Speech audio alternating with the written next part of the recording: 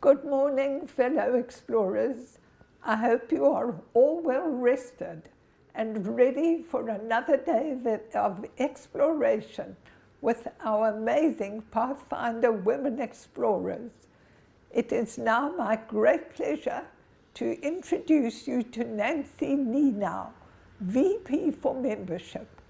Nancy and her committee determine every application for qualification and member category, and if they don't give you a nod, sadly, you don't become a member.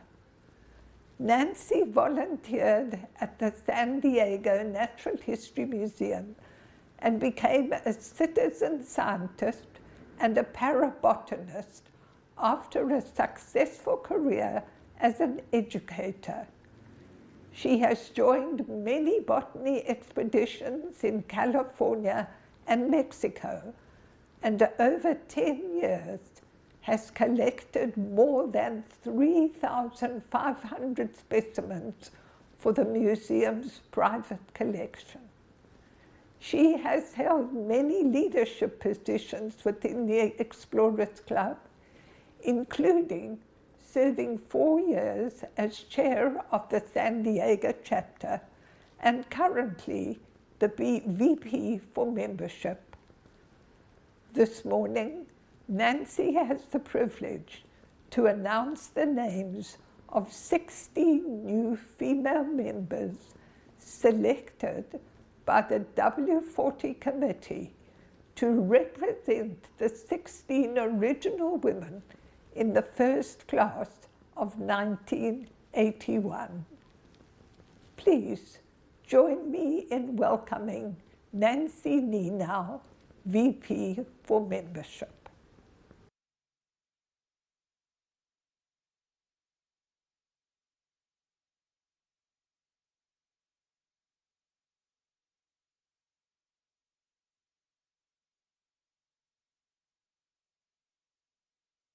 As your Vice President for Membership, I am delighted to be introducing the 16 women invited to join the Explorers Club this year by the WCW40 Anniversary Committee. Neilani Artista is an expert and leading scholar on the fields of Hawaiian Indigenous law, politics, language, and intellectual history. Her work highlights Native voices to explain the traditions of Native exploration.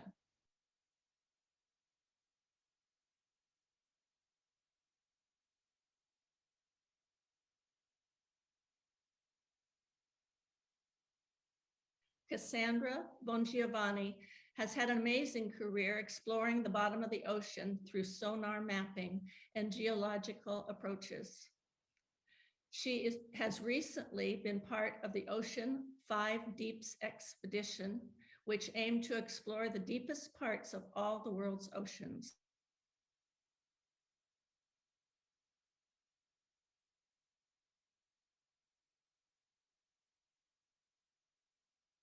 Megan Brazen.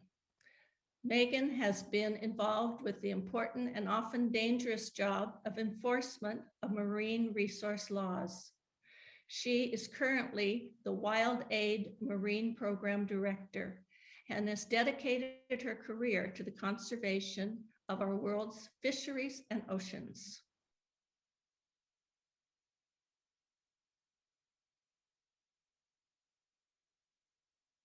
Varvara Buzova has had an active career in archaeology, specializing in the leather remains of the Scythian period. Her work in the Sagli Valley as an archaeologist and conservation specialist has led to discoveries not only in the field, but also in the laboratories, archives, and libraries. Tess Caswell is a geologist and flight operations engineer who has had an extensive career working in human space exploration and public outreach. Right now, she works on the extravehicular activities team at the NASA Johnson Space Center, where she plans spacewalks and helps prepare the next generation of lunar explorers for the Artemis. Daniela Fernandez is CEO of Sustainable Ocean Alliance, SAO, a nonprofit she founded while at Georgetown University at the age of 19. Her work at SAO mobilizes young leaders and ocean workforces to find innovative solutions and bring health back to the world's oceans. Wally Funk is an American aviator, space tourist, and goodwill ambassador. Funk became the oldest person to go to space on July 20th, 2021, at the age of 82, flying on Blue Origin's New Shepard spacecraft. Go Wally.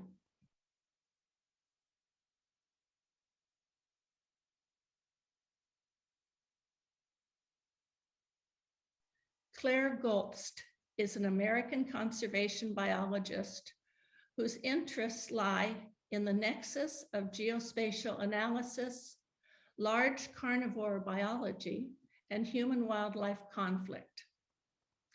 Among many other accomplishments, she co-founded Etosha Lion Project, a nonprofit focused on ecological research and conservation of African lions in the Etosha landscape. Of Native American and Mexican heritage, Yvette Gonzalez is a humanitarian, bioastronautics researcher, spacesuit technician, and human resilience expert.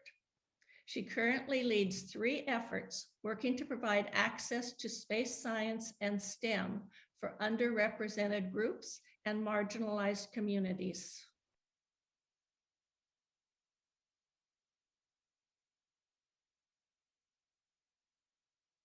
Bethan John is a filmmaker, writer, and community organizer who uses her expertise in research to bring attention to the severity of the climate crisis among Indigenous communities in Latin America.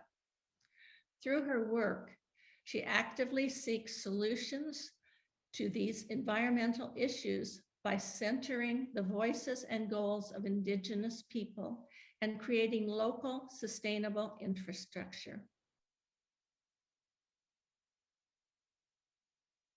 Bhavna Menon works with local communities to increase awareness about India's wildlife, its forests, and the plight of its tribal population.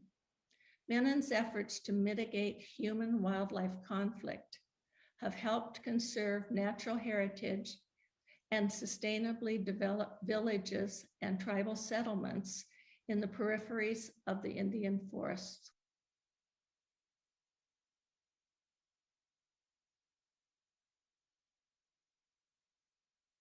Erica Moulton is a seasoned explorer, public educator, and advocate for the environment and the next generation of explorers. Her community service, teachings, and aquatic exploration have inspired a sense of wonderment and respect for our world and the people who inhabit it.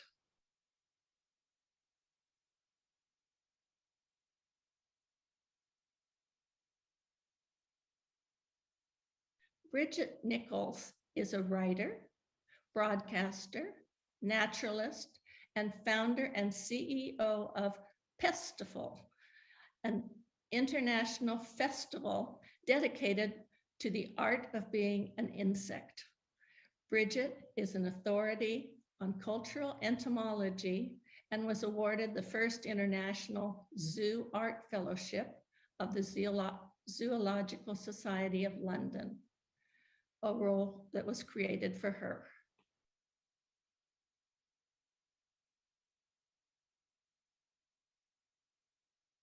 Margaret Spivey Faulkner is an Indigenous anthropological archaeologist who currently serves as assistant professor in the Department of Anthropology at the University of Alberta. Her work focuses on peoples who hunt, gather, and fish in the southeastern United States, looking specifically at examples of people who defy popular characterization of hunter-gatherer societal complexity.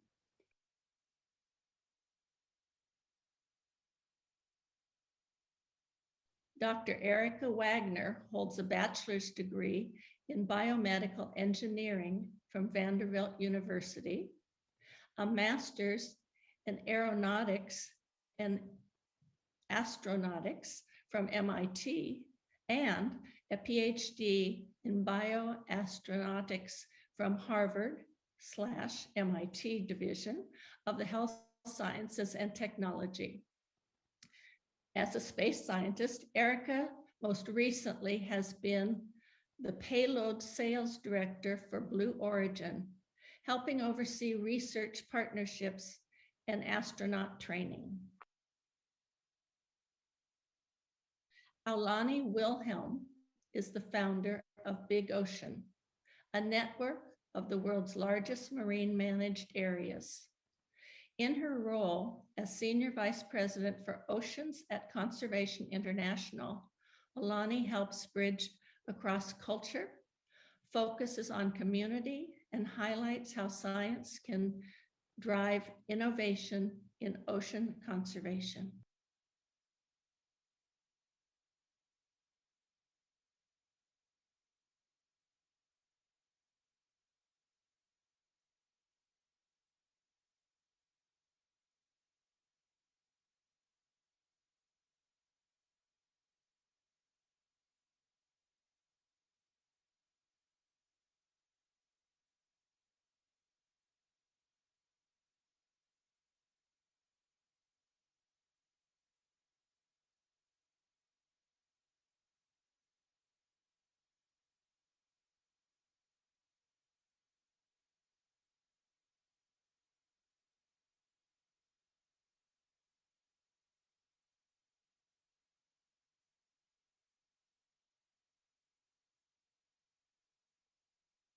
Hello, everyone, and welcome to the panel, Far Reaches. As it relates to this session's title, the definition of exploration includes not only the will to push ourselves to the far reaches of this planet, but also to the far reaches of our capabilities and imagination.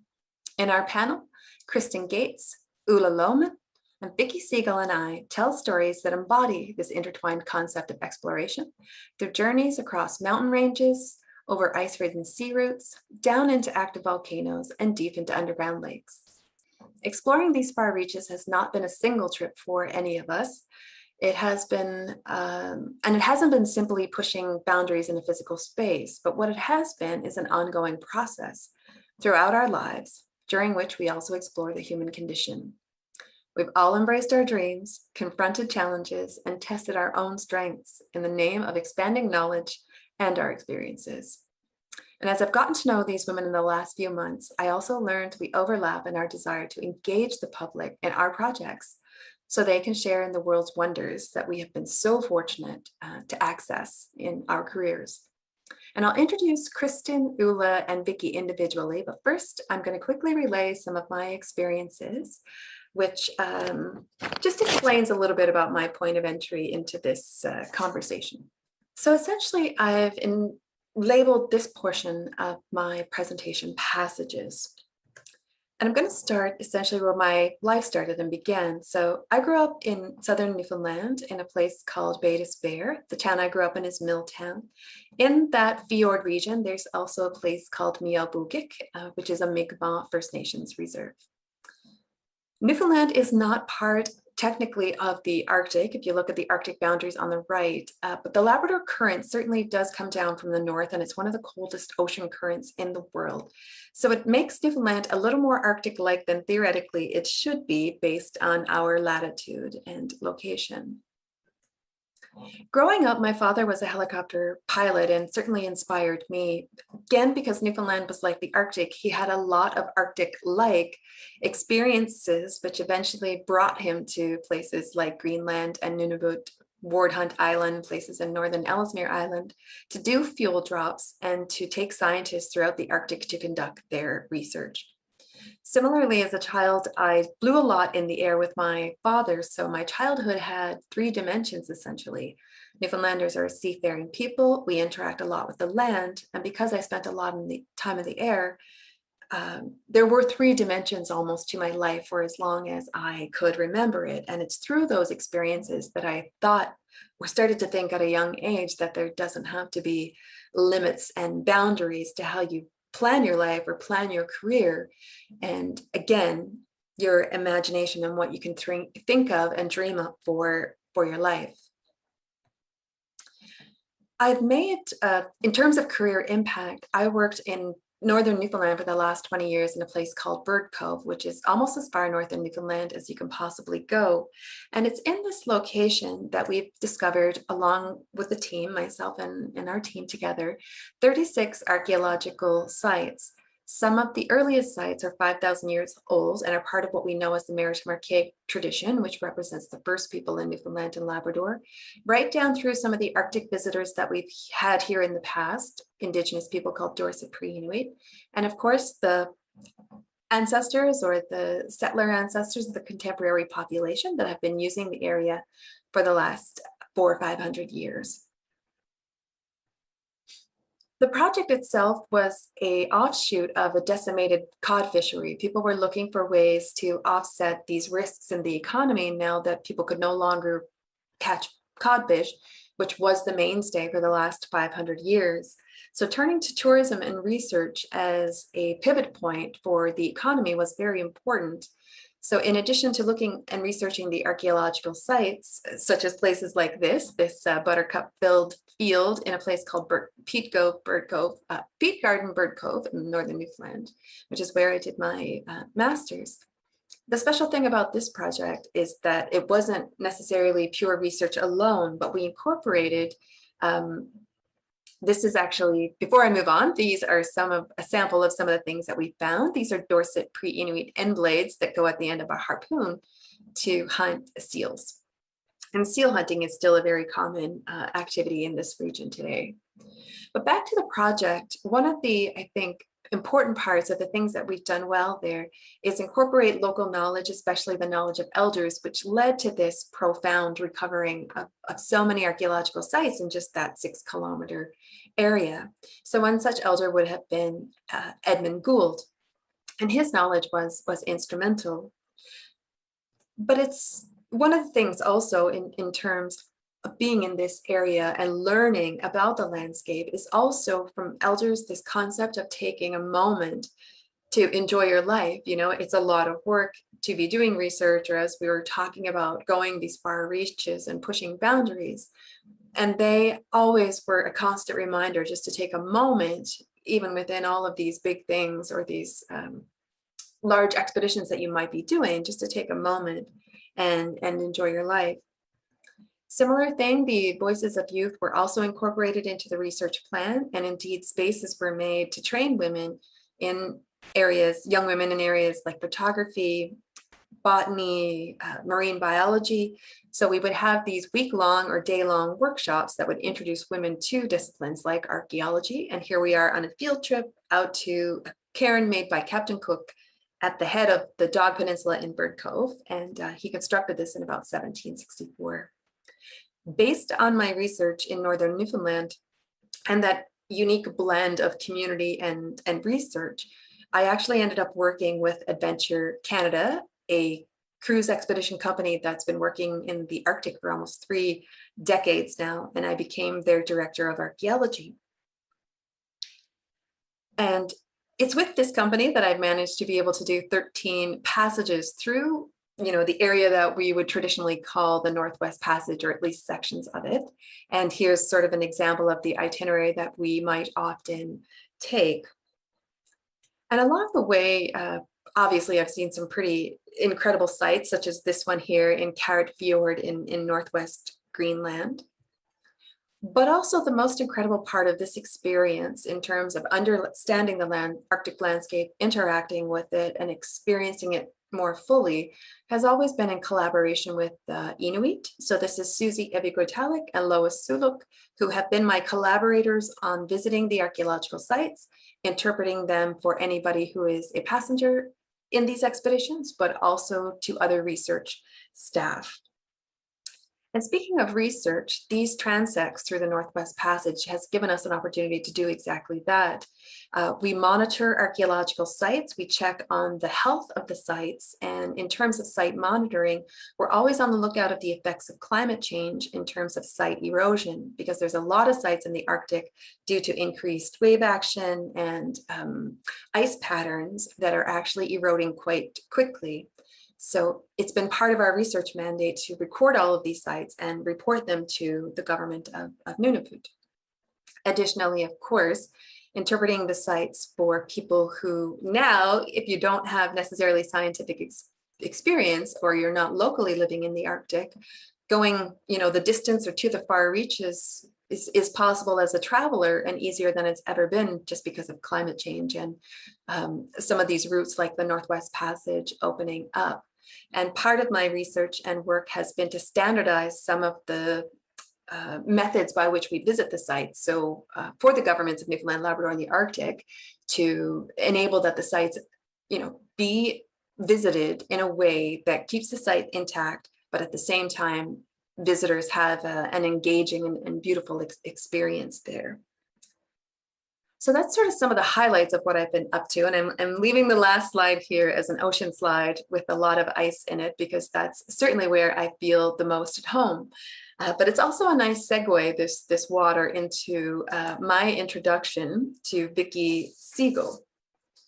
Now, Vicki's going to be our first presenter, and her presentation is absolutely fantastic. I've had a chance to have an early look at it. And the special thing about Vicki is that she works at the intersection of autonomous robotics, cave exploration, polar research, and planetary science, where she pursues a passion for technical field work. She has accumulated over a year's worth of time in Antarctica, over 7 months in Greenland, working as a robotics researcher, field coordinator, and camp manager. As an expedition caver, Vicki also participates in multi-month US deep caving team expedition to map some of the world's deepest cave systems in southern Mexico. In 2019, she led an international effort to explore and map two of Namibia's deepest water-filled caves called Dragon's Breath and Harisib with an autonomous underwater vehicle. And this is what Vicki's going to be speaking about today, among other things. So she's the field operations manager for Stone Aerospace, one of the founders of Stone's AUV spinoff company, Sunfish, and is the proprietor of Sisu Field Solutions, a fieldwork planning and operations consultancy.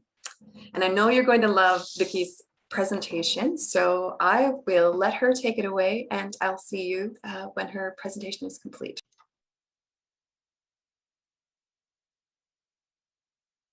Hi, I'm Vicki Siegel. I work in several different arenas in exploration, and I try to bring those experiences to bear on the development of exploration technology. Right now, I'm going to give a quick overview of my background, and then I'll talk about some of the projects that I've been working on lately. So I started out as a caver, and that means that I like to find and explore and survey caves that are unknown to modern humans. This kind of exploration caving is usually taking place in large-scale, multi-month expeditions. There are international teams. In some of the deepest caves, we're camping underground for days at a time. Some folks will even be down for weeks at a time. And these are just huge efforts to explore vast places. Switching gears a bit, I also love polar environments. I've been very fortunate to work with teams of researchers who are studying some very incredible places. And I've even had a chance to go caving in the Greenland ice sheet with a research project there. I also love working in remote places. I spent 5 months as the site manager at Summit Station with a small winter over crew, and I've accumulated a year of time in Antarctica working on different projects. And somehow I've been lucky enough to combine these interests into an actual job. I work with a really unique company, Stone Aerospace, and I'm on a team that designs and builds prototype exploration robotics for NASA. And my favorite part of all of this is that we get to test these systems in analog environments out in the field. The projects that we've done so far have really focused on systems to explore Europa. Europa is one of Jupiter's moons, and it's about the same size as Earth's moon. It has an ice shell that is tens of kilometers thick.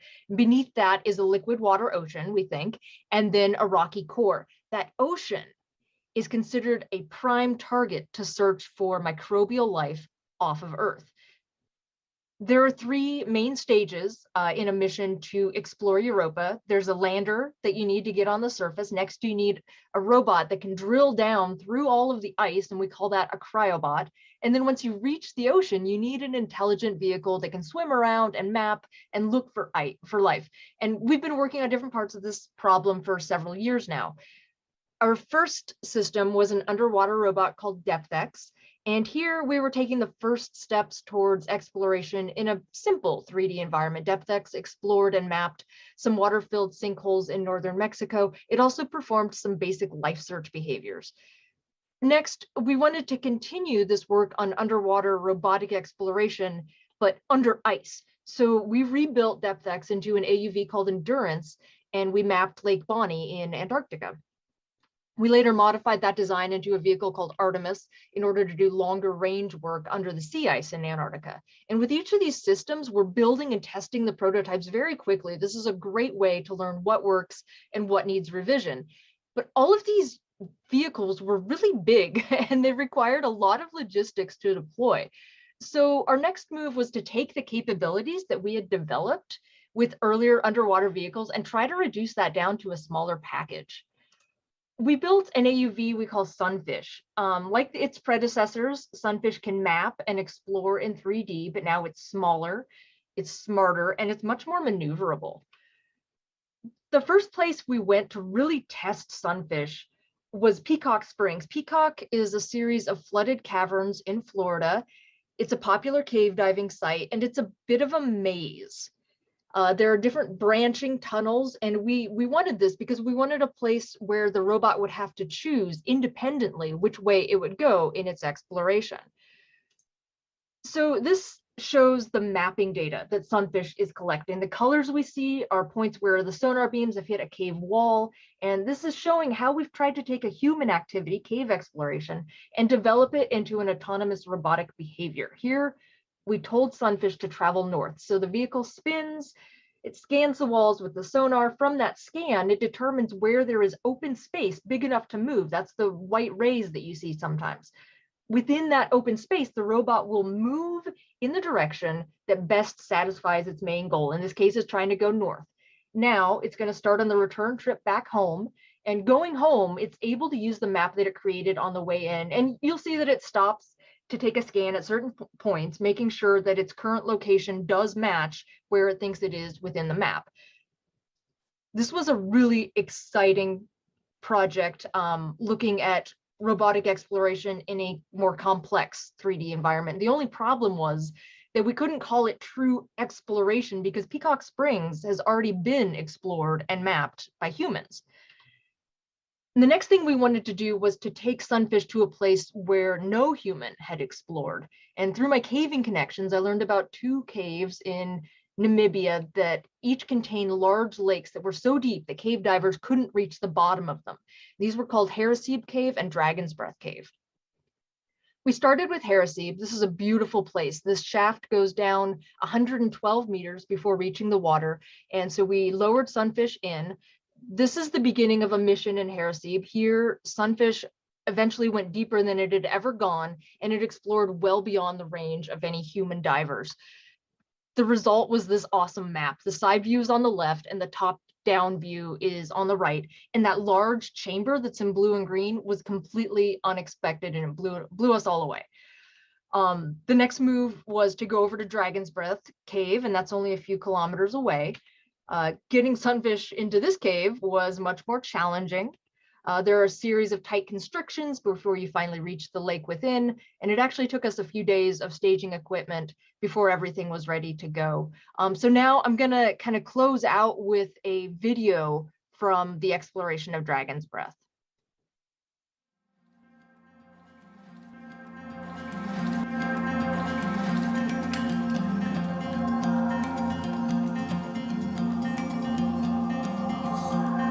As the robot went into the descent phase, as it started to enter this tunnel that was 175 meters across, the map that was showing up was incredible. We are now at 95 meters. There were these boulders on the floor the size of houses. The ceiling was kind of this rounded face with all of these boulders along the floor. And the dimensions still just stayed huge, kind of down a gentle slope, not like Harisib. Harisib was a shaft. This was a long slope that eventually pinched out at the bottom. Sunfish's ascent out of Dragon's Breath was fantastic. The robot navigated its way out using its maps. It came right back to the home position. From an engineering standpoint, that's exactly what we want to see. The exploration of Dragon's Breath was a success. We learned a lot. This is the world's largest underground lake. It's enormous. We thought it was maybe going to go for kilometers. There was that potential. That's not what happened. But we did learn how deep it goes, and we did learn what the shape is, and that it's not connected to other things. And that's useful information as well. And of course, just a closing word of thanks to the project sponsors and all of the amazing photographers that I've been so lucky to work with. Sending out thanks to Vicki for that insightful presentation. I look forward to discussing that with her and to any audience questions. Next up is Ulla. Ulla Lohmann is a German photojournalist and documentary filmmaker with a Bachelor of Science in Natural Resource Management. She regularly works for magazines and broadcasters, including National Geographic, BBC, Red Bull Media House, and Sternview. Her photographs were on exhibit at Visa pour l'Image, and her multi-vision show engaged people from around the world.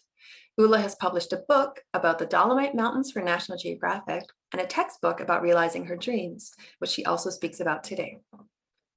She is an ambassador for Canon, Azo, Manfrotto, and an f-stop global icon, as well as an elected member of the German Society of Photography.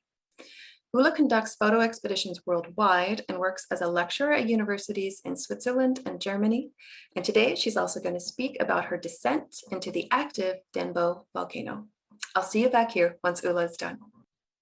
Hello, I'm Ulla Lohmann. I'm a German filmmaker and photojournalist, and I'm really living my dream life.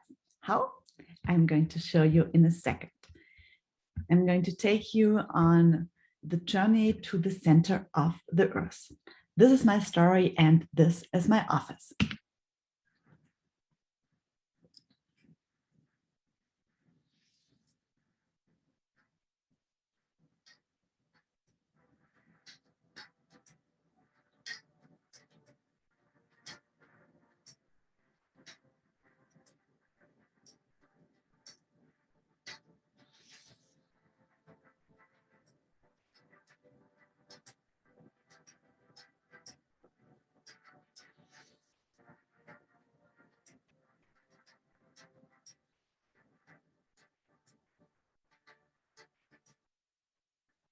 I'm specialized in active volcanoes, but not from the beginning on, obviously. This is how it started. As a small child, I was always curious in earth science. I was taking part in a fossil dig, and I worked 3 years on the discovery of a fossil amphibian 280 million years old. I won the German biggest science competition, and I won a lot of prize money. With this money, I financed a trip around the world. Of course, the money was not enough, so I worked in between, but most certainly I fell in love with the South Pacific and with the volcanoes. I read Jules Verne as a child, and I always wanted to see an active volcano for myself. So being 19 years old, during the trip with the boat, I fulfilled this dream. Little did I know that I thought this would be the fulfillment of my dream, but it was only the wish for something bigger. I wanted to be the first person who sets foot inside this volcano. My dream was big, my ambitions as well. Little did I know that I would eventually achieve my dream. This is not all the way inside the volcano. This is 10 years later, the way all the way down into the center of the Earth would be even longer than that. But how do you go from being a child with the teenager with this dream in becoming a professional photojournalist. You have to learn.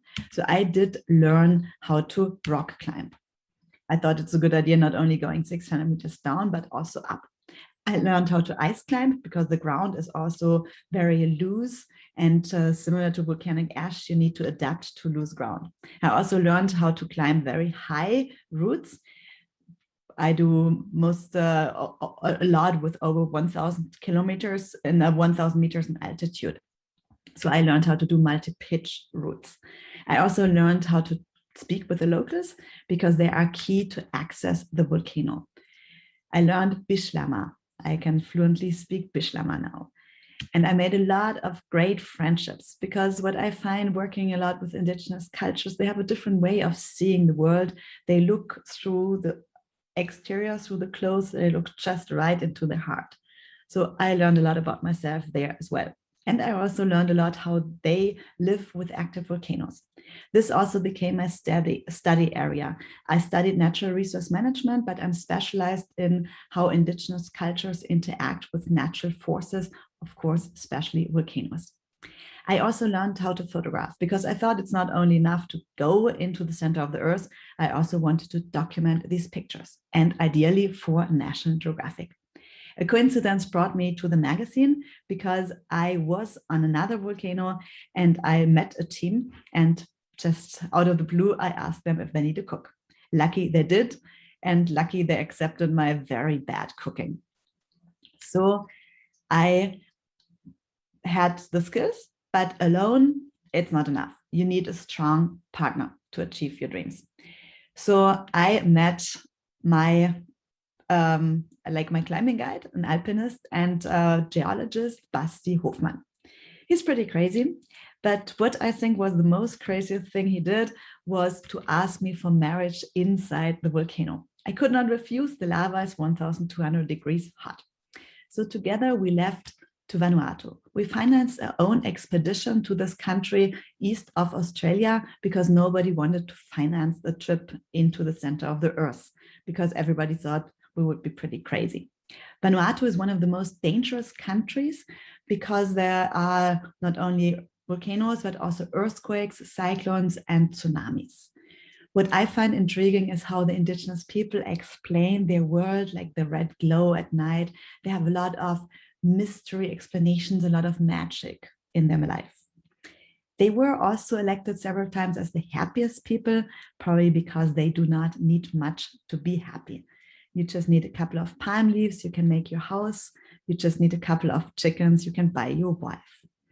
In this round, we ventured and we wanted to go inside the volcano. As you can see on this photograph, it's shrouded in clouds.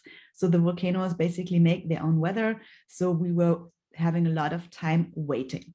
We had so much time that we also made houses for our base camp so we would be more comfortable because after 3-4 weeks, the tents were starting to be wet. Even my underwear started to get moldy because it was so completely wet. We waited. I took a lot of macro pictures and eventually we asked our local friends what they could do. They said, with a little bit of magic, you will wait and see.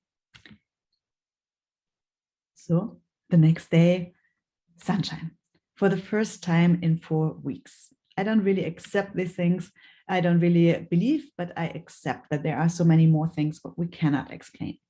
So we went into the volcano, but not alone. We also took a French volcanologist, Thomas Boyer, with us, who wanted to take samples of this volcano. He's studying this volcano for a long time. He lives in Vanuatu. So with our help, we wanted to go deep inside the volcano to take the samples. But it started to rain inside the volcano. And this is like you would pour battery acid on your ropes because when the rain falls through the volcanic gases, it becomes acid. It's not really good for your rope, especially not if you're dangling halfway inside the volcano, 300 meters, and then you have to ascend. It took us 8 hours to climb back to safety. It was a hell of a trip, and we were really happy and glad to be back out alive. But of course, I don't give up this quick. A year later, we were back. We knew we needed more time, so we established an advanced base camp inside the crater. We also knew now that there were parts where we could drill holes. So we established some climbing, like some protection. We left only the holes. We took out every single piece of our equipment. We left no rubbish, just a couple holes. These are called removable bolts. You put them in and you take them back out. So no single thing except a couple holes and some footprints. We argued, but we finally agreed that Basti, my husband, was going down first because he is an experienced alpinist, and in case of danger, he would be much quicker coming back out, because this is how it looks from the outside. And 600 meters down inside this crater, this is where we were. We did not know how hot it was, if there would be any poisonous gases. But finally, it was my turn also to go down. We knew it was okay. So then I finally went to the center of the earth, where I dreamt for over 12 years to go, where I made so many steps to go there. And finally, it was my moment where I really felt the heart of the earth. It is as the earth would be a living being.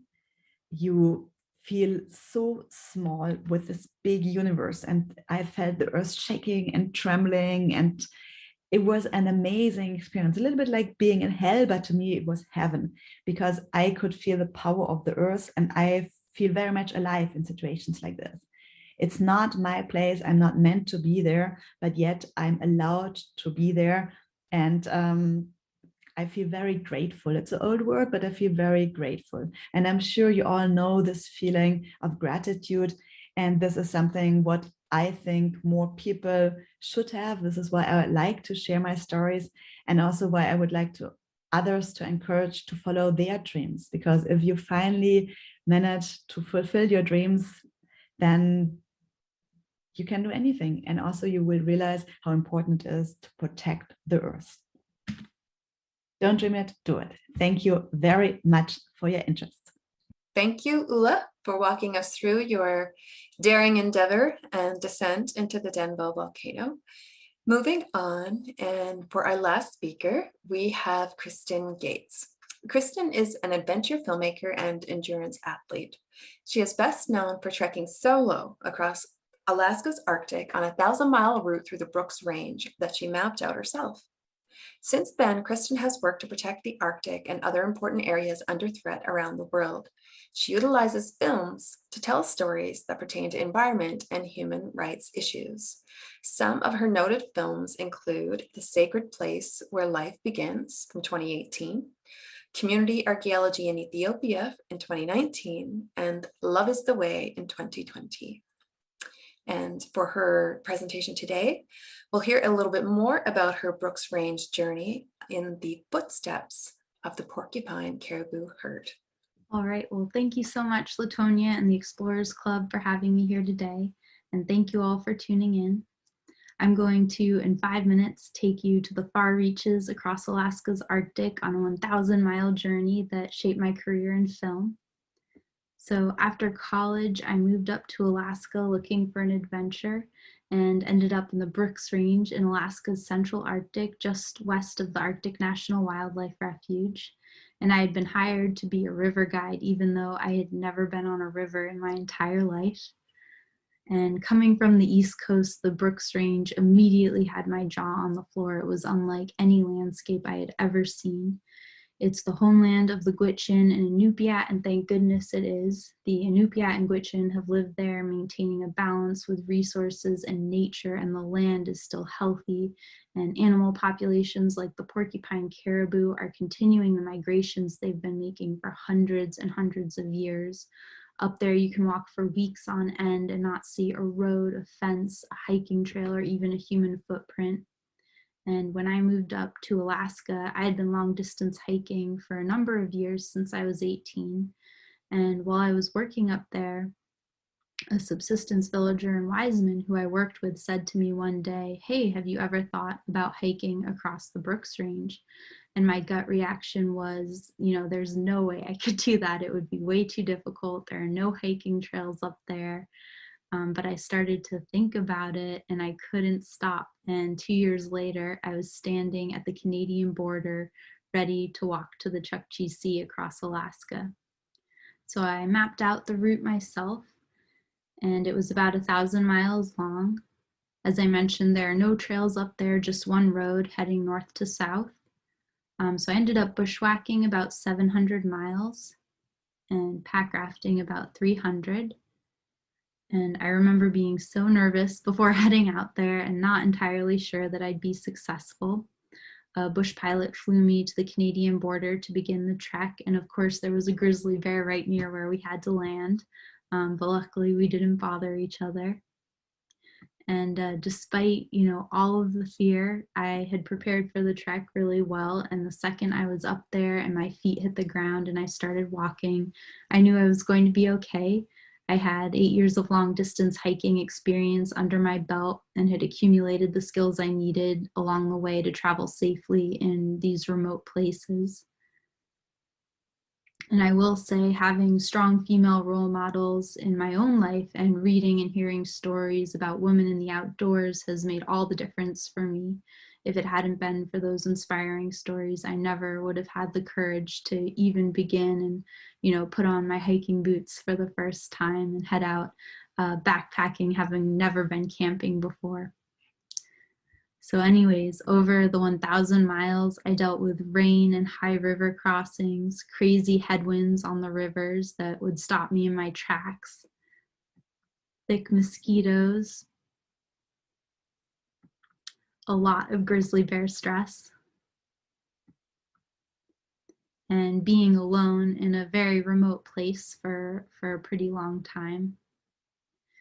But despite these challenges, every day was magic. And one of the most powerful experiences that I had during the trip was running into the porcupine caribou herd. And this is a more recent image. And this herd is enormous. It migrates about 1,500 miles a year to get between their winter and summer grounds. And their calving grounds, the coastal plains of the Arctic Refuge, are in danger of development in the next valley. I followed their trails, these trails, the game trails that they've worn down year after year of migrating, and they were like highways in some places, and it was just incredible. And I kind of identified with the caribou. I was worried about the grizzly bears too. I had to deal with the mosquitoes too and was traveling across the country on foot also. So this journey, it definitely, it only took that summer. This experience has taken years to sink in, and it's continued to form me and my life choices even years later. Since then, I've devoted my time to creating media for nonprofit organizations to advocate for the protection of these important places, including the Arctic National Wildlife Refuge. And here's a shot from one of my proudest moments when my filmmaking partner and I were able to share a film we made about the Arctic Refuge at the Explorers Club. All right, well, that's it for now. Thank you so much for listening, and I hope you enjoy the panel.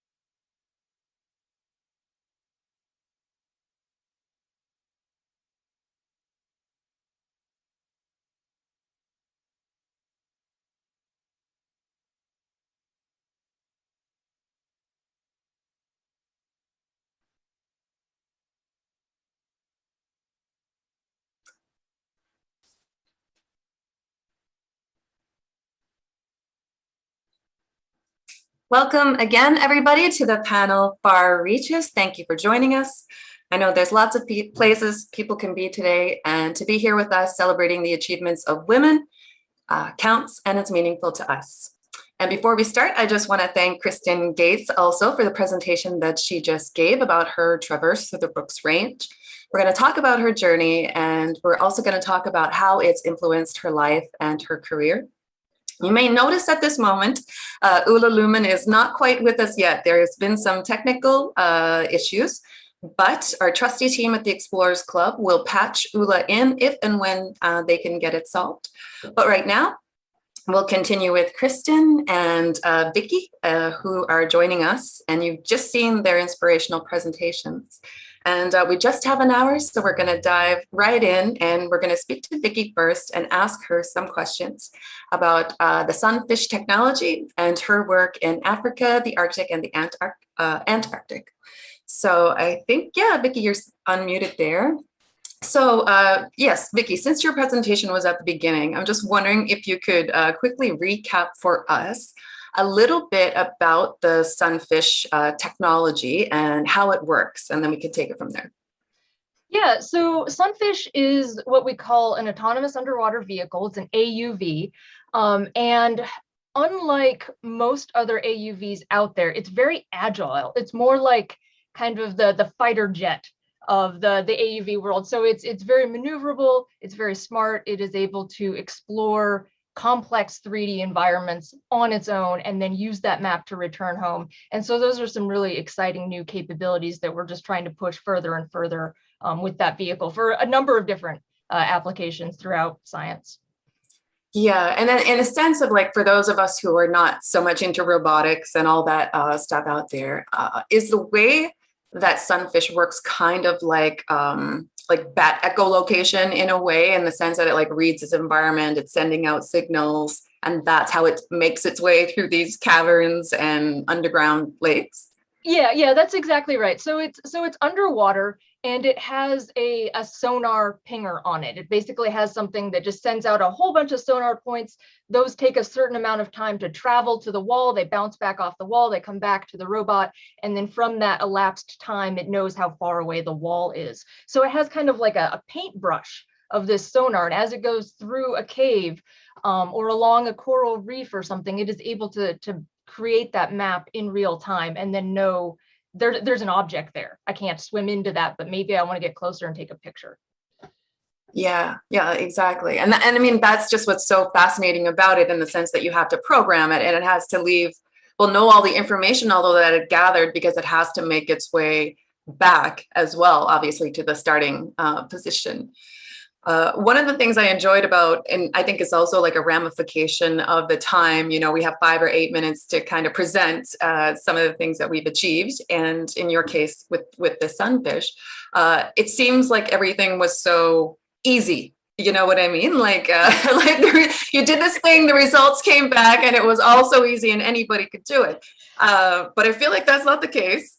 And I'm just wondering if any of those times when this technology, the sunfish, was in heresy or dragon's breath, like when you let it go to map these caves, was there ever a time of worry that it wasn't going to come back and that you would have lost this major asset? Yeah, for sure. And that was part of the risk that we took in going there. We knew we wanted to go beyond the range where divers could go down and retrieve it for us for the first time in both of those caves. And it was actually a really magical place for me to experience in Heresy, because it's just this straight shaft. And we sent the robot down. The robot has, little headlights on it, and I could see it so far down, deep underwater, 100 meters. And the folks on the surface are watching the map, and they're saying, hey, Vicky, we're farther than we've gone before. Like, do we want to keep going? And for the first time, I was the least concerned person in the room. I was like, guys, I can still see it. And they're like, no way. I'm like, yes, the water is so clear. It's straight down. I can still see it. Just keep going.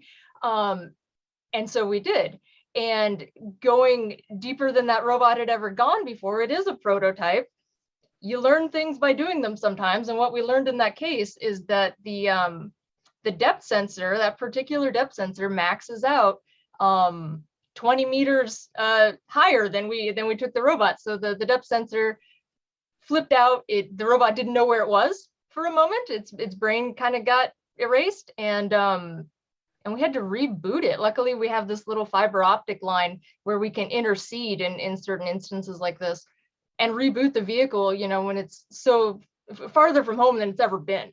And that was definitely a tense moment. The battery's running down, the vehicle's trying to return, completely making a new map. Its old map got erased when its brain got wiped.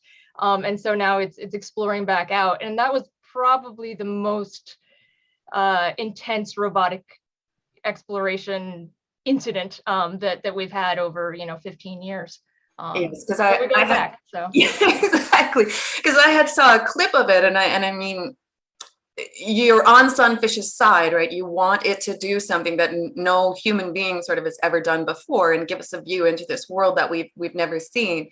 And in the clip that I saw, yeah, you lose kind of connection for a minute, and my heart just sank. I was like, oh my gosh, like what if this thing never comes back?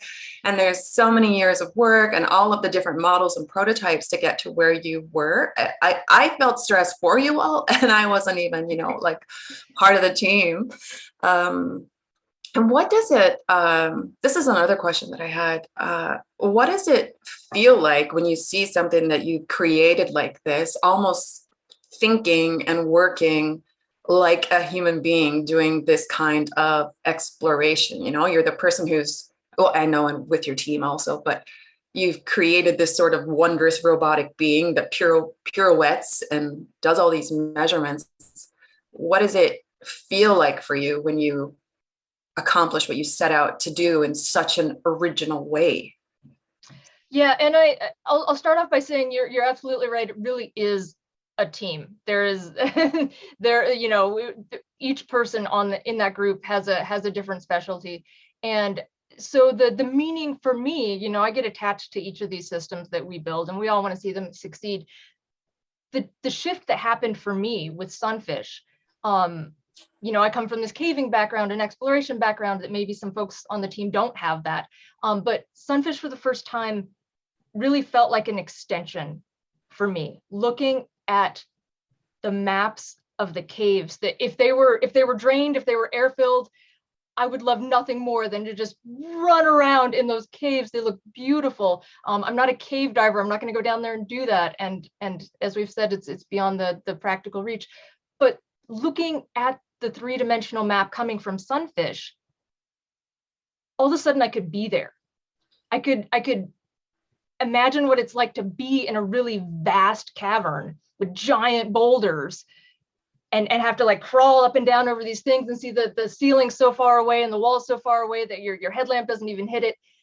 For the first time with a robot, I got to experience some of that by proxy. And that was a complete shift for me. That was really neat.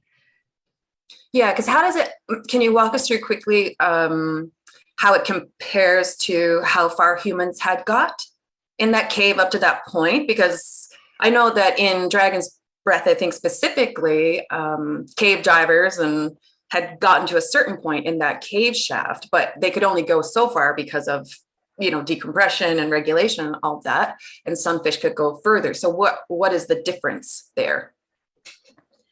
So each of those caves have seen, this is kind of the neat part about it, is we got to answer kind of this 30-year-old mystery of what do these caves do? Cave divers have been the finest cave divers in the world, the most technically competent folks have been pushing these places since the 1980s.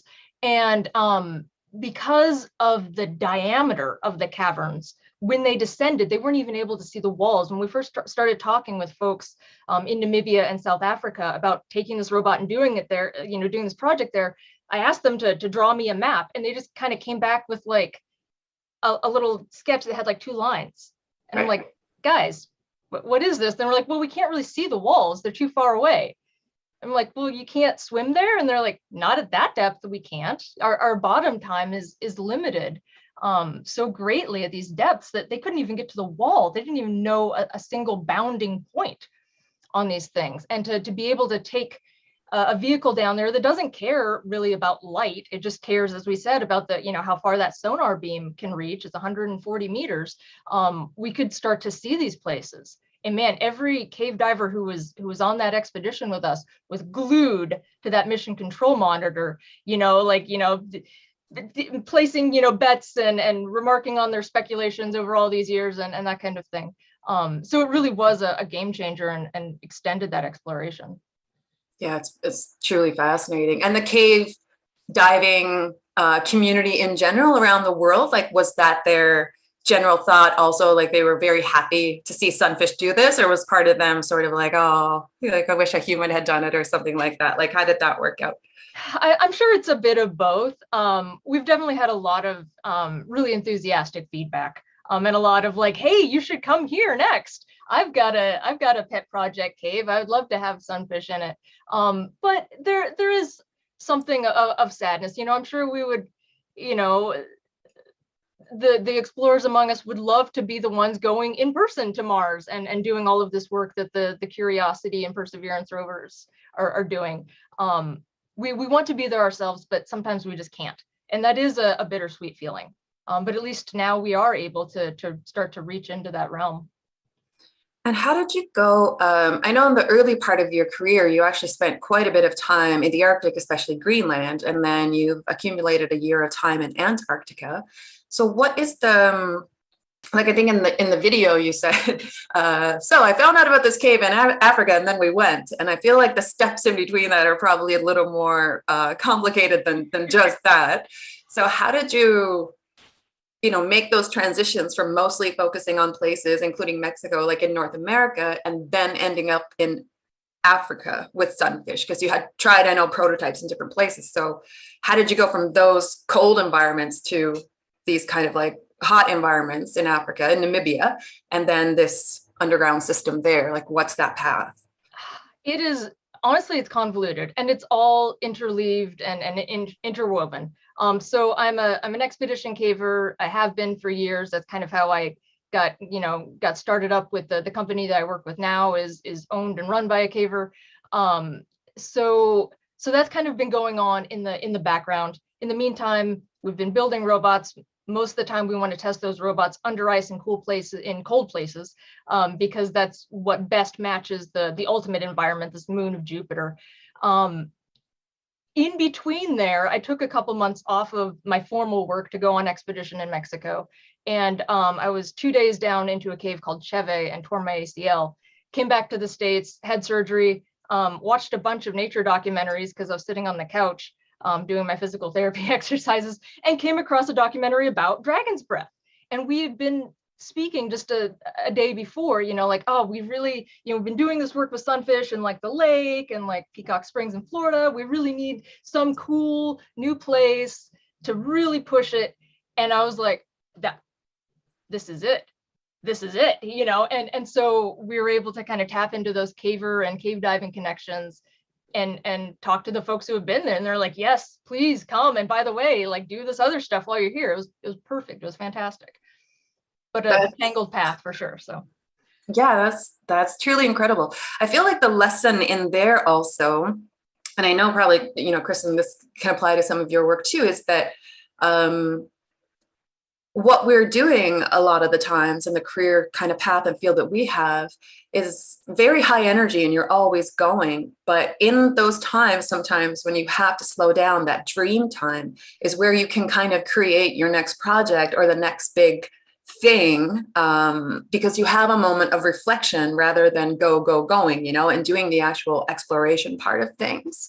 So I feel like when hearing that story, it sounds like that downtime for you actually led you in some way to this big thing that you have been doing in the last, little while.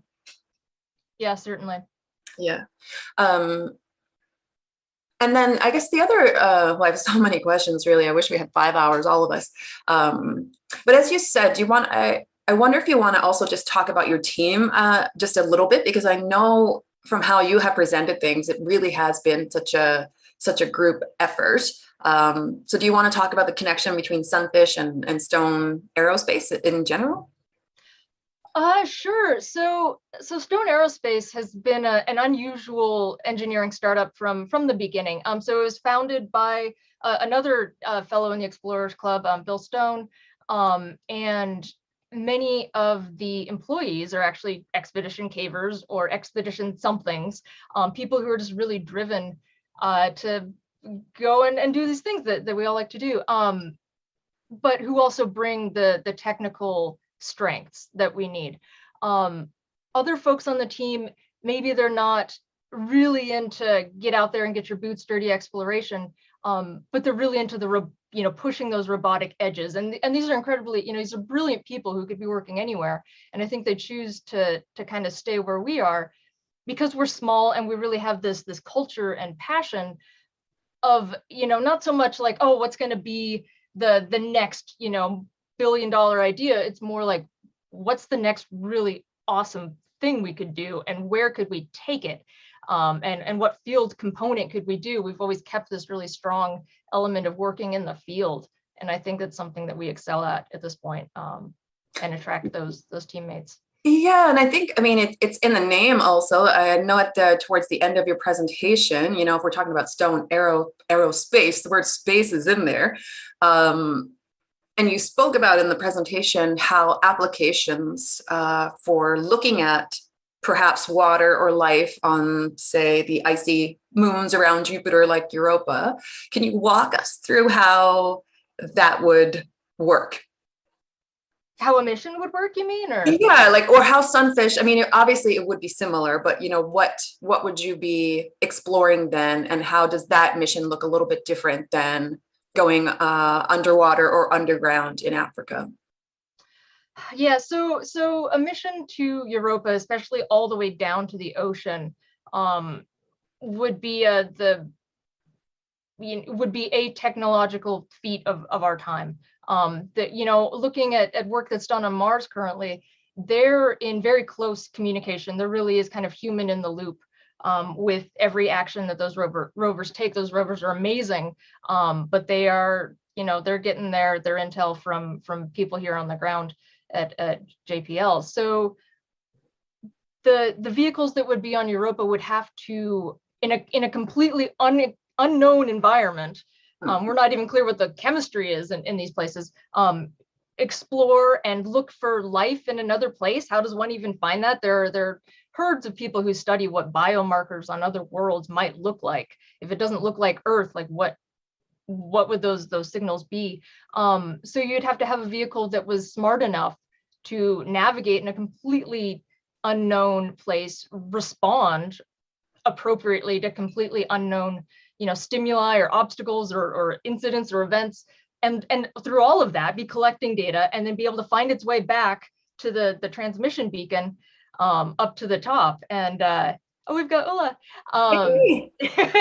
And so it's going to have to be a very, very intelligent system that's going to have to be very independent, but so exciting. If you think about like what is one of the biggest questions that humans can ever ask, it's about life in other places.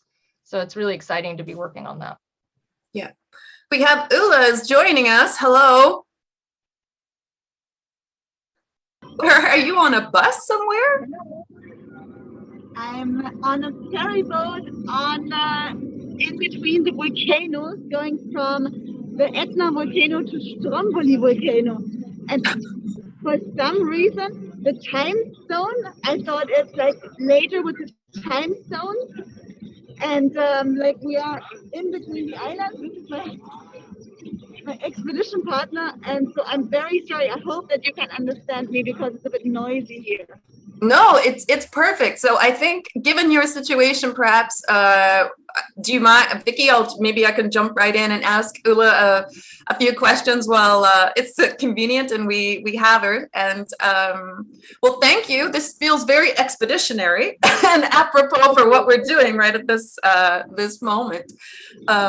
And I want to thank you again for the video that you put together for everybody at the Explorers Club to see. I mean, it really is a thing of wonder what you presented and what you're doing in general, and very inspirational too. One of the things I wanted to ask you about is the because we saw so many beautiful images of the bubbling molten lava, but from your heart and from inside of you, can you explain what it sounds like and smells like and feels like when you're right down into 600 meters down into the center of the earth in a 1200-degree volcano?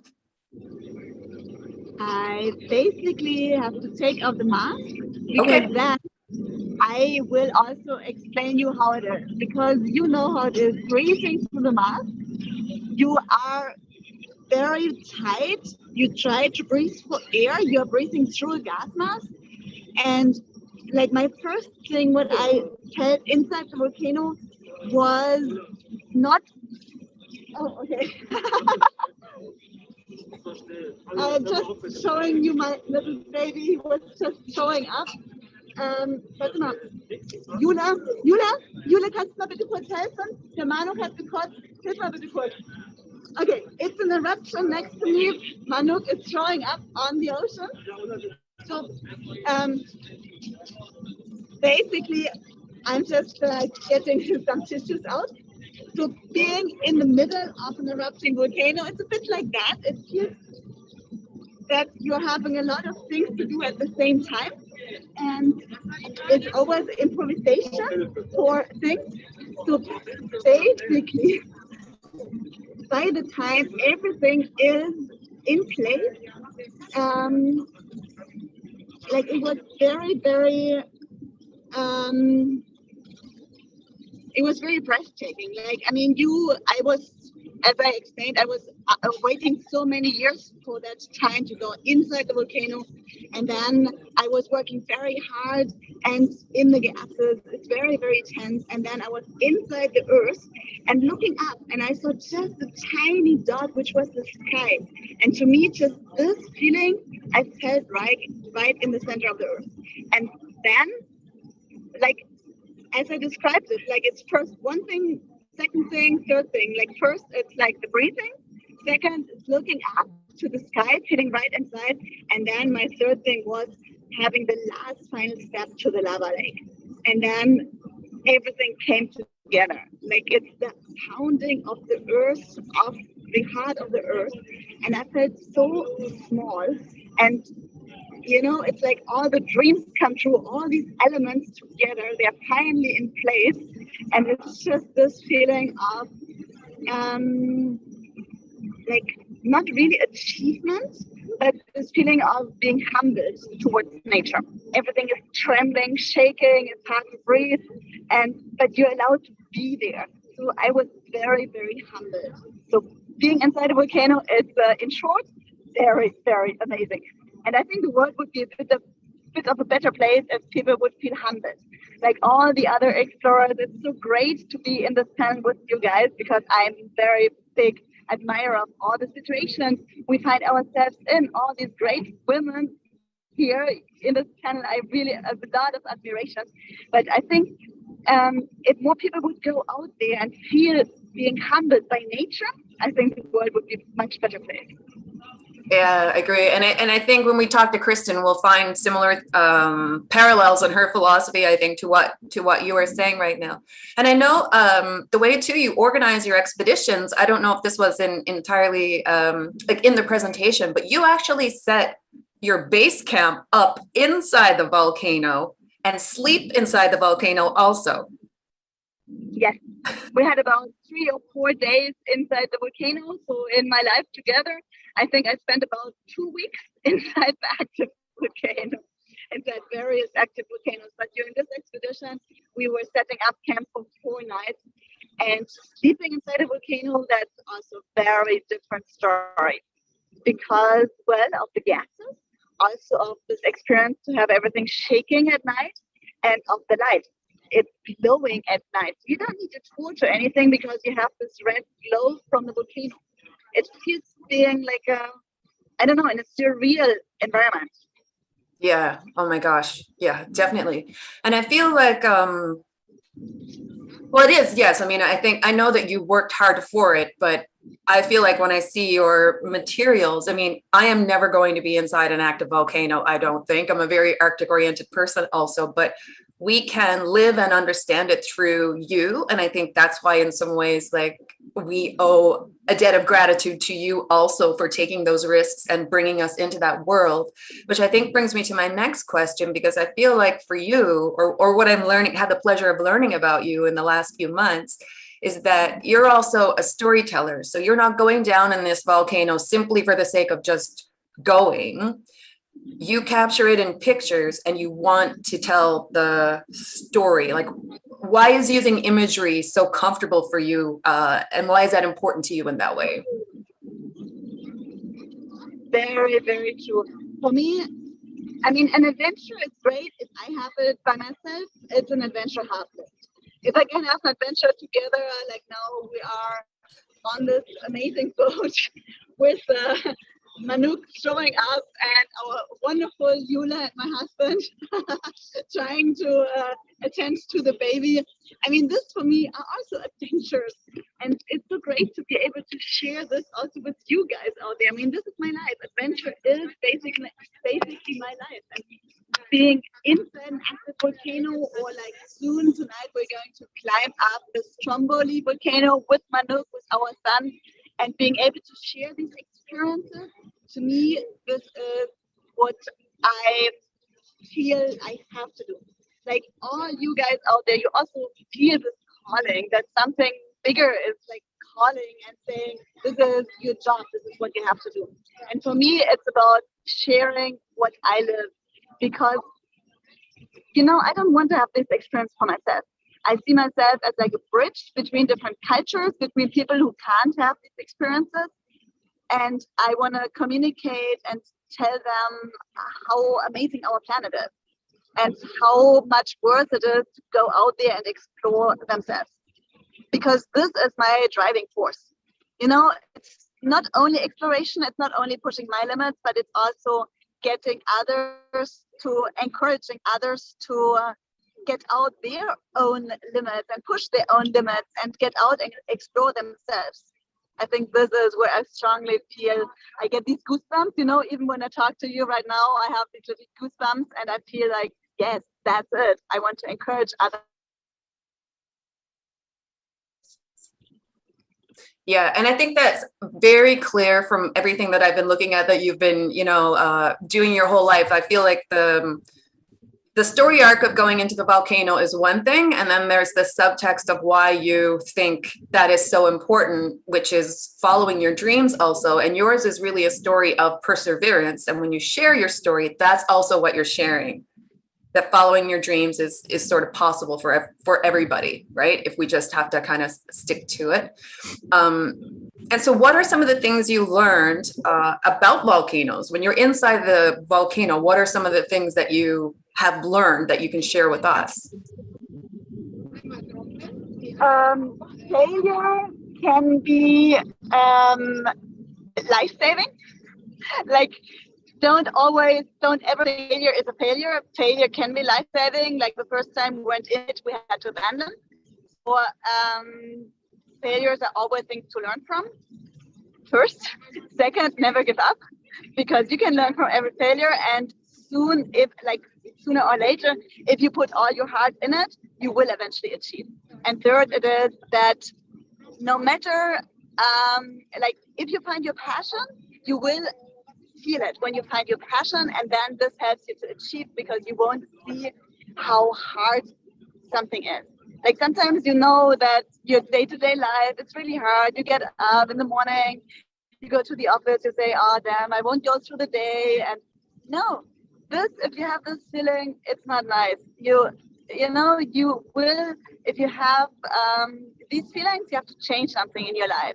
I have the feeling that by having these successful expeditions, even if they take 10 years, 12 years, 13 years, afterwards, I can achieve a lot of things, because I had this feeling of, if I stick to it, I can achieve everything, but only if I have the passion to go with it. Because if I don't have passion, I won't succeed. Yeah. So, yeah.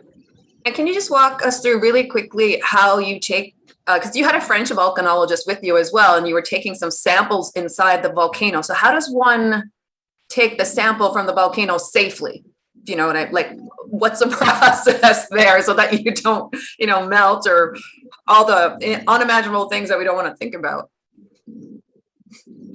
Interesting question. Because I was just thinking when I said these three things taking away, I was just thinking if I should add a fourth thing of science, because number 4 with the science, it's like always stay curious. Because to me, science is really, really, really important, because only through this quest of search for knowledge, search for new things, search for answers, you can advance mankind. We can advance ourselves. So I think the fourth learning would be like the science always ask questions why, and always try to find the answers to the why. So the sampling of the volcano of the lava, we had a bucket being built specially with fire lava bomb-proof material, if you want. But it did not really work because the lava bucket was very heavy. Once it was like the lava, basically, you have these fountains. We were 50 meters away from the lava lake, but it was spitting like 70 meters, so still 20 meters above our heads. So like really high. And these fountains were falling back into the bucket. So we had it like on the ledge, and we waited for the fountains to fall into the bucket. But the bucket became really heavy because it was like a normal 10-liter bucket, and the lava was crashing on it, and we could not pull it up again. So we were like, damn it, it's too heavy, and our build thing did not work. So we just took a piece of cold lava and threw it into the lava lake with a little rope tied to it. And then we could easily pull it up because like the fountains were just a little bit on top of it, but not too much. So often science is a lot of improvisation, and not everything goes to plan, like this one. You catch me in the middle of going from one volcano to the next on a ferry boat just because I was mistaking the time. But we just get a conversation. So sometimes things don't go according to plan, like in science, but if you have always like a backup solution and some backup plans inside a volcano and you use your imagination, things. Yes. Yeah, I would imagine, yes. I mean, I know though that you were, with the presentation, that the video that you made for us, and with some of the research that I've done, I've come to learn also though that even though there's a lot of improvisation as you're speaking to, I know that you are very well prepared and understand the challenges, and you work with a lot of local indigenous people in places like Vanuatu, so that you share in that knowledge, and that prepares you for that descent because you're collaborating with them. So you're not rushing into it. It's obviously very well planned, and the challenges and risks understood. Yes, thank you for bringing that up, because the local people, to me, this is a lot what, if you're on an expedition out in nature, you don't really think of the people who live in these environments on a day-to-day basis because you're doing a different thing. But for me, they have a different way of living with the land, of talking to the volcano, and I can learn so much from them. So what I appreciate a lot about the French volcanologist we work with, he lives in Vanuatu, he's married to a local lady, so he understands the philosophy of these people. I have spent more than 3 years of my life in Vanuatu, so I also can get an idea of how they interact with nature. And they have their own ways to observe the volcano. And actually, we can take a lot of data from their observations because they see it on a day-to-day basis, and they say different words. Like they don't say the lava is really hot, and they don't say it's glowing red at night. They talk about spirits, but they talk in their way. And if we translate their language into science, this can teach us a lot. Yeah, absolutely. That makes sense. And I mean, I think from my perspective too, as a researcher, I don't know that I would go to any place in the world and do research and not involve the people that lived locally. You know what I mean? Like you just have a stronger research project when you rely on local knowledge, because it in and of itself is its own scientific form, right? I mean, it is science, obviously, when something is based on observations for sometimes thousands of years. So it makes sense that would be your approach. And I think actually that's a good segue into Kristen, because like you, when Kristen does her work in Alaska, she also works closely and collaborates with Indigenous people there as well. So I'm going to direct a few questions to Kristen now, and then we'll have some more of a group discussion a little bit later. So Kristen, in your presentation, you talked about traversing through the Brooks Range, and like Ula, I would argue that that would be obviously a very, risk-filled thing to do, but you would again manage and plan those out. So can you talk a little bit about how you prepared for that journey and how long it took? In your video, you say, and it took some time, but I was like, okay, but how long is this? How long is this time? And what was the time taken to prepare for a solo trip over 1,000 kilometers with just caribou as your friends? Yeah, that's a great question. I'd say it took about 8 years of preparation. Just through the experience, I slowly was picking up long distance hiking. I started long distance hiking when I was 18. And at that point, I had zero backpacking experience, had never camped alone in the woods before, and just had no idea what I was doing. But I decided I was going to head out and hike the Long Trail in Vermont. And I made every single mistake you can make. My pack weighed like 60 pounds. I had the wrong boots. I had a sleeping bag that I'd owned since probably kindergarten, a Little Mermaid sleeping bag. And just made a lot of mistakes. But luckily, the earlier trips I went on, when I made a mistake, I had the opportunity to learn from them and not get in big trouble, because I was, just in Vermont and it was summertime. So yeah, I'd say having those 8 years of long distance hiking experience under my belt really helped me prepare for the Arctic, for the Brooks Range Traverse. And just slowly picking up skills along the way. And then I lived up in the Arctic for a couple of years, right in the central Brooks Range. So I knew what kind of weather to expect, what kind of conditions to expect. I knew what could happen to the rivers when there were heavy rains. So yeah, just those years of experience really helped prepare me and give me an idea of what I was getting myself into. I'd still say probably one of the most nerve-wracking moments of my life were the weeks leading up to that trip, because even though I had all that experience under my belt, until I landed on the ground and started walking, I just wasn't 100% sure. I didn't have the confidence in myself that I actually could do it until I started walking and was out there. And did you have people say to you that they didn't think it was a good idea or anything? Or were there people in your life, and obviously I know this would come from a place of caring, not that anybody wouldn't think that you're competent, but I mean, there are people in the world who love us and care about us. Were there people who thought maybe you shouldn't do it? Like, did you ever get that feedback from anybody? Yeah, I think, when I started long distance hiking, I just got very used to hearing the word no. And I'd say it to myself, like, oh, maybe I can't do that. I'm too young, I'm a girl. But then, I just took all these baby steps and started to gain confidence in myself, and realized, I can do this. And you had, did I read this correctly on the internet, that you had done all of the hikes that are involved in the what they would call the Triple Crown? Yeah, that's right.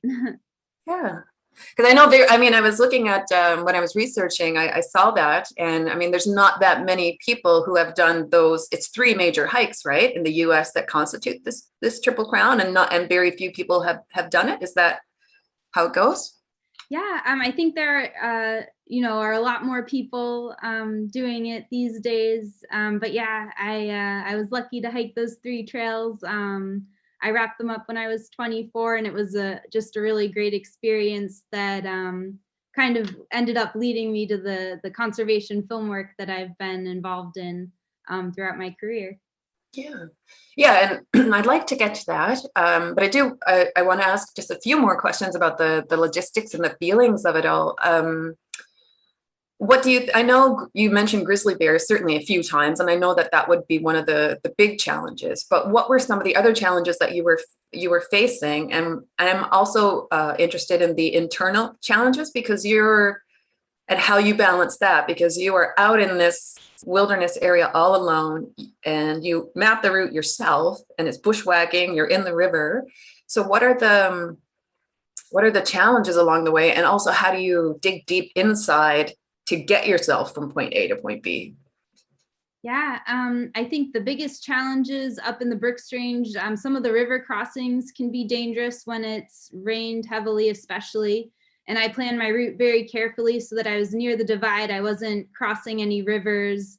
I was crossing the rivers near to their source. So theoretically, they'd all be really safe to cross. I did get stuck in one rainstorm where I was really near a pass, but the river had swollen up so much from this rainstorm that I had to set up camp and wait for the weather to pass and wait for the water to go down. And in that moment, I wasn't sure how long that was going to take. It could have been days. Luckily, it wasn't. It was just, I camped there overnight and then was able to hop across a little creek in the morning. I don't think I even got my boots wet. But yeah, I think the river crossings were a danger. And just since I had mapped out the route myself, I didn't have that security of having a guidebook or information, a lot of information from other people. I did contact a glaciologists who had spent a lot of time in the area, and he was really helpful and recommended some safe passes to go over. But there was that element of the unknown. I wasn't 100% sure what was going. I had my maps, but I was just never 100% sure what was going to happen next. I think the bears luckily didn't bother me too much. When I began the trek, it had been a late winter, so the porcupine caribou herd, they were all still in the mountains, and the grizzly bears were hanging out near the caribou, their food source. So I did see a number of grizzly bears early on in the trek, but they never bothered me. And I'd say another big challenge was just being out there by yourself for an extended amount of time. And, before I head out on these expeditions, I worry about things like that. But then the reality of being out there, I'm so busy navigating, I'm so busy, planning where I'm going to get my next water or my meal, or just rationing things, that I don't have a lot of time to be lonely. But that was still definitely an element of this trip, being out there for 2 months alone. Yeah, you said many, I think, wonderful things in your presentation, but one of my favorite moments was when you said you're mostly out there alone, but you started to see the porcupine caribou herd, and then you felt like you identified with them because you both shared grizzly stress and you're both out there trying to make it across the range. Can you walk us through what that feels like, to be walking in the path of a porcupine caribou herd? I mean, that, it's got to be pretty special. Yeah, I think, I headed out there. I wasn't anticipating seeing the herd and being near the herd like that. I thought they'd be up on the coastal plain. And, they've been traveling this route for thousands of years, and they have game trails worn down across the land, like five-lane highways. And I remember this one, I had to go around this one river bend, and it kind of canyoned up, and I couldn't see that there was a way through. The river was running pretty fast there, and there were just cliff walls. And I just was, as I was approaching it, I was starting to worry, like, oh, there's not going to be a way through. I'm going to have to figure out another way around. And I had seen some caribou headed over there before, so I thought, well, maybe if they made it around, there's got to be a way. So I kept looking, and I found, and there were these like caribou footprints going up this really steep hill, and I had to climb like hand over hand, stepping on to these footprints that they've just worn down over the years of migrating to get past this rocky outcrop and over this hill. But yeah, it just left a huge impression on me. They've been traveling this land for such a long time. This migration, it's the longest land mammal migration on Earth still. And because the land up there has been pretty undisturbed, it's still happening, and it's just unbelievable. Yeah, and I think that's a wonderful way into my next question in terms of you sort of remarking about this great impression that this journey made on you.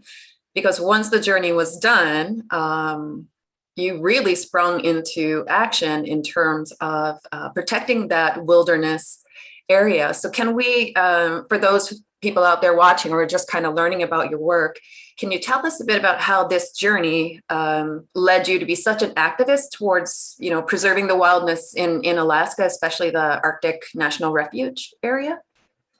Yeah, I'd say before the Bricks Range Traverse, a lot of my adventures were just all about, adventure and, seeing what's around the next corner and being out in nature. And they were very self-focused. And then, I went on this trip and I was able to walk across the Arctic National Wildlife Refuge for myself and just see what it's like for myself, and also travel across the Western Arctic. And then when I returned home afterwards, I knew that these areas were in danger of development, but just hearing that, sitting in a room far away, reading about it on my computer was so different than, walking across it, seeing how, important the habitat is up there, traveling through communities and hearing, just seeing like on the Kobuk River, how important the sheefish population is, and how devastating having,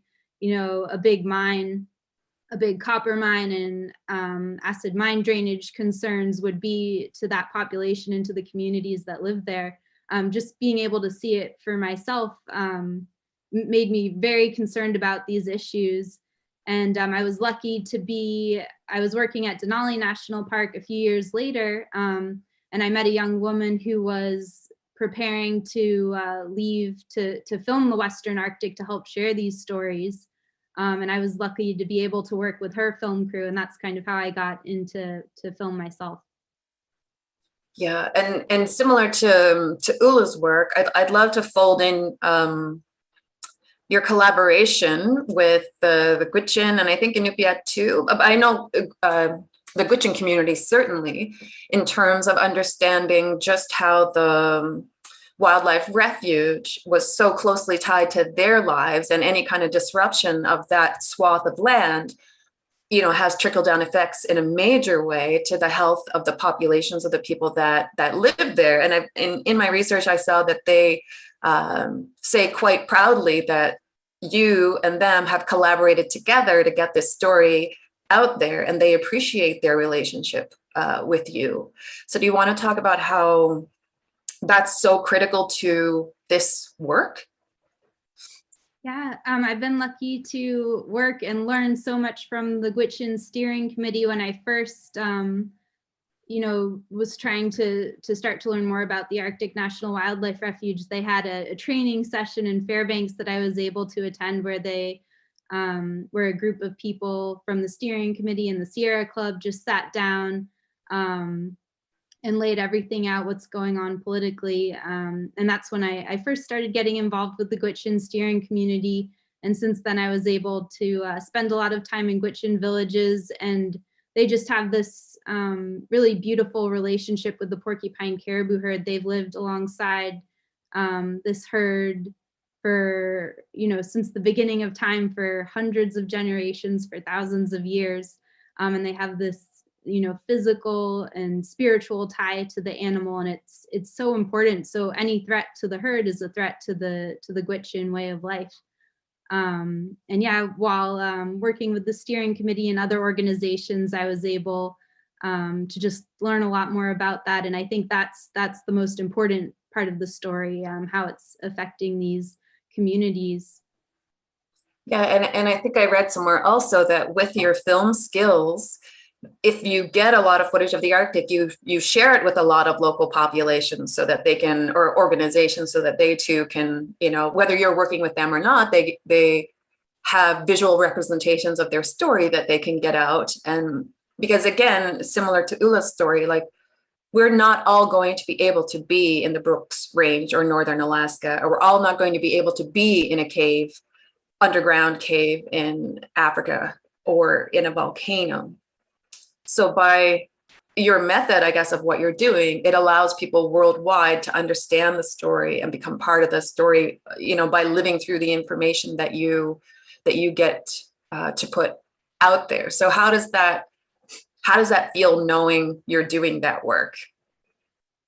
Yeah, I think after the 2017 tax bill was passed that really put the coastal plain of the Arctic refuge in danger, my business partner and I headed out into the refuge to film with this goal of creating a media library that any organization that wanted to, tell this story could draw upon. And we were just, offering it for free for anyone who wanted to tell this important story, so that media would be available.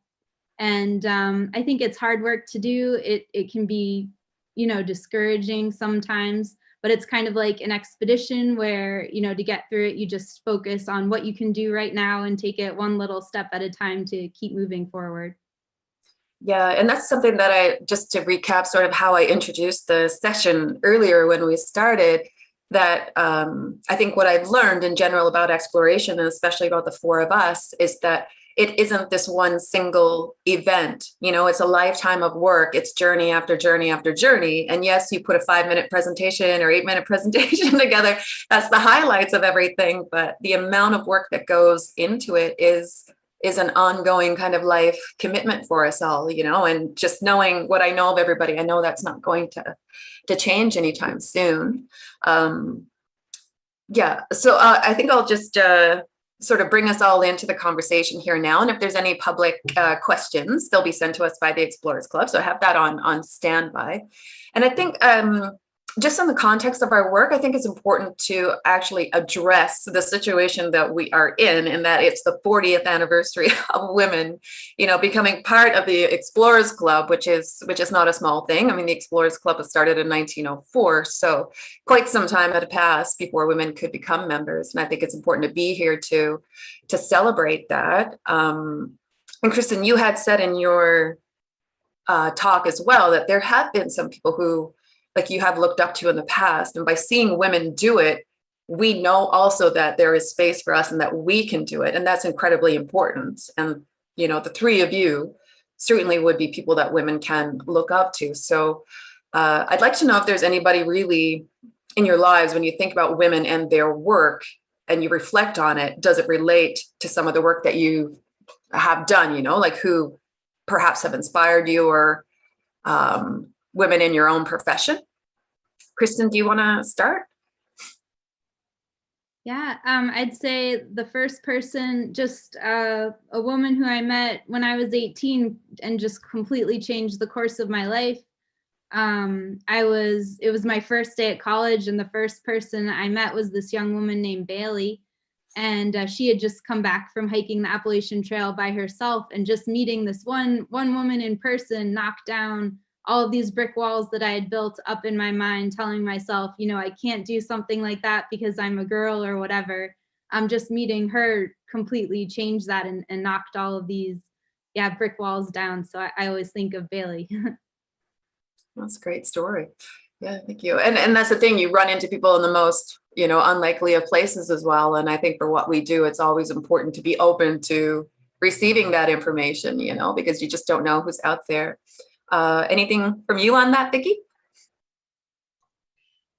Sure, it's an interesting question.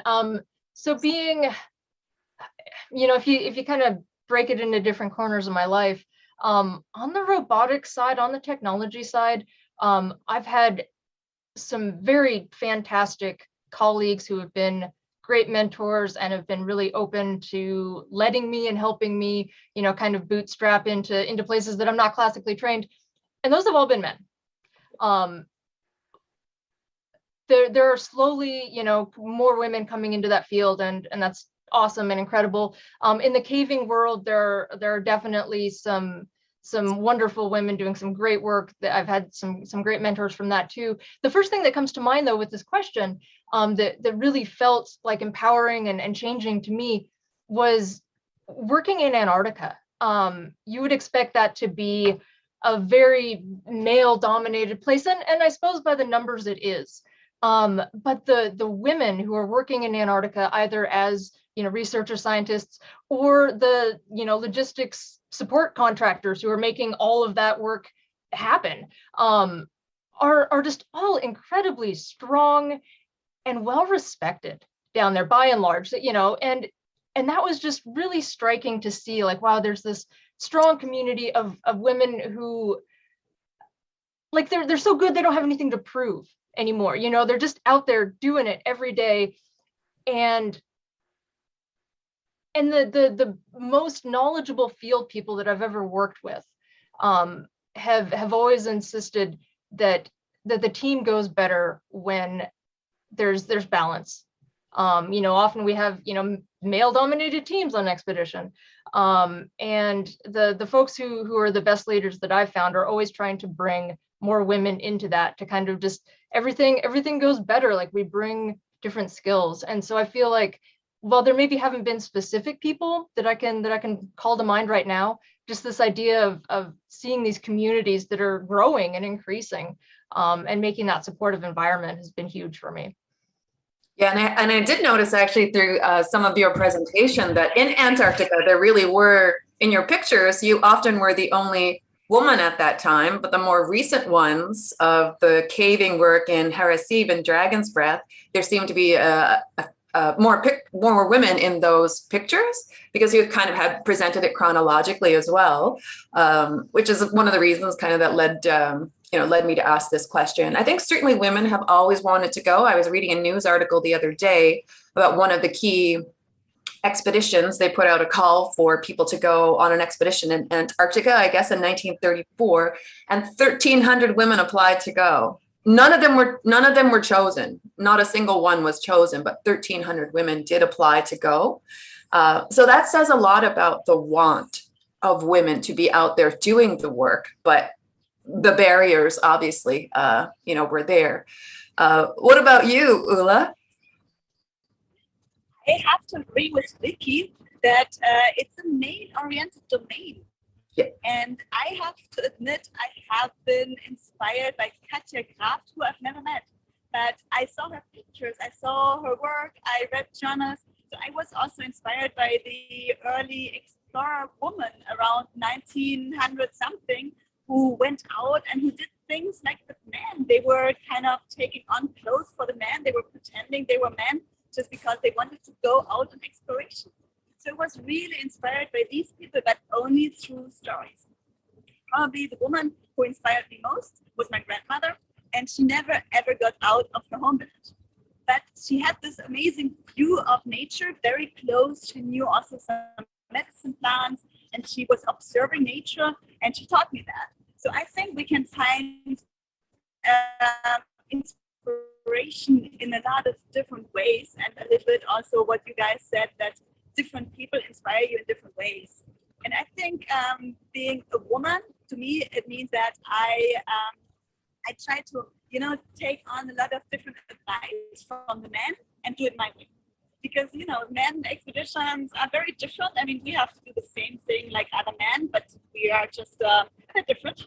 And so it's often an advantage. So I always observe very, very carefully, and I take on also a lot of learnings from things which I would do differently. And I have a question to you guys, please. Because Sonia, you said that we work very hard to achieve our goals. But Vicky and Kristen, do you think it feels like we're working in the sense of actually working? I don't think I heard the full question, Ulla. You broke up a little bit in there. Oh, sorry. I was asking if you ever have the expression that you are hard working. Like for me, being on expedition, to me, it's not work. And working towards my goals, it's work. It's being in the office, doing day-to-day things, 5-to-5 job, or like whatever you say it.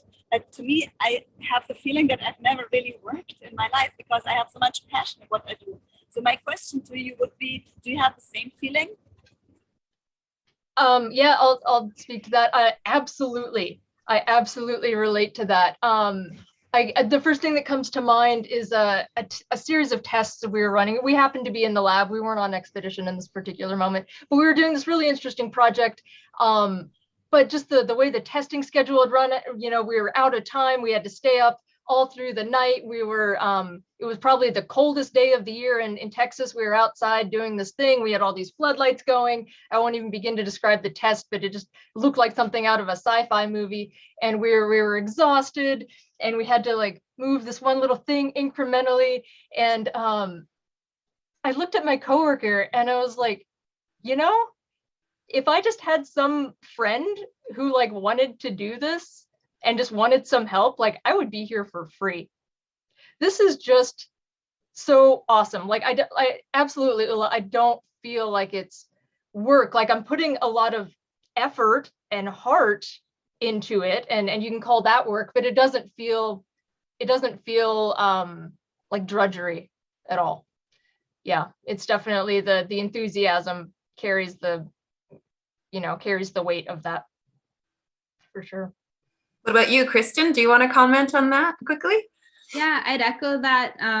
The filming that I've done, it's all just been a great learning adventure. And even on, the difficult days where I'm camped in 40 below weather, and I'm not sure what the weather's going to be like the next day. It's all just been such a great adventure and an opportunity to learn new things. Yeah, definitely. We only have, unfortunately, 5 minutes left, which, I just want to be with you guys for another hour because we don't get to see each other very much. And there's so many interesting things to say. So we have about 5 minutes roughly. But what I'd like to do, I think, is maybe ask you what each of you are going to do next so that the people who are out there tuning in today can follow you and watch your work. So I'll just go around the order that we did. Vicky, what's next for you and Sunfish, or anything else that you want to talk about in a minute or two? Sure, yeah.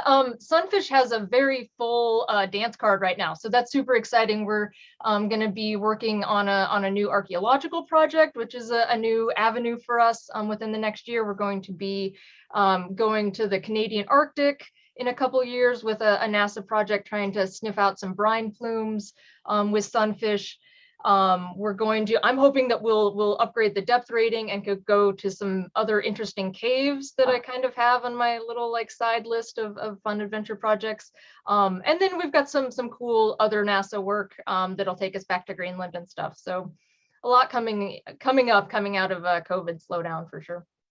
Yeah, and I think that's the thing about Sunfish when you think about it. That was going to be one of my questions about the application to archaeological work, shipwrecks and all of that stuff, because we've talked about such grand applications of the Sunfish technology, but there certainly seems to be a lot of very, practical earthly applications for it as well. So, but we're just going to keep an eye on your research and follow you all the time now, just because I'm so fascinated with everything. And I hope everybody out there watching does as well. Ula, sounds like we may know what you are up to next because you're on your way to a volcano. But do you want to tell us in about a minute or two what it is your next big projects are? Well, my next volcano is just outside the door at the moment. It will be there tonight waiting for me. But at the moment, we are working on a project. I'm working on a project to photograph the indigenous people living around active volcanoes.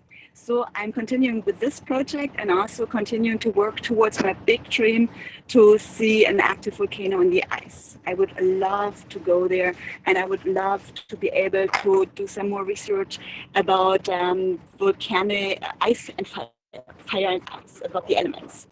And so thank you so much for your patience with me.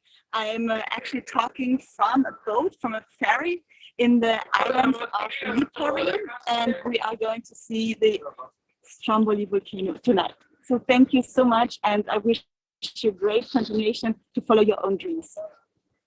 Thank you, Ula, for being with us. We appreciate it so much. And for the conditions under which you have called us, your commitment is incredible. But I expect nothing less now that I know you more than I did not that long ago. So it's really been a joy and a pleasure.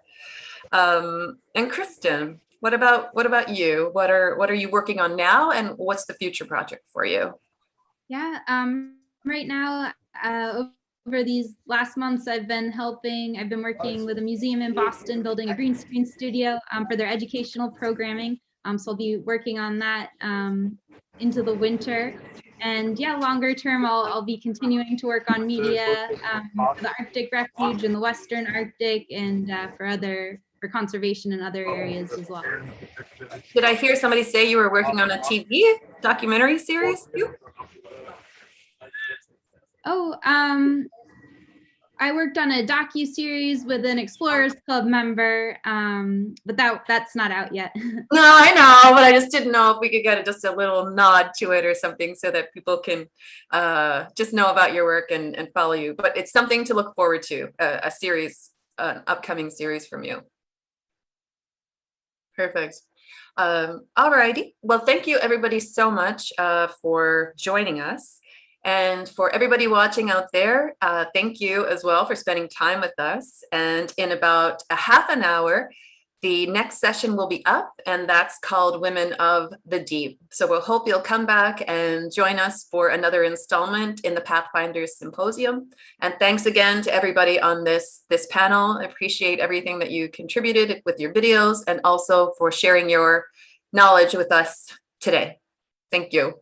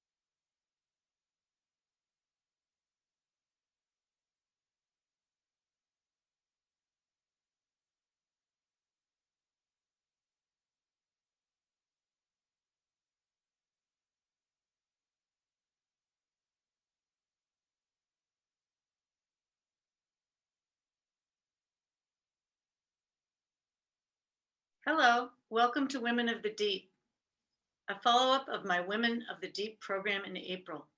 My name is Martha Shaw, a fellow of the Explorers Club. We formed a committee to celebrate 40 years of women in the club, an idea of Milbury Polk, who has done so much to help women crack the blue ceiling in oceanography and other field sciences. Before I introduce my intrepid panelists who are doing just that, I have been asked to say a few words about myself. So here we go. First, let's all celebrate that we are even here on this magnificent, mostly blue planet together in this tiny little sliver of geologic time. It is something I think about all the time. It's just absolutely remarkable that we're here at all. When I was studying earth science and oceanography at the University of New Hampshire, I became a research diver, which meant diving in the cold waters off the New England coast with the Jackson Marine Lab and ice diving in the lakes. So you can imagine when the California State Fish and Game Department offered me a research diving job in Southern California, working in the kelp beds, I was pretty excited. This led to a position as a staff research associate for the Shore Processes Lab at Scripps Institution of Oceanography, where I had the privilege of publishing papers with some of the greatest oceanographers of our time. We launched boats off the Scripps Pier and installed equipment on seafloor to measure and record waves and currents and study how this affected the shape of the coastline and set sand in motion, which is so relevant today in the face of rising seas and prompted my participation in initiatives such as the Global Island Sustainable Partnership to empower island resilience against accelerated climate change and many other projects. I was one of the first women diver hires for the state of California and was put through intensive Navy SEAL dive training off the coast of Catalina Island. I now serve on the San Diego Harbor Coast Guard Auxiliary. I have lots of fun stories to share about that later. I did some writing for Walter Cronkite's CBS Universe series, who also was a member of the Explorers Club, and became hooked on media that condensed science into effective sound bites. Another story for another time, but this led me to win all kinds of awards as a writer. This catapulted me to the top of my game as a creative director. Walter Cronkite said, "Martha, the Earth needs an ad agency." So I founded Earth Advertising in the best interest of our planet and graced the cover of many magazines and became an Adweek Creative All-Star and won Best of Broadcast New England, New York One Show Gold Pencils, LA Belding Awards, the Radio Mercury Award, Best of Show San Diego, and others for my whimsical, pithy, and amusing campaigns. Now, who knew? I worked with entrepreneurs and wrote about conscious consumption and eco-friendly products, helping to launch solar and demand response programs, non-toxic detergents, clean transportation like Zipcar, Vineyard Unplugged news column, Stonyfield Farm Organic, I'm a cow, not a guinea pig, the impact of the textile industry, If Clothes Could Talk, and wrote a fictional novel, Hook, Line, and Sinker, and stories like Who Owns the Fish, and joined the United Nations on some projects here on the East River of Manhattan in holding industries more responsible for their impact on the planet. And don't miss our UN World Oceans Day and the Explorers Club's World Oceans Week every June. I love the Explorers Club and found my tribe here that shares a love of the planet, discovery, exploration, curiosity, and fellowship. So now let's introduce other members of the club, my intrepid panelists, who you can read more about in the program. Olani Wilhelm, who served on NOAA National Marine Sanctuaries, where we first met, and now on Oceans at Conservation International. She has been instrumental in setting up some of the ocean's largest protected areas and sharing indigenous wisdom in the field. Amazing. Megan Brosnan, who served on the Coast Guard before her work at Wild Aid Marine to amplify and enforce ocean protection, including illegal fishing. We are very happy to have Megan on this planet helping to save the very resources that keep us alive. Mara Hazeltine, who transforms ocean scientific art data into art, and one of her beautiful sculptures adorns the ceiling at the Explorers Club. Liz Widener, a UNH grad student who explores the ocean using sophisticated broadband acoustics and teaches ocean mapping. And Cynthia Matsky, who explores remote ecosystems. I think there are few places on the planet that Cynthia has not explored, studied or photographed, and wow, she is a great mentor for young students. Gotta love that. Please stay after for the Q&A and hear from these incredible women of the deep and meet them for yourselves. Now, take it away, women of the deep. Aloha, I'm Aulani Wilhelm, and I'm really pleased to share just a little bit of my story with you. I come from the middle of the North Pacific Ocean, these little islands that are barely discernible from space. It's the largest archipelago on the planet, but it is also the most remote. So I grew up really understanding that I'm a child of the ocean. I also grew up understanding that my ancestors came from canoes like this one, using only nature to guide their way across the world's largest oceans. They were explorers. They weren't running from something. They weren't trying to solve necessarily a crisis. We learned from our stories that our ancestors were supported by the communities they came from to go out and explore, truly to see what was out there and to continue to build on what was clearly a sophisticated culture, one that was able to develop the engineering and science that enabled this incredible feat. We also were deeply rooted in where we came from. We remembered our stories. We understood the connections. We understood the connections not just between people, but of the natural world, the whales, the sharks, the seabirds, that all inhabited this planet with us and this ocean space that was our cultural realm.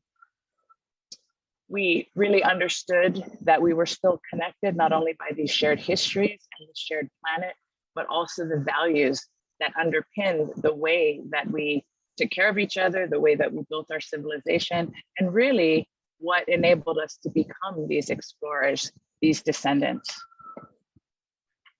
As Hawaiians, we understood in our predominant story, origin story, that our eldest non-human ancestor is the coral polyp, not the coral reef, but the individual reef building polyp that created the reefs. This was long before microscopes, that we had this really intimate understanding of our relationship with nature.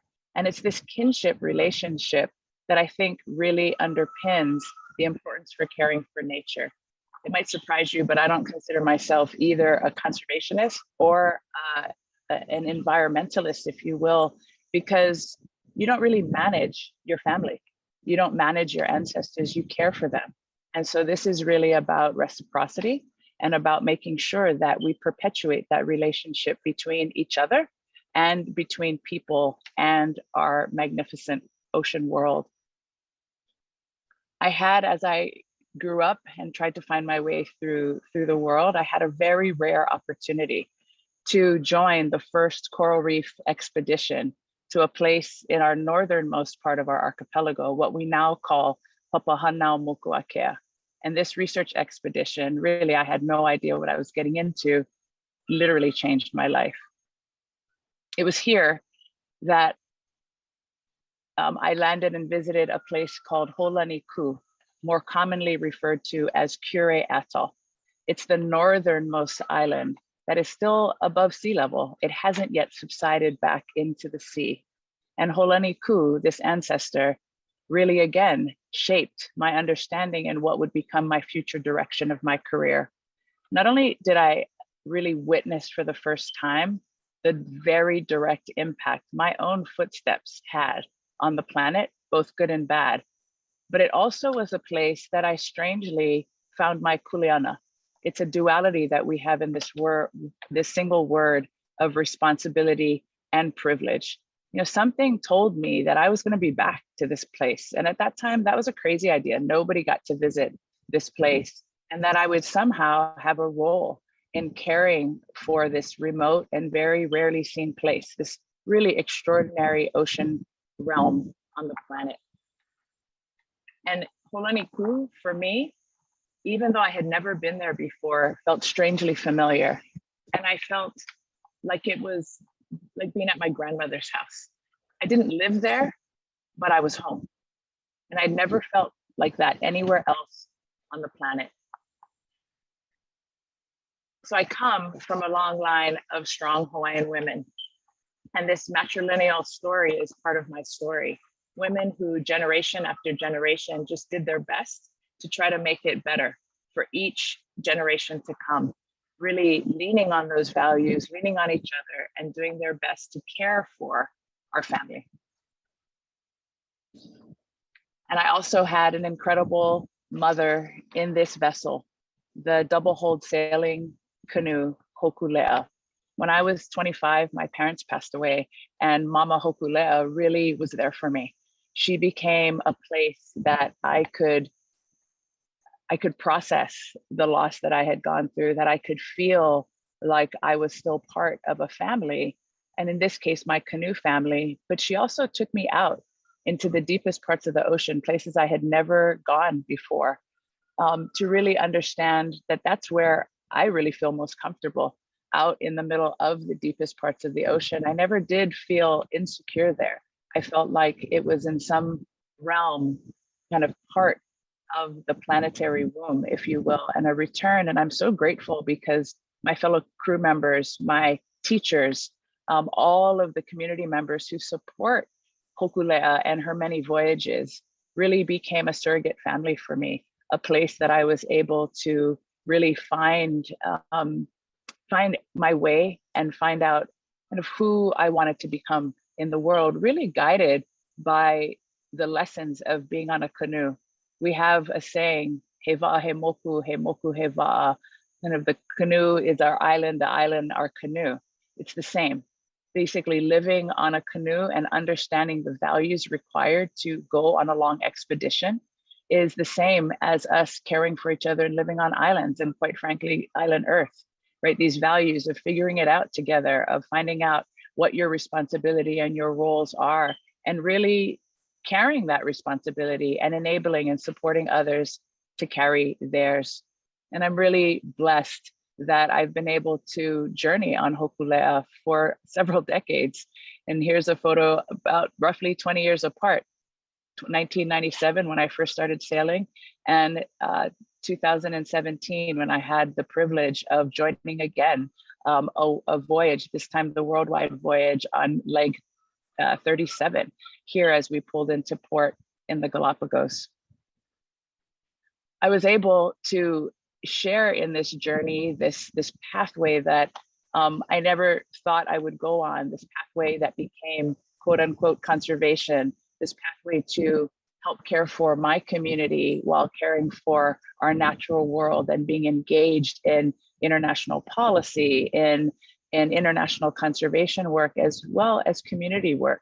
And it was really because of people like these, my mentors, my human mentors, that enabled me and taught me these values, who also helped to be there to guide so that we could understand at what point would we stop thinking like descendants and actually start thinking about and making decisions based on the ancestors we want to be one day, the ancestors that others would look upon and decide how good of a job we did.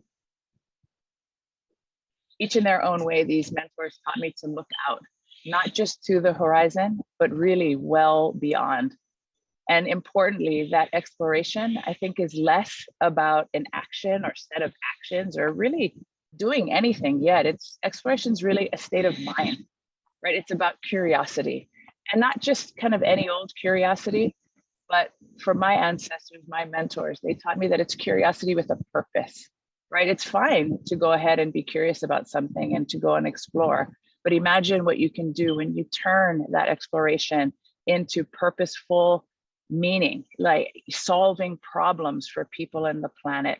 And these experiences that I've been so privileged to have really taught me the importance of passing forward to my own children. I have 3 boys, who are becoming explorers of their own, that, you know, the best of what's left isn't over, that the greatest of explorations are not over, that there's still so much left to explore in this wondrous world, and that some of it's inside, exploring inside yourself, some of it's exploring outside, some of it you have to do alone, and others inherently we must explore together so that we can bring the best of each of our perspectives and talents together to really solve the incredible pressing problems that the world's facing, but carry it in a way that doesn't feel as burdensome or heavy, but really with that mind and that character, that zeal and that courage of an explorer. And for it to have real purpose for benefit to people and the planet, really to remember that that kind of exploration should be done with and for community, right? The best of our explorers throughout history were supported by their family, their friends, their benefactors, and many more, each who played critical roles in enabling those explorers really to just do their thing. So just thank you so much, mahalo, for letting me share a bit of my story with you. Let's all continue exploring in big and small ways this incredible world and these incredible communities that exist all around the planet so that we can help both people and this beautiful planet that we call home. Aloha.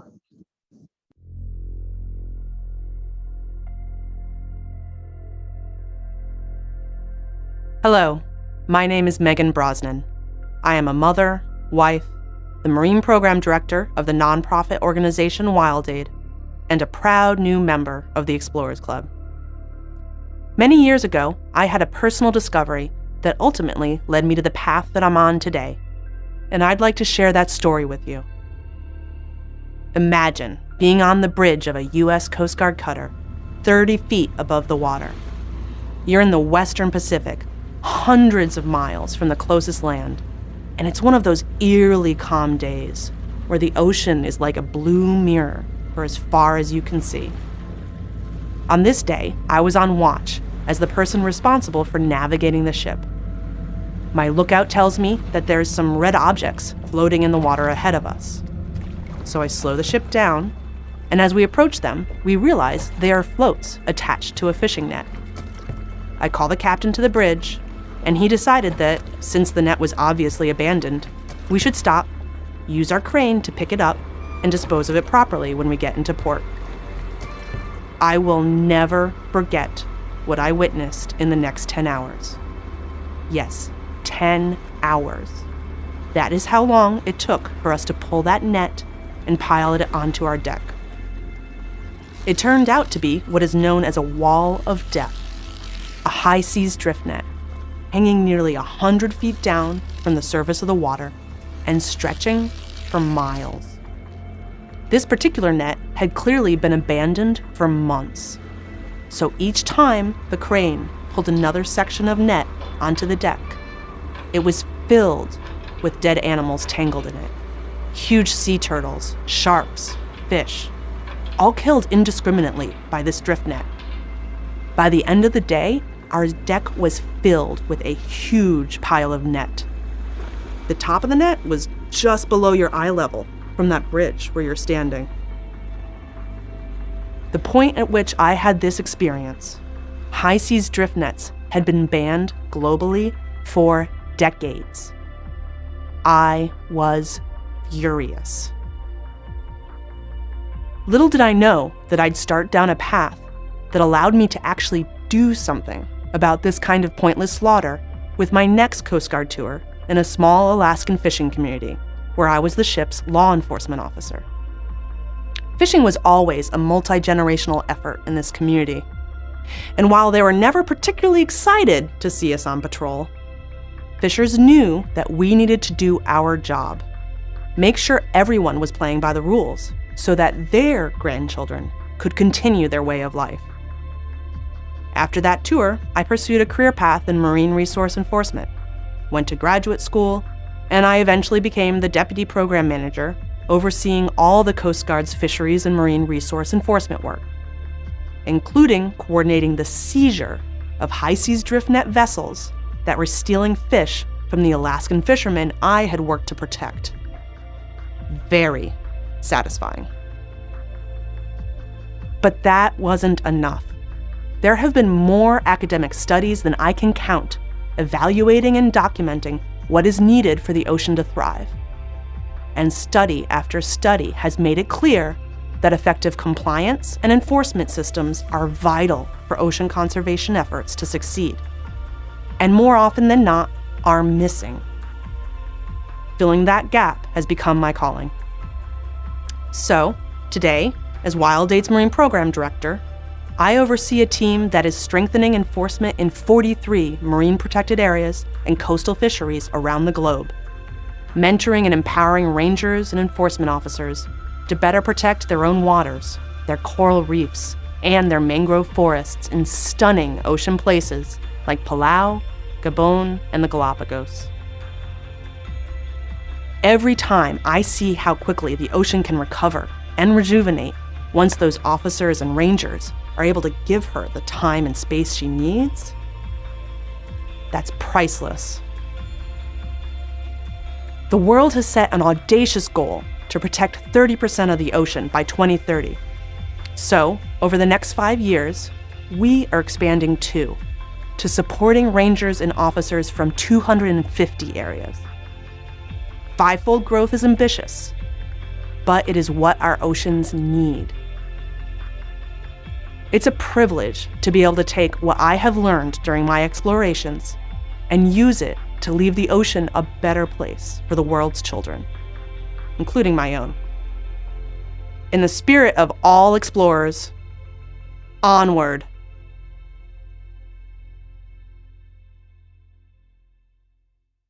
Hello, Martha. Thank you for the lovely introduction. It is such an honor and thrill to be here on this panel for Women of the Deep, which is part of the Explorers Club 40th anniversary celebration of first letting women into the club. And I'd like to just take a moment to thank Milbury Pope for putting this together, as well as to salute her deepness herself, Sylvia Earle, who is an inspiration for so many people, including myself.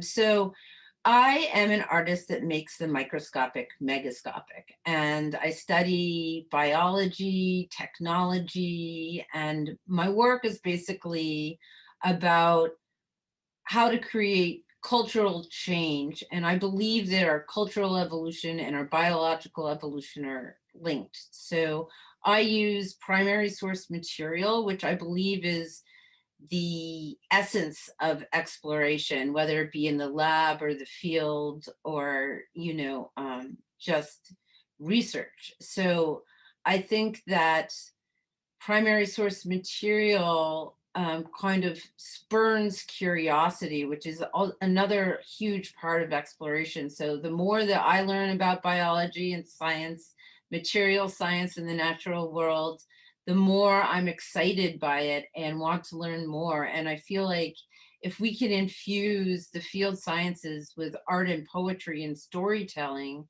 then we could have a huge, huge impact on the way that people, especially the younger generation, views the world and wants to take care of it. So I'm going to focus on two pieces today that have to do with marine biology and the natural world. And one is an awareness piece, and the other one is a solutions-based piece. And so those are my two real venues. And so here we go.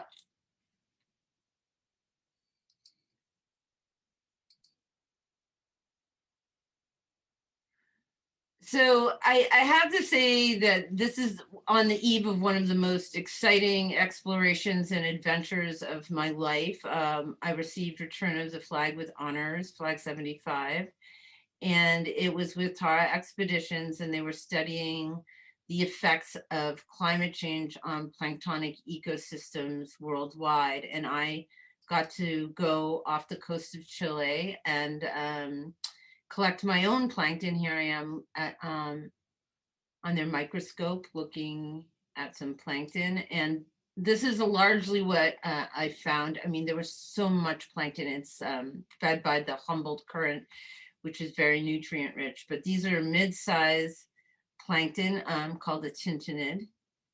And I also, unfortunately, found microplastic in all of my samples. So all those threads that you see there, besides the plankton in the middle, are actually plastic, which I found so heartbreaking. I created this piece called La Boheme, a portrait of our oceans in peril, in uranium infused glass, which you can see I have a rod right here, glows under a black light, and it's snarled in microdegraded plastic. So this is the tragic tale of the lovesick Rodolfo, who instead of Mimi, a flower girl, falls in love with a plankton.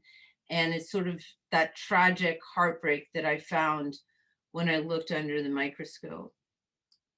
And this is a much, much more lighthearted piece, and it's something I've been working on for quite some time, a few years. It was featured at the United Nations, and it's called the Rococo Cocoa Reef. So it's based on a coccolithophore plankton, which is largely responsible for regulating the Earth's atmosphere. And I'm going to play a little snippet right now from a video I made about that.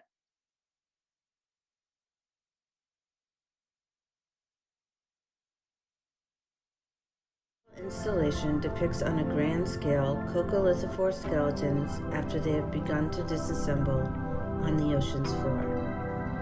Coccolithophores are tiny unicellular plankton, which photosynthesize to create oxygen on the ocean surface.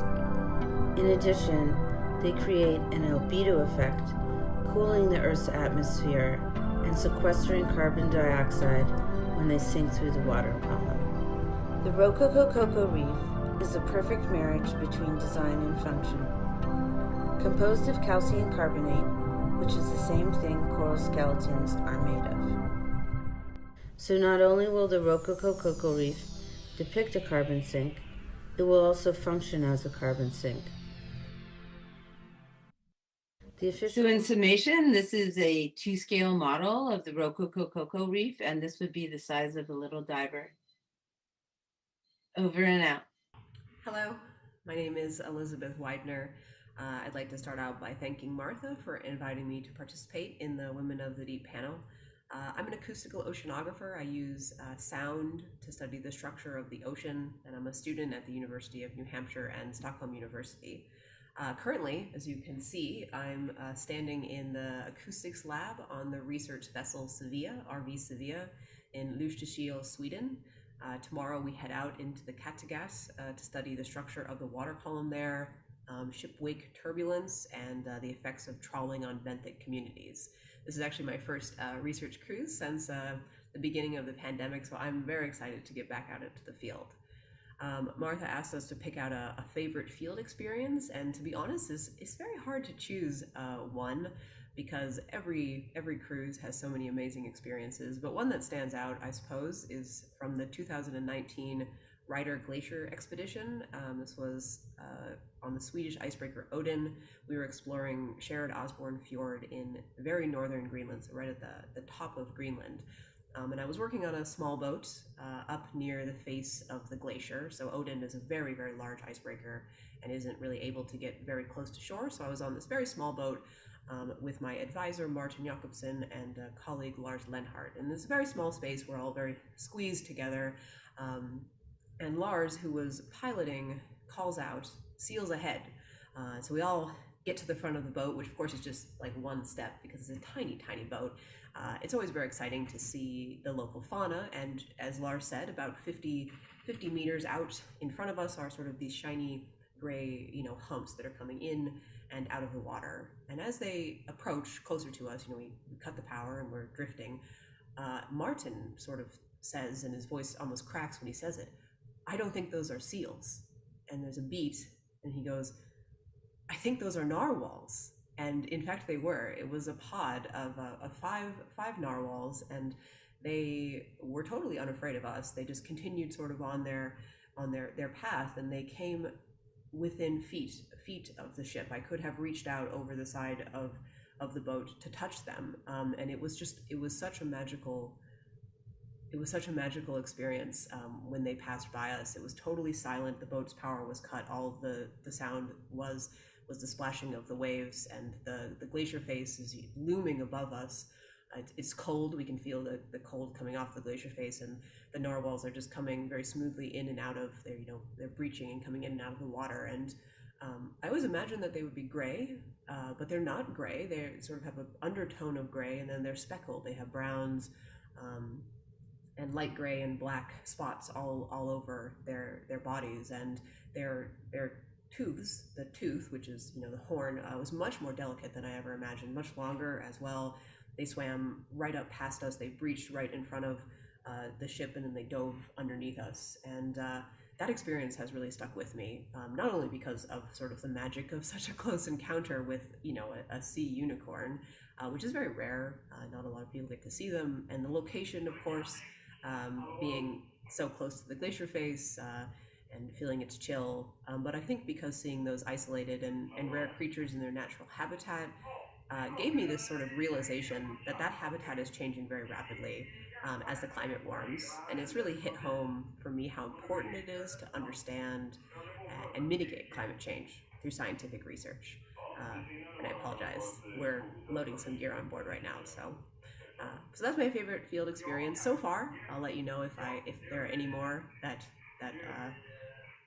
match it when I go out to the Kattegat tomorrow. And I'm very excited to be participating in the panel. Thank you. Hello, my name is Cynthia Matsky, and I am delighted to join you today. When I'm underwater, the world is this deep blue poetry in motion. It's an exquisite symphony of light, color, shapes, and sound. But truly the beauty and the thrill to me is wondering who or what will swim up next. It's that I love the best. In the early 1990s, I wanted to meet the legendary pod of Atlantic spotted dolphins I had heard about, who were living far from land, but eager to interact with humans, or at least willing. They live in an area called the White Sand Ridge, and I found my way onto a sailboat or 6 to ultimately spend 6 weeks out on the White Sand Ridge, getting to interact with these incredible beings. The free diving with them was amazing. They were curious as well as generous. One adult dolphin regurgitated half a fish and offered it to me, prize for short. They taught me the leaf game, where a dolphin swims up with a leaf. It's kind of like a keep away tag sort of thing, and they drop the leaf and then catch it again and make sure you see it and drop it, and then a fluke will catch it before finally letting the two-legged and join the game. So this fun, playful behavior I absolutely loved, until this one day at one of the last trips. It was very close to Earth Day, and a dolphin swam up to play the game. And when I finally could see and got the piece of what was being passed around, it was actually a piece of plastic. It was part of a shopping bag. And that moment stunned me and had a profound effect, because as I realized that even far out at sea, our trash is impacting their lives. So I continued to adore and study dolphins and whales and see impacts on other species. In 2014, I joined an Algalita expedition to the Eastern Pacific Gyre. And a few days after arriving, we did see a little bit of splashing astern and ran to the back of the boat. It was a dark, kind of rainy day, and spotted this creature that I had never seen anything like it before. I could tell it was a beaked whale, but it was this curious creature, and then it was gone.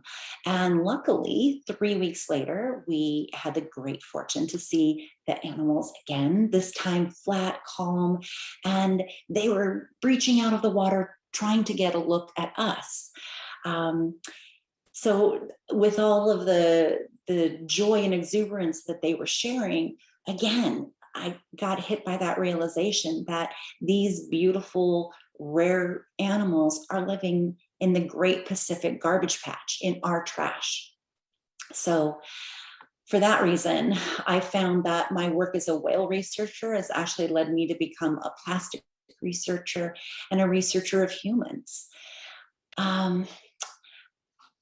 The one thing that the dolphins definitely remind us is how to slow down and breathe deeply. And I like to think about the inhabitants of the deep blue in my everyday life and think about things that I can do and changes that I can make. And speaking, by the way, of beings of the deep, I would like to take just a moment to thank the Explorers Club and a special fellow, Dr. Sylvia Earle, AKA Her Deepness. In 1997, I had a great opportunity to dive off the island of Kaho'olawe with Sylvia and a team. And as soon as we dropped down, and I could hear the echolocation and was looking around, I caught Sylvia's eye also looking around. A huge pod of spinner dolphins swam overhead. And for just 1 second, we caught eyes and made a hand signal to acknowledge what we had seen.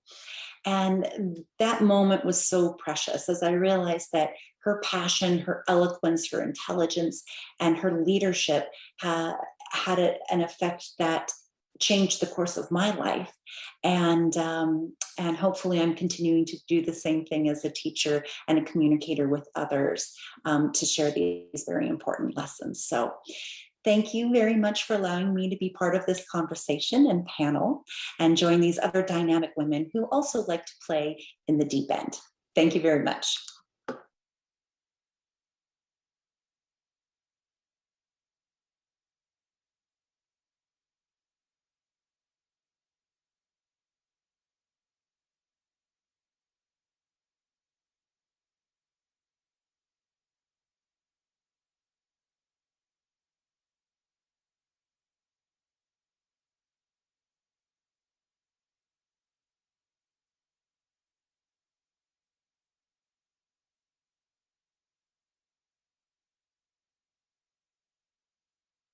Deep's question and answer period.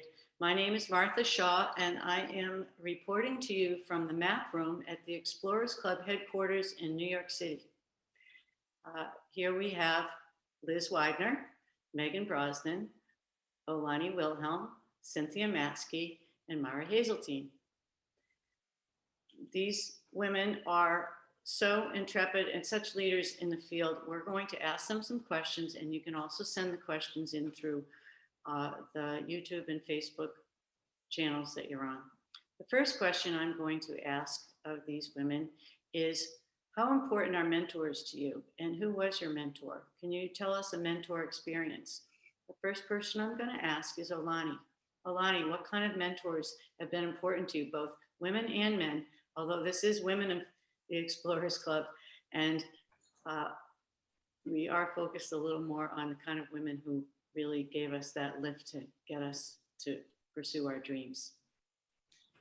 You know, it's always a tough question for me because I was never one of those people who said, oh, I can have this one person. I've been really blessed to have many, many people in my life who have really inspired me. Some of them don't know that I've claimed them as mentors, but I need to start with my own family. I come from a line of really strong Hawaiian women who really just kind of tried their best in the generation they lived to protect their families, to move forward, to provide, and to bring all sorts of types of strength to what they did. And so I feel like that's just in me. That's part of my genealogy, and that they've given that to me through their example, but also like through my literal genealogy.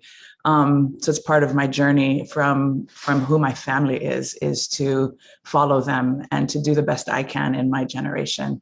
I think I've also had wonderful male and female mentors. Many of my jobs that, were kind of first jobs to have or first jobs to create were envisioned by men in my world, who I had worked with, who saw something in me and decided that, they were going to help push me forward and help put me into a position where my skills could be utilized, or some spark they had. Maybe in some of the cases they thought I could open doors differently that they weren't able to open, and it was probably true. So it wasn't only that, and I don't even know if it was fully conscious for them or not, but just realizing that it takes lots of different people. And I've had wonderful mentors, but one of my mentors, her name's Laura Thompson. And sadly, she passed away last year under the pandemic, not from COVID. And so it was just a really hard time to be able to not be able to be, and fully process those losses. So for me, Laura Thompson happens to also be the mother of an explorer of the club. Nainoa Thompson is someone who is a barrier breaker. And so I think I choose women who are also, strong, but who have in their own way just lived lives questioning limits, questioning barriers, and just living their best life. And so I just want to bring Auntie Laura into this virtual room because she continues to teach me when I think about how she would approach things in life. And I still hear her voice. You, Olani, you also talked about an experience you had with a very heroic woman. Can you tell a little bit about that story of another very heroic woman who's been in your life? I'm not sure if the story was about voyaging, but for me, I had left Hawaii, went to undergrad in California, thought about how to cut my teeth in Washington, D.C. and see what, working on Capitol Hill and lobbying would be like, because I wanted to understand how those skills could help my Native Hawaiian community, how being part of the United States, but having a checkered history with the United States, how, those skills could be helpful.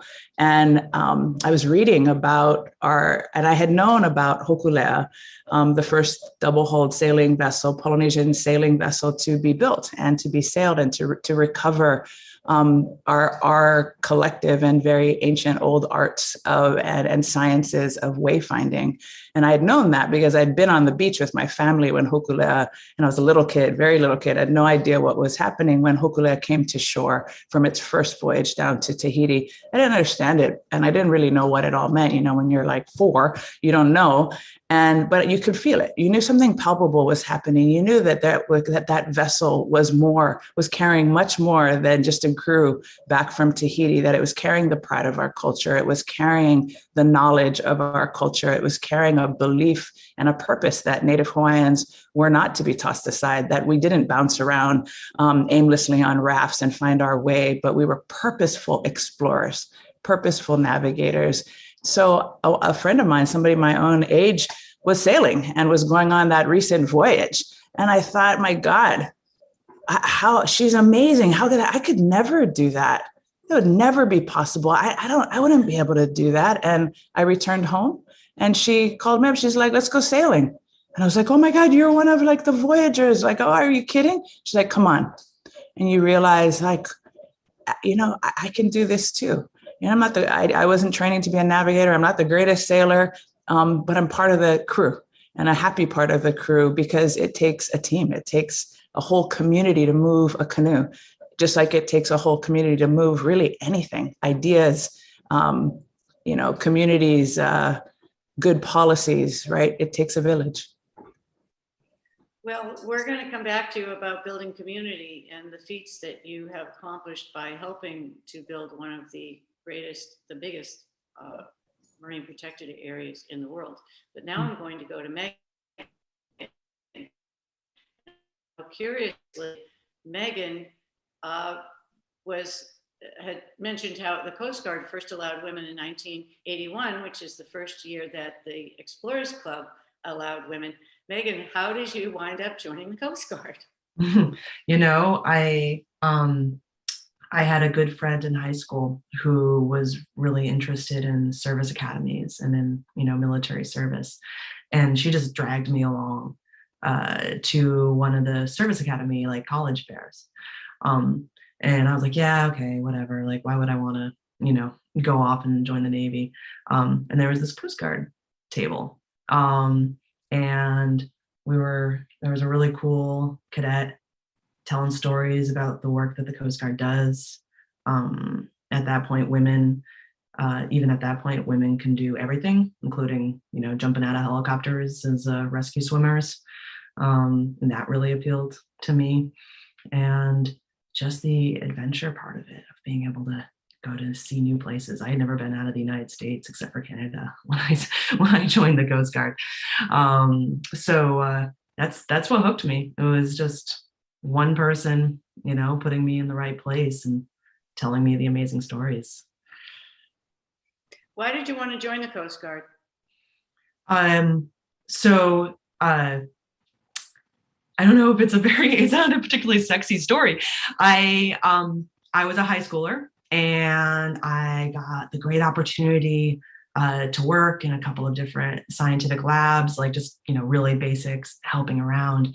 But through that experience, I saw firsthand the publish or perish kind of atmosphere that some institutions can have.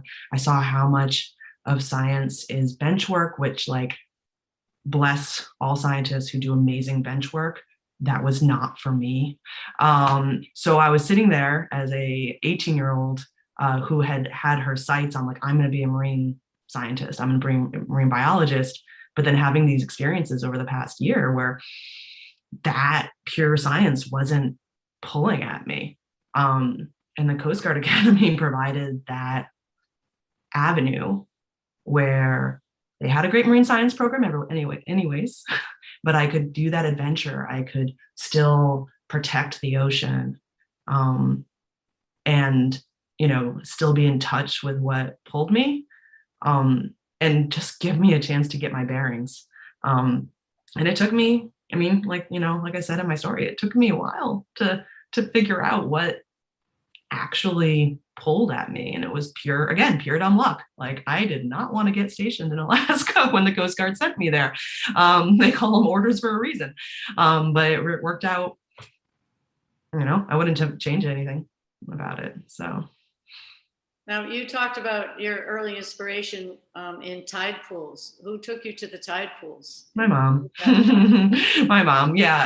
I had a mom who just loved science and took her job, in her mind, a big part of her job as my mother was to expose me to all the things.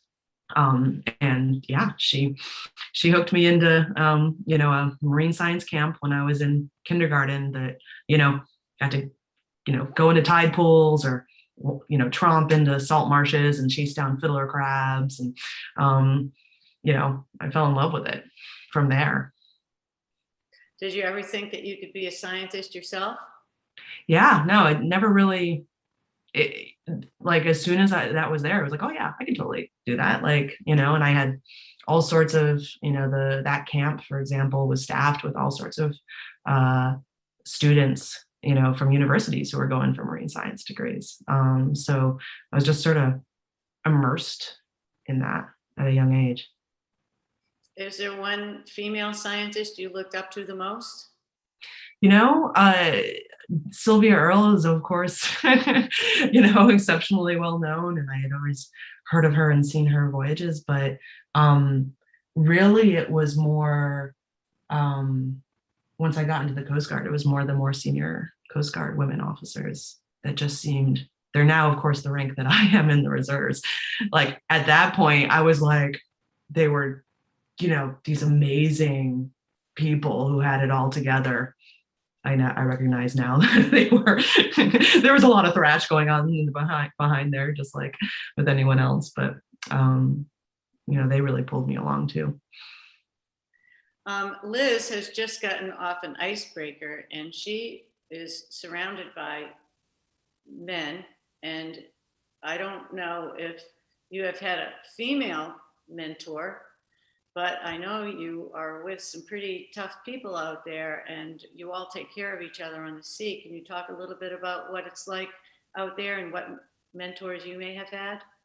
Yeah, definitely. I think like Megan, my first mentor was my mom.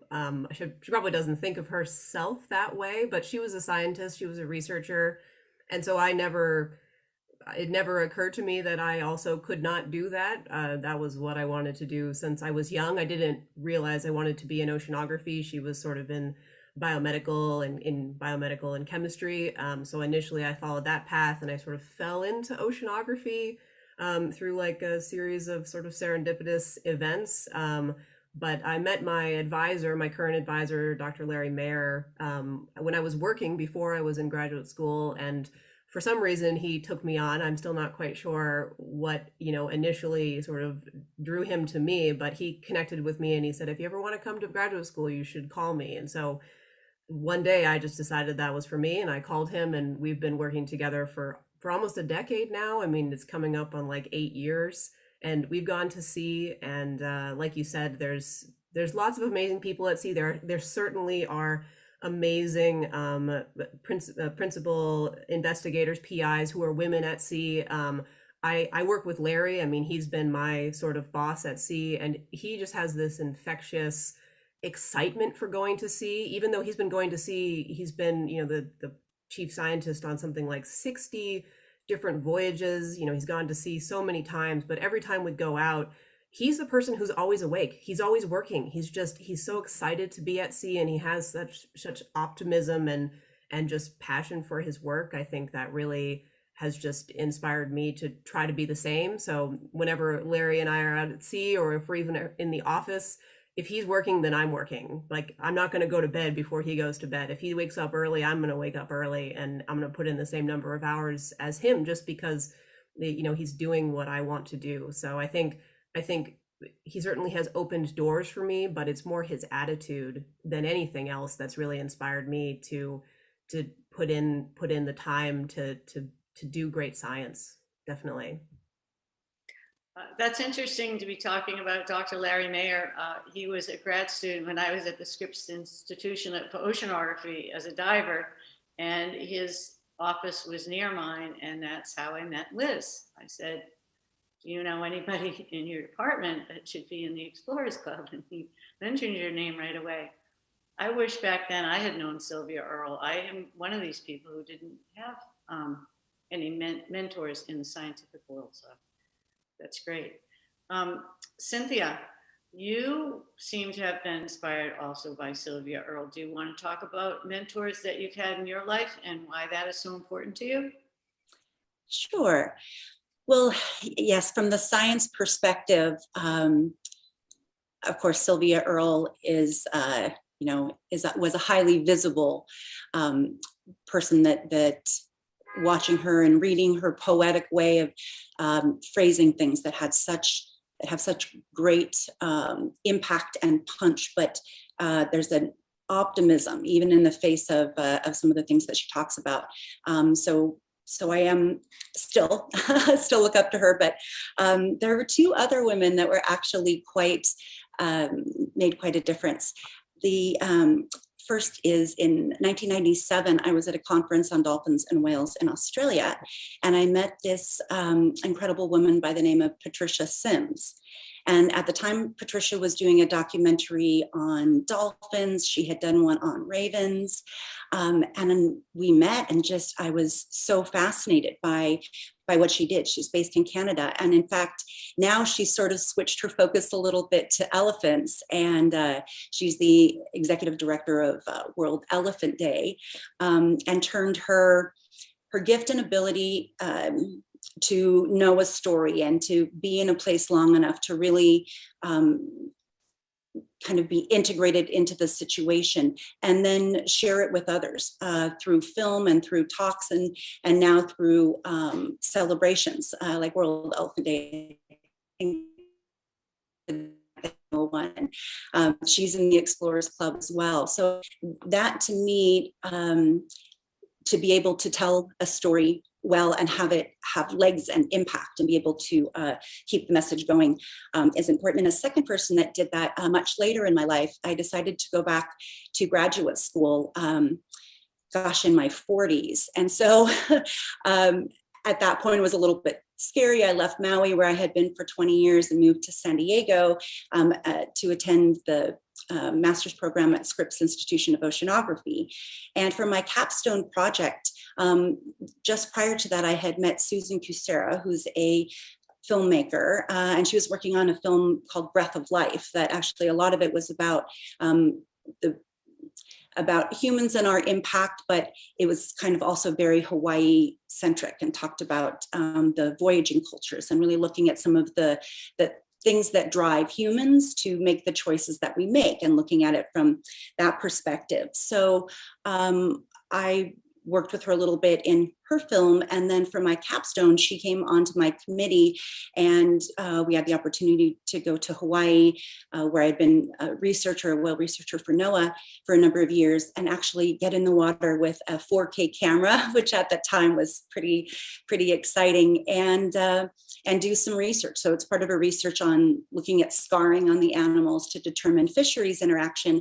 But I found that I really loved being behind the camera. So I think both of those women have had a really big impact on me, and that continues. I started a nonprofit with my best friend and longtime colleague, Robert Fitzgerald, called Spiral Pacific. And the idea is that I take a lot of the footage that I've shot underwater around the world, and to young filmmakers, we make that footage available to them so they can tell their own stories of the ocean visually, but have a bit of an archive. So the Maui Huliau Foundation, which works with young filmmakers on Maui, have a little library archive. But anyway, in the future, we're hoping to be able to get that online. So wherever in the world people are, that people that have an ocean story to tell will have some visuals to go with it.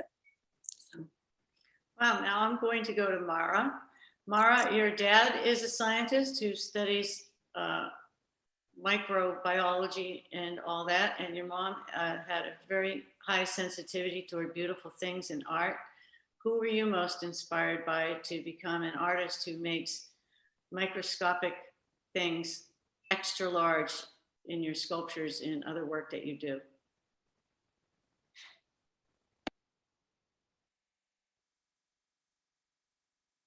You're on mute. You're on mute. Okay, we're going to come back to Mara later. Okay, I'm unmuted. Okay, here we go. Yeah, so that's a good question. My mom was also an accomplished novelist and grew up in Japan, and her family was in the pearl business. So she worked at MIT as well. So I think, my mom was also a feminist who worked on our bodies ourselves. So that was, I grew up basically where I am right now in Cambridge, Massachusetts, in a lab and in, the free speech movement in the 70s. And I have to say one of my biggest female role models is not a scientist.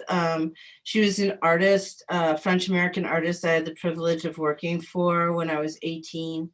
Her name is Nikki de Saint-Fort, and I worked laying mosaic in Tuscany on this wild garden in the shape of tarot cards, where it was just like being in somebody else's psychedelic dream. And my friend and I who were there, we were in shock. We couldn't even speak. And it made me realize as a woman, you can literally dream something and go for it. And I was living and working in, the Sphinx, and just, it was incredible. So, and I've always had an affinity for the sea. My mentor is actually Fania Rose for the club. She's another huge inspiration, the first female president of the club. I'd like to definitely salute hers. I think I saluted Sylvia earlier. Actually, Martha is been a huge mentor to me. I just launched the Geotherapy Institute for Art and Field Sciences, and Martha did an amazing help, like editing the mission statement, which you can see on my website, kalamara.com.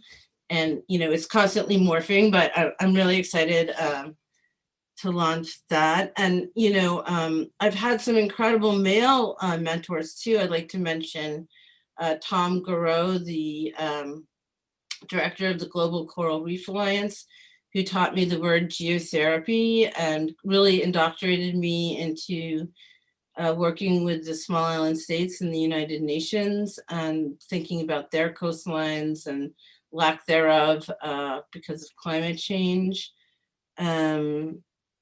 Michael Rees, I worked with him and in conjunction with the human genome scientists to figure out how to translate bioinformatics into three-dimensional sculptures. And yeah, and I think, you know, one thing I was telling Martha before this, you know, we went live is it's such a privilege to be an artist in the Explorers Club because it, you know, it's been kind of a niche. I'm trying to get more artists in at the moment, but it's really like about community and the mentorship of each other. And I think that this program is so wonderful and that we're getting more connected. So I'm sure I can think of more mentors, but. Let's pick up on the sense of community.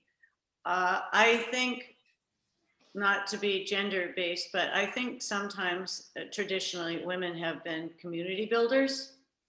And I'm going to go to Alani now, who really helped to pull off one of the largest marine protected areas on the blue planet. And I think that meant for her to really understand people and how community works. Are there any tips you would give women in the field on how to build community around you to support your research and exploration? Yeah, thanks for that, Martha. You know, I think these are going to be reflections on lessons learned, right? I wouldn't say that when I was in my 20s, I had this great awareness of people, right? You make mistakes, and that's where you get your awareness from, of what works and what doesn't. I think importantly is building community. In order to really have a strong community, it's based on values, right? And common shared principles. And those are human, right? They're not of a particular, you know, some may be how they're expressed, right, are different in different cultures, but there are some very core human things that if we can connect to with each other and we can understand, we have a fighting chance at being able to rally around them and express them in the form of a marine protected area or whatever it is. And not that all my stories come back to Auntie Laura Thompson, but I'll tell you a little story where, you know, it's pretty contentious in the early days, right? This idea, it was the first kind of mega scale MPA to be put out there in a place that, you know, people didn't live, in a place that, you know, industry like fishing, shipping, you know, was kind of the open ocean. It was the domain of really a few industries. And so this idea, right, that this place had value for anything else or that anybody else should be able to have decision making over it was contentious. Nobody wanted to get in the middle of the fishing issues, especially in a community where most every family, at least at the time, right, if you were a local family, you had a fisherman or a fisherwoman in your family, right? You like to eat fish. And so you're trying, and people don't like to make controversy on islands in particular. Right? You got to live on the island. You're going to go to school. Your kids are going to go to school together. You're going to run into people in the supermarket. Islands are small. You don't like to, you know, get into challenging situations, but it was challenging. There was a particular meeting where a fishery advocate and an environmental advocate were inches away from each other in their faces. Literally, you could see kind of the spit flying. It would be very bad in the days of COVID. And it was heated, and Auntie Laura asked them both to please sit down. And she said, and I'm not going to get it exactly correct, but what she said is, you know, we're not here to decide a management regime for the Northwestern Hawaiian Islands. We're here to try to build something worthy of that spectacular place and of our children and their children. She spoke of worthiness, right? That's about values. And when you could change the conversation from a kind of government process of, you know, following this and we're going to come up with a management regime and we're going to speak conservation to like, how do we want to relate? How do we want to have as humans a relationship to this place, right? And this place was called the Northwestern Hawaiian Islands. And we worked to bring character and life and story and rename. She never had one giant name because there was never a need for a giant protected area. So that process was named by another extraordinary woman, Auntie Pua Kanahele. And she looked to the old stories and she brought essence back. And what should metaphorically the name be? Popohana Mokuakea, to express regeneration, something that the planet, birthing again, right? Abundance, something that the planet is in dire need of. So again, we built community around these ideas, and it wasn't something I did by myself, by the way, right? Community doesn't get built that way. It's like, I don't know if you folks saw that little video of some guy like dancing in the middle of a grassy lawn and everybody's looking at him, nobody's dancing, right? And then one person jumps up and starts dancing with that guy, right? And then all of a sudden it's cool. And then it's a trend. And then like hundreds of people are dancing. And, while I may have had the role often to be the first person to stand up, it's really all the other people that were inspired to then stand up too, right? That's what creates a movement. That's what creates community. That's what creates shared values, right? People coming together around ideas, around values, not around technical marine protected area management and a map. Right. And as much as I love science and as much as I love, regulatory mechanisms that can bring things to life because they're important, right? Those things don't change the world. People do. But you also lose friends sometimes. And so I don't want to paint this glorious picture, right? Those values are not going to match everybody's values. And you have to be okay letting those people go. Sometimes they come back. 20 years later, some people aren't so mad anymore. But it's part of it, right? You're not going to get everybody. So it's not this glorious, community and everybody's hugging, right? It's hard. And you lose people and people get mad. And you have to accept that or nothing changes. All you get is what people can agree on. And that's called status quo. Well, that's a far cry from the violence of colonialism that the Hawaiian Islands and many islands around the world were subject to. So it's really nice to see island people coming together and be able to create a marine protected area and have community. So you are rising from the ashes. Megan, did you run into any problems in setting up marine protected areas, or you do actually law enforcement to protect our fisheries and the very food we depend upon? Have you found any tricks of the trade on developing community around that? Well, I think you're going to hear a theme between what Aolani said and I. I am a white girl, born and raised in Connecticut in New England, went to the US Coast Guard, right? And I never wanted for the basic resources to keep me safe or to train me, right? And that gave me an expertise that I can help others with. But like when I am no marine protected areas that we work in are my marine protected areas. They're all, the world's, but also the ocean leaders from around the world who are the ones who are trying to drive this vision of what they want to see now and in the future. So when I'm getting introduced or introducing myself to these leaders, it's a whole lot of just sitting down and having that conversation and making sure that you're acknowledging that from the start. We're acting as the allies and as the mentors that they were never lucky enough to have. And sometimes they choose us and sometimes they don't. And it hurts. It never feels great to be told that they don't want your help. But it's their choice. And oftentimes I've seen those communities, those leaders go on to thrive and have a thriving system because they had their own vision that didn't need us. And that's great too. Conservation is a team sport. So I think we're, you know, no one person or one organization is going to make it work in the end. It's all about finding the right fit and the right teams and helping where you can.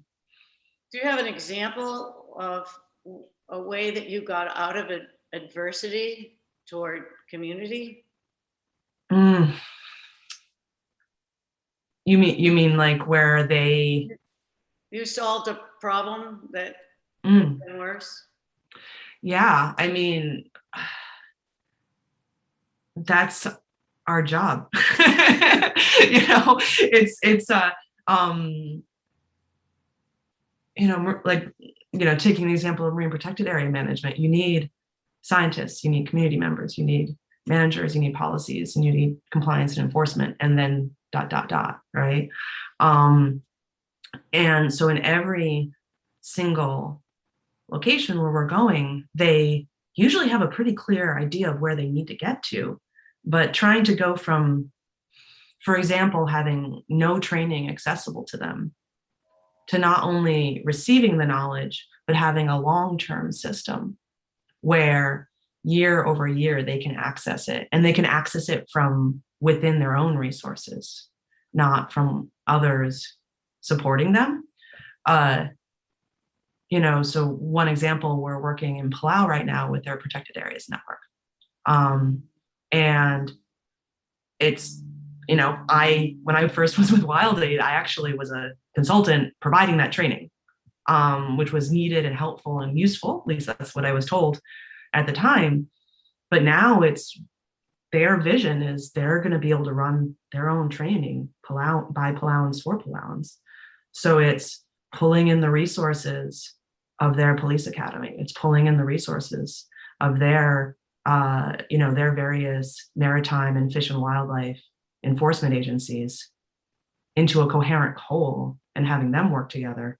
And our role is just to advise and make it a little simpler, because we've done curriculums before, so we can, you know, give them some examples and help them to build from there. So that's one very simple current example. I want to make it very clear, though, that it's the PAN, the Protected Area Network staff, that are doing all the hard work, and we're just helping. You know, we're just helping and lucky to be able to provide that expertise. Liz, have you ever had to use some negotiating skills to get yourself out of some intense situations at sea?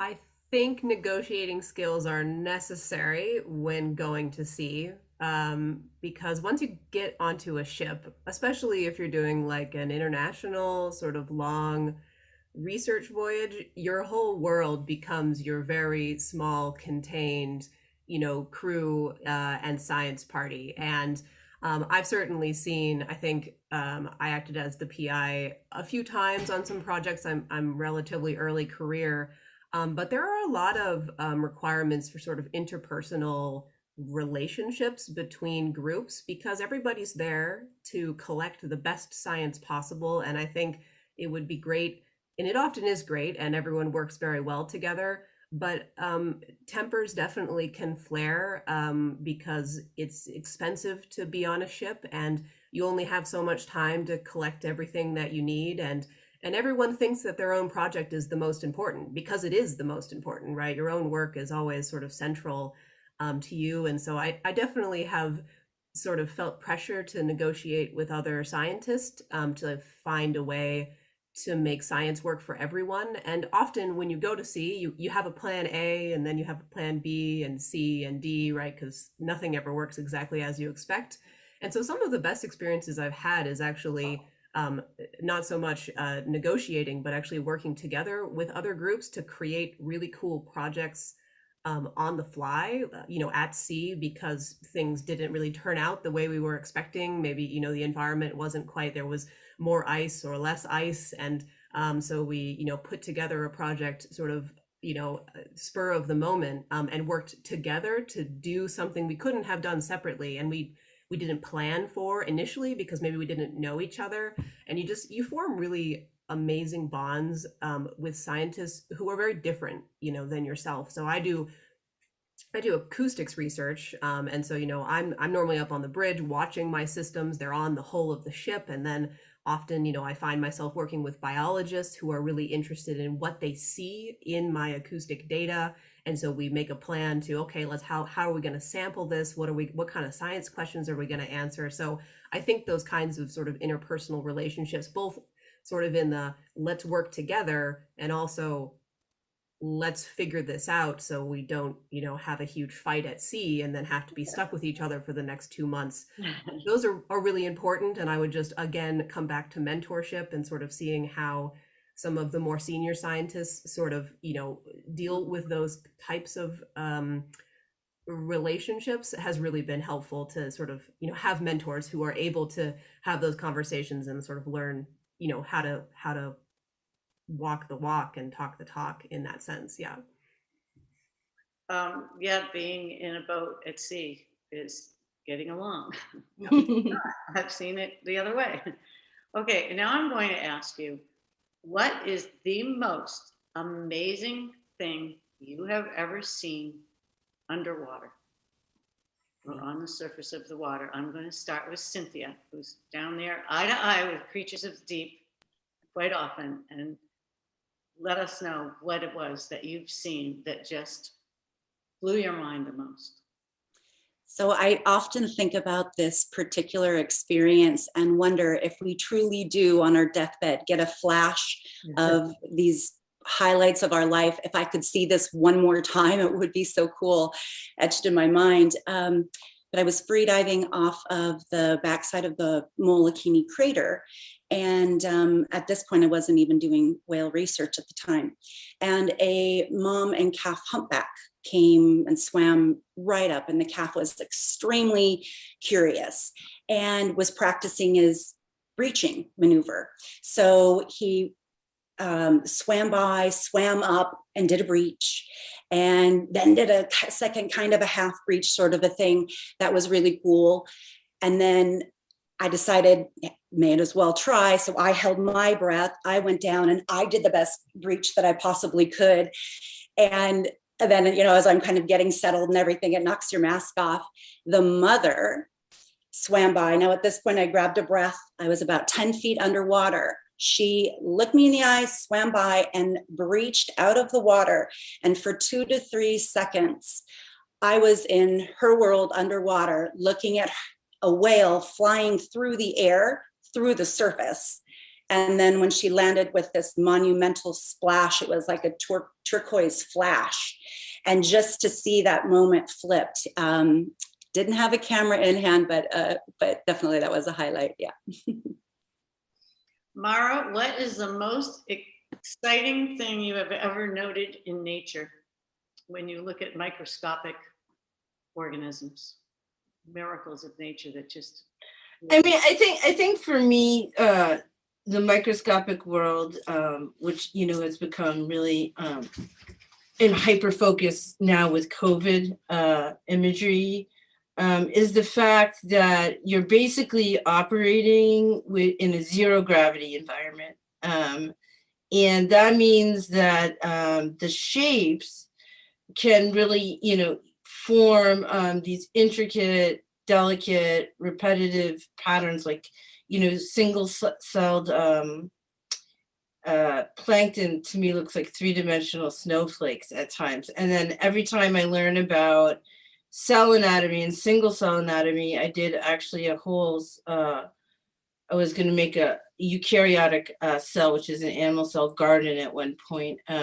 I think about how that relates to the biosphere and atmospheric science, and how, humans are just one part of a giant, like, I think of it, the biosphere as a cell, living cell floating in space. And so that relationship to kind of figuring out anatomy on a microscopic scale, and obviously the microscopic world, how it affects the megascopic world, is forever compelling to me. And it also, especially with marine biology and plankton, I feel like, this has been said many times, but the ocean really is the womb of the earth, right? And we are water-based life forms. And so what's living in the water, free of, the constraints of gravity, it's like these precious little jewels, and it's endlessly fascinating. Wow, and your work shows that. I mean, it's incredible. And you've really shed the light on this microscopic world that people would normally not see. We're not all looking under microscopes, and you make them so beautiful. So thank you. Thanks. What is your most exciting discovery, Liz, in your research?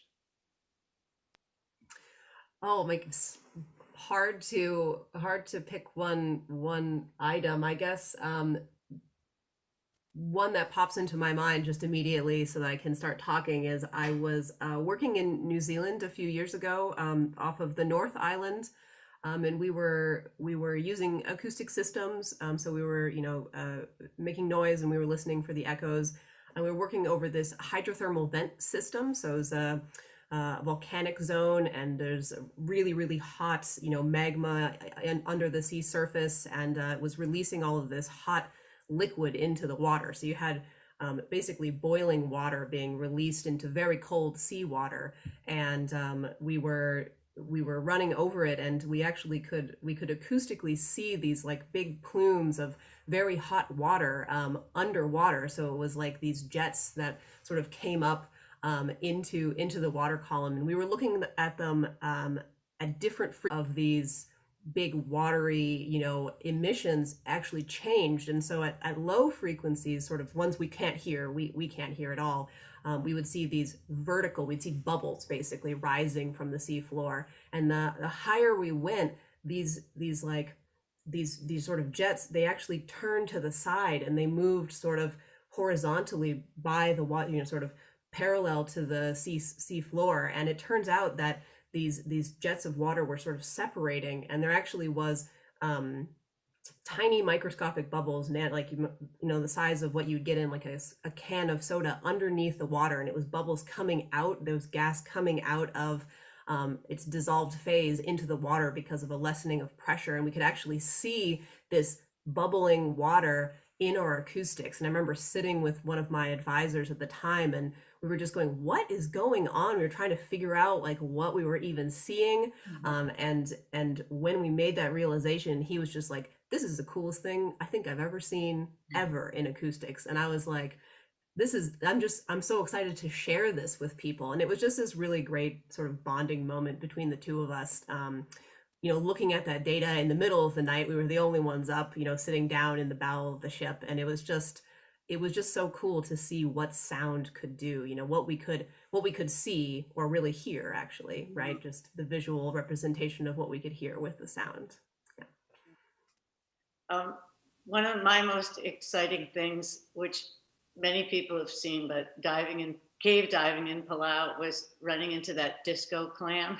Right? A lot of people have seen where it's got, you're in the pitch dark, but there's that electro field running around that looks like a smile. And I remember laughing so hard, my regulator fell out of my mouth.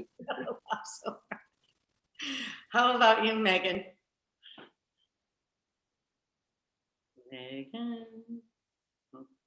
Sorry, you want like what am I most memorable? We're getting a little short on time, but what's the most amazing thing in nature you have seen in the sea? It was actually on a personal trip. So sea kayaking, multi-day sea kayak camping, and my husband and I and our kayaking friend.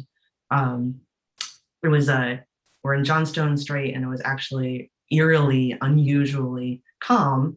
So we were actually able to camp on this tiny little rock island that just barely had the space for us and our tents, called Surge Island, probably very accurately. But like I said, calm, so we were able to make it. And my husband woke me up the next morning.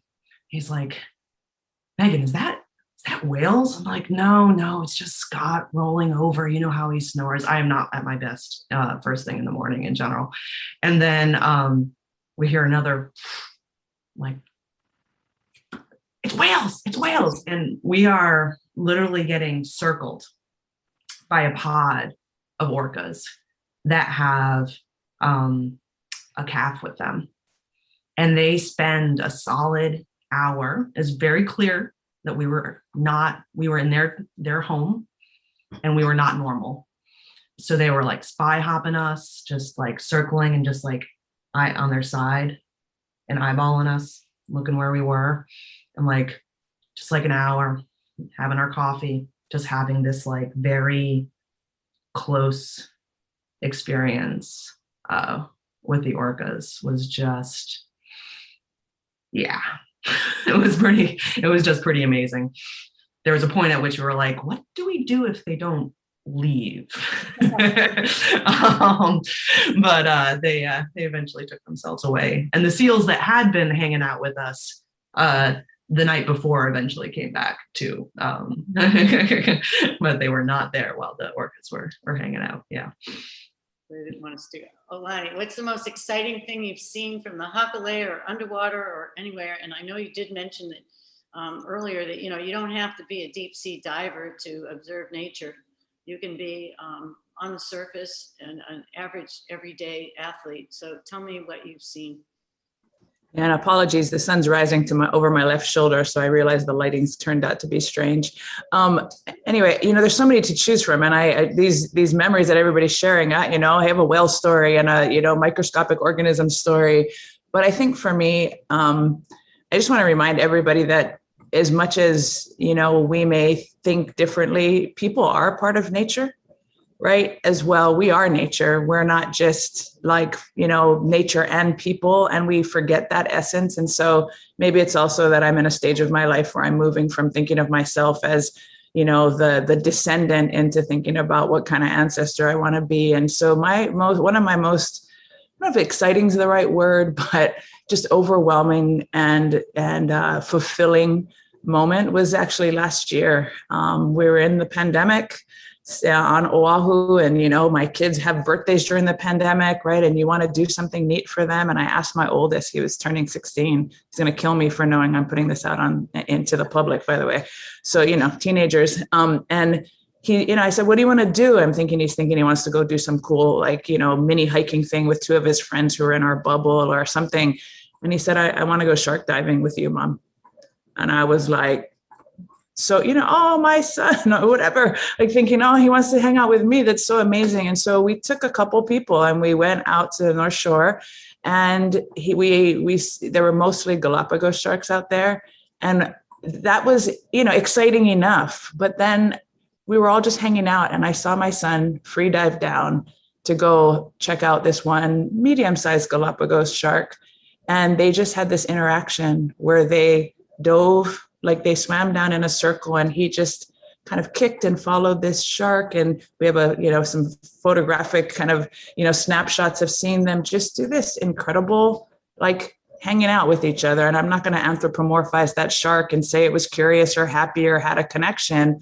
But from my perspective, they were connecting together on something. And they just had this little moment.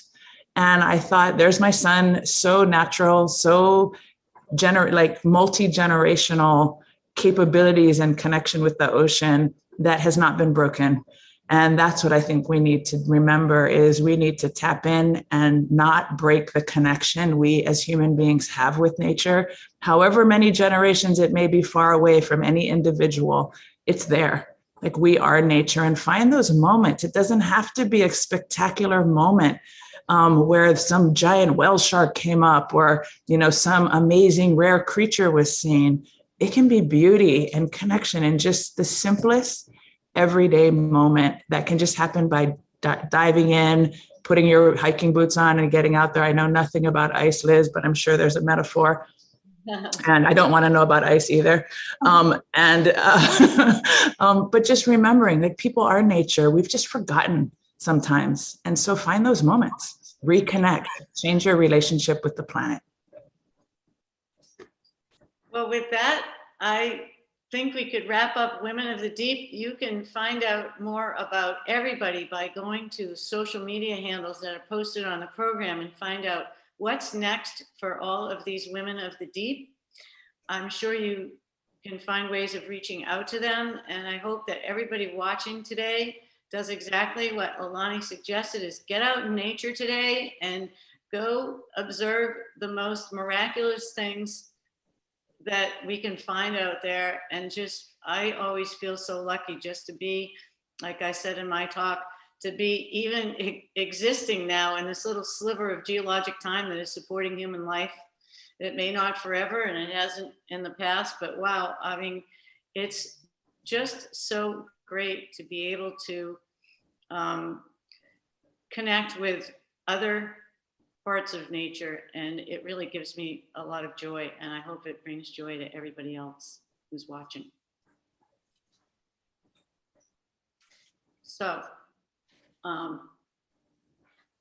see you later. Women of the Deep. Please stay tuned for the next Women of the Deep. I hope during World Oceans Week and UN World Oceans Day. Bye-bye. Aloha, everyone. Bye.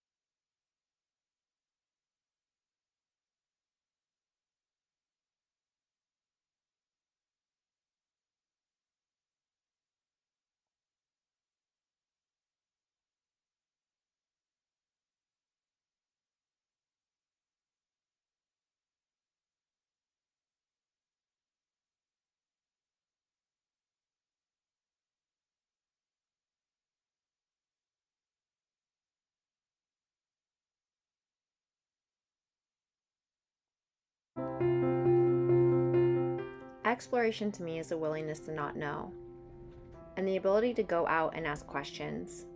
No matter our pursuits, our search for meaning and aliveness brings us time again to nature. Sometimes that's a big adventure, like plunging into the unknown of a far-off rainforest. But for many of us, especially as the pandemic has hemmed our lives in, we're rediscovering the nature in our own cities and backyards. From our parks to our cherished protected areas, everywhere the creatures we share this planet with are trying to survive. As an investigative environmental journalist, I chronicle solutions to protecting the natural world. What brings me solace is knowing how many people are dedicated to stopping the destruction of habitats. The women of Where the Wild Things Are, Chris Tompkins, Callie Broadus, and Dr. Gabby Wild, are bravely working to rewild the world. What strikes me about my conversations with incredible people like them and with people I've interviewed around the world is that everyone to some degree is feeling a sense of despair. And I think this is important to acknowledge because it's in embracing the gravity of where we are that we can begin to speak honestly about commensurate solutions. Of course, I love to study where the wild things are. I think each species is an invitation to unravel a unique story of evolution, anatomy, and beauty that took billions of years to write, each a doorway into an embrace of this fleeting, fragile world.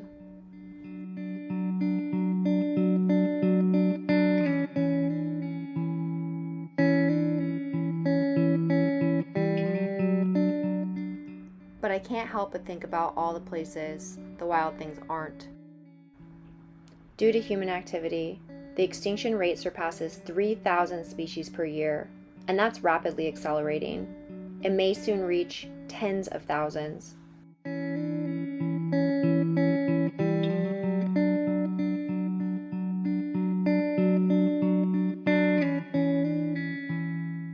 We are on track to lose half of the world's species by the end of the century. That's half of the recorded 8 to 9 million species we've barely begun to understand. That's a quarter of the planet's genetic diversity, which is to say, the ingredients and bases for complex and differing life forms to exist and to evolve. If we continue without the needs of the natural world as central to sustainability, then we will irreversibly plummet into the Anthropocene, an age where the Earth exists solely for humans.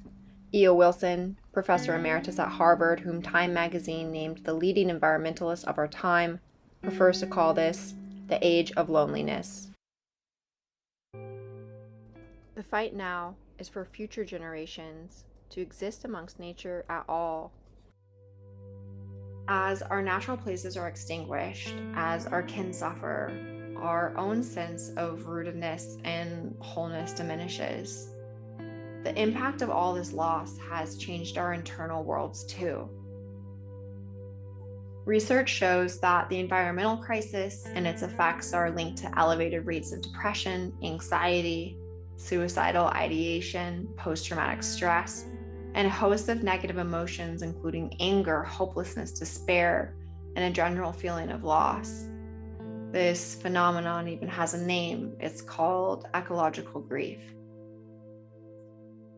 If we are to find our way back to a sustainable and sane way of living, it will be in having the courage to face hard truths. The fact is, the dominant culture preaches the myth of human supremacy, and this bleeds into our sustainability status quo. Most of our solutions to the environmental crises still prioritize demands for high energy lifestyles and for non-essential consumption of luxury goods at the cost of needless destruction. Our dominant cultures are synonymous with ecocide. There's a pattern of violence against nature. It's broad, it's deep set, it's ruthless, and it's widely accepted as inevitable, even justifiable to support modern life. 80% of biodiversity loss comes from extractive industries. The stories of extractive industries that make up civilization are stories of unbeing. Each day, our dominant economies extract and burn more and more pages from the Earth's stories. Whales, bumblebees, lichens, eradicated. As scientists and explorers, we are forced to contemplate these casualties. We figure out what this colossal loss of life means for the greater climate. We take out our calculators and we produce tidy graphs and numbers and attempt to put it in perspective. But I also believe it's our moral obligation to confront the pervasive myth that we have the right to profit by exploiting nature. And I do recognize this means changing everything. I fear more doubling down on the same worldview and bad behaviors that got us here in the first place. I recently reported from Thacker Pass, Nevada, where some of the country's oldest sagebrush habitat, home to pronghorn antelope and golden eagles, is under imminent threat. It's also a sacred site to indigenous communities, where many go to forage traditional medicines. And in the name of the so-called clean energy transition, this beautiful, wild place will be destroyed to mine for lithium to make electric cars, which are ultimately a luxury good. We don't need car culture as one example of something we are trying to extend, at least in the current way it exists. Don't we need sagebrush? Don't we need animals? Don't we need open places where we can go still see the sky filled with stars? Don't we need wonder? More mining, more death, and more destruction, but this time we're calling it green. Most of our solutions are seeking to integrate sustainability into inherently unsustainable ways of living. I can't help but think that maybe this is part of the despair. We intuitively know this, and we know that turning the natural world into products is making us sick and lonely. We know where the wild things are. We just need to do better to defend them.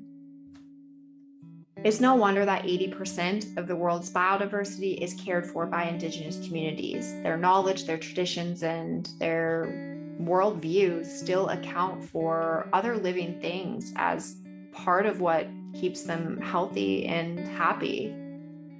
Every day, as colonization continues its assault against their communities, they fight systematic racism in the form of extractive industries that work to erase their cultures and destroy their land.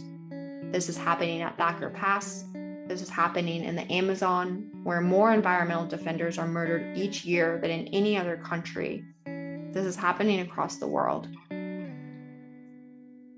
The sustainability status quo as we know it will not save the Earth. Resistance to exploitation and protection for those who bravely stand up to it is the difference between life and extinction. Fighting back is the antidote to despair. None of this is easy, but future generations will wonder, as we were losing Earth, as we were losing countless species, did we fight like hell? The needs of the natural world need to be firmly in view in each problem we set out to solve. In our struggle towards sustainability, we need to make visible the trade-offs, and it's not good enough to justify the loss of creatures and indigenous cultures in the pursuit of some supposed greater technological good. We must be better than that, and braver. The lives of everyone we love depend on it.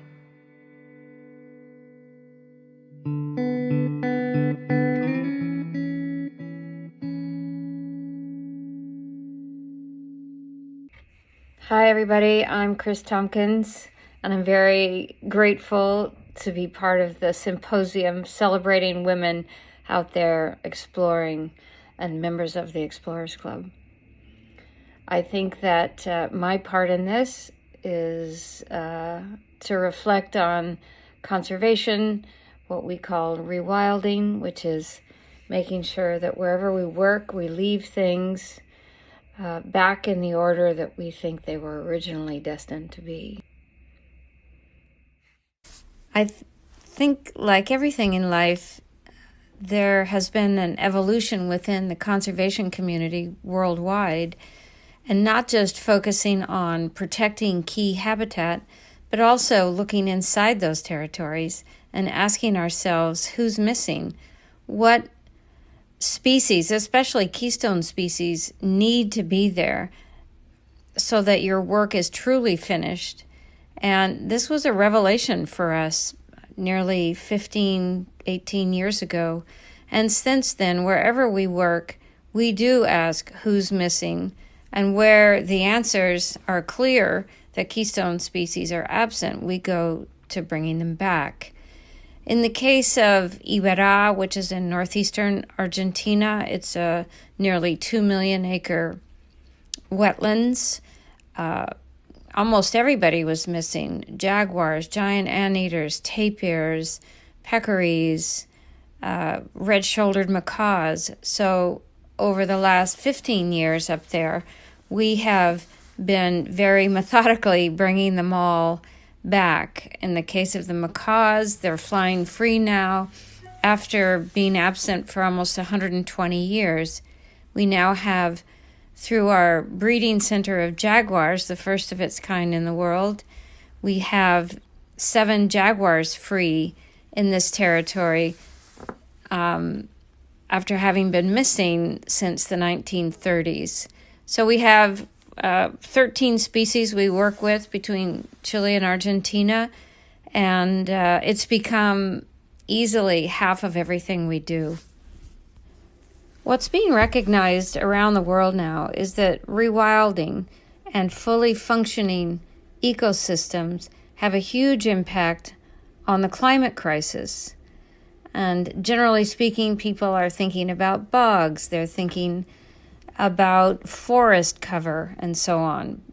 But if keystone species are missing from an ecosystem, that is a clarion call that there is an illness in terms of how that ecosystem functions, and it is being degraded perhaps more slowly so you don't see it as clearly, but you are moving away from healthy, fully thriving ecosystems and combating climate change if you don't really look at the full cycle of any given territory. One of the things that we realized as we got started with rewilding is the fact that we have to start with rewilding ourselves. And some of us go out into what we consider wild territory quite a bit. But who are we actually going to see out there? Who, as I said earlier, is missing? We have to put ourselves as a part of the whole of the circle of life and not in the center. And this requires a huge shift, especially in our modern times, as we have been allowed to, or encouraged to, I would even say, step out of that ring and see ourselves as solely beneficiaries of the natural world, and step right back in, get to know your neighbors, whether you're living in Boston or you're in southern Chile in isolated areas. Most of us don't know whom we're actually living with, and what do we give and what do we get, and thinking about the importance of rewilding our hearts and minds. I'd like to say a little bit about women who are explorers.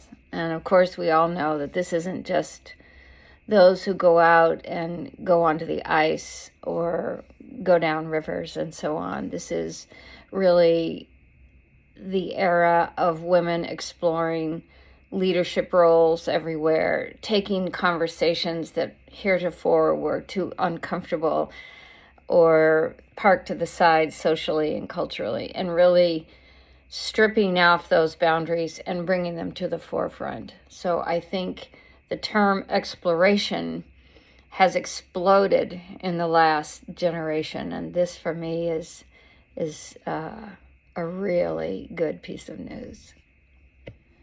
I don't think any of us have been immune to the effects of modernity on our lives. There's no question. When I was growing up, I was a climber and a ski racer, and even with that time in the out of doors, it really wasn't until 1980s that I really began to understand that those places we loved were really becoming denuded. They were in trouble, and we weren't skilled enough to understand that. And today, people a whole lot younger than I am really understand this, and they know that our lives have to be participatory, and you can't sit at the sidelines and hope somebody else is going to take care of it.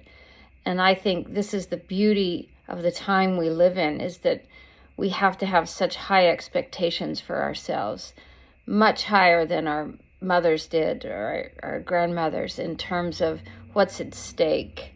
What are we leaving for the future? So, I know I'm considered to be somebody who's pretty relentless, and I take that as a point of pride. So I'm looking forward to the panel, and I'll see you all soon. I'm Dr. Gabby Wild. I'm a wildlife veterinarian and conservationist. I have a master's in public health, which allows me to really gain a grasp of integrating wildlife diseases and human diseases and understanding the ecosystem that is in this One Health initiative. Together, we are able to put these focuses in synergy, so that way we're able to further the goal of preventing extinctions.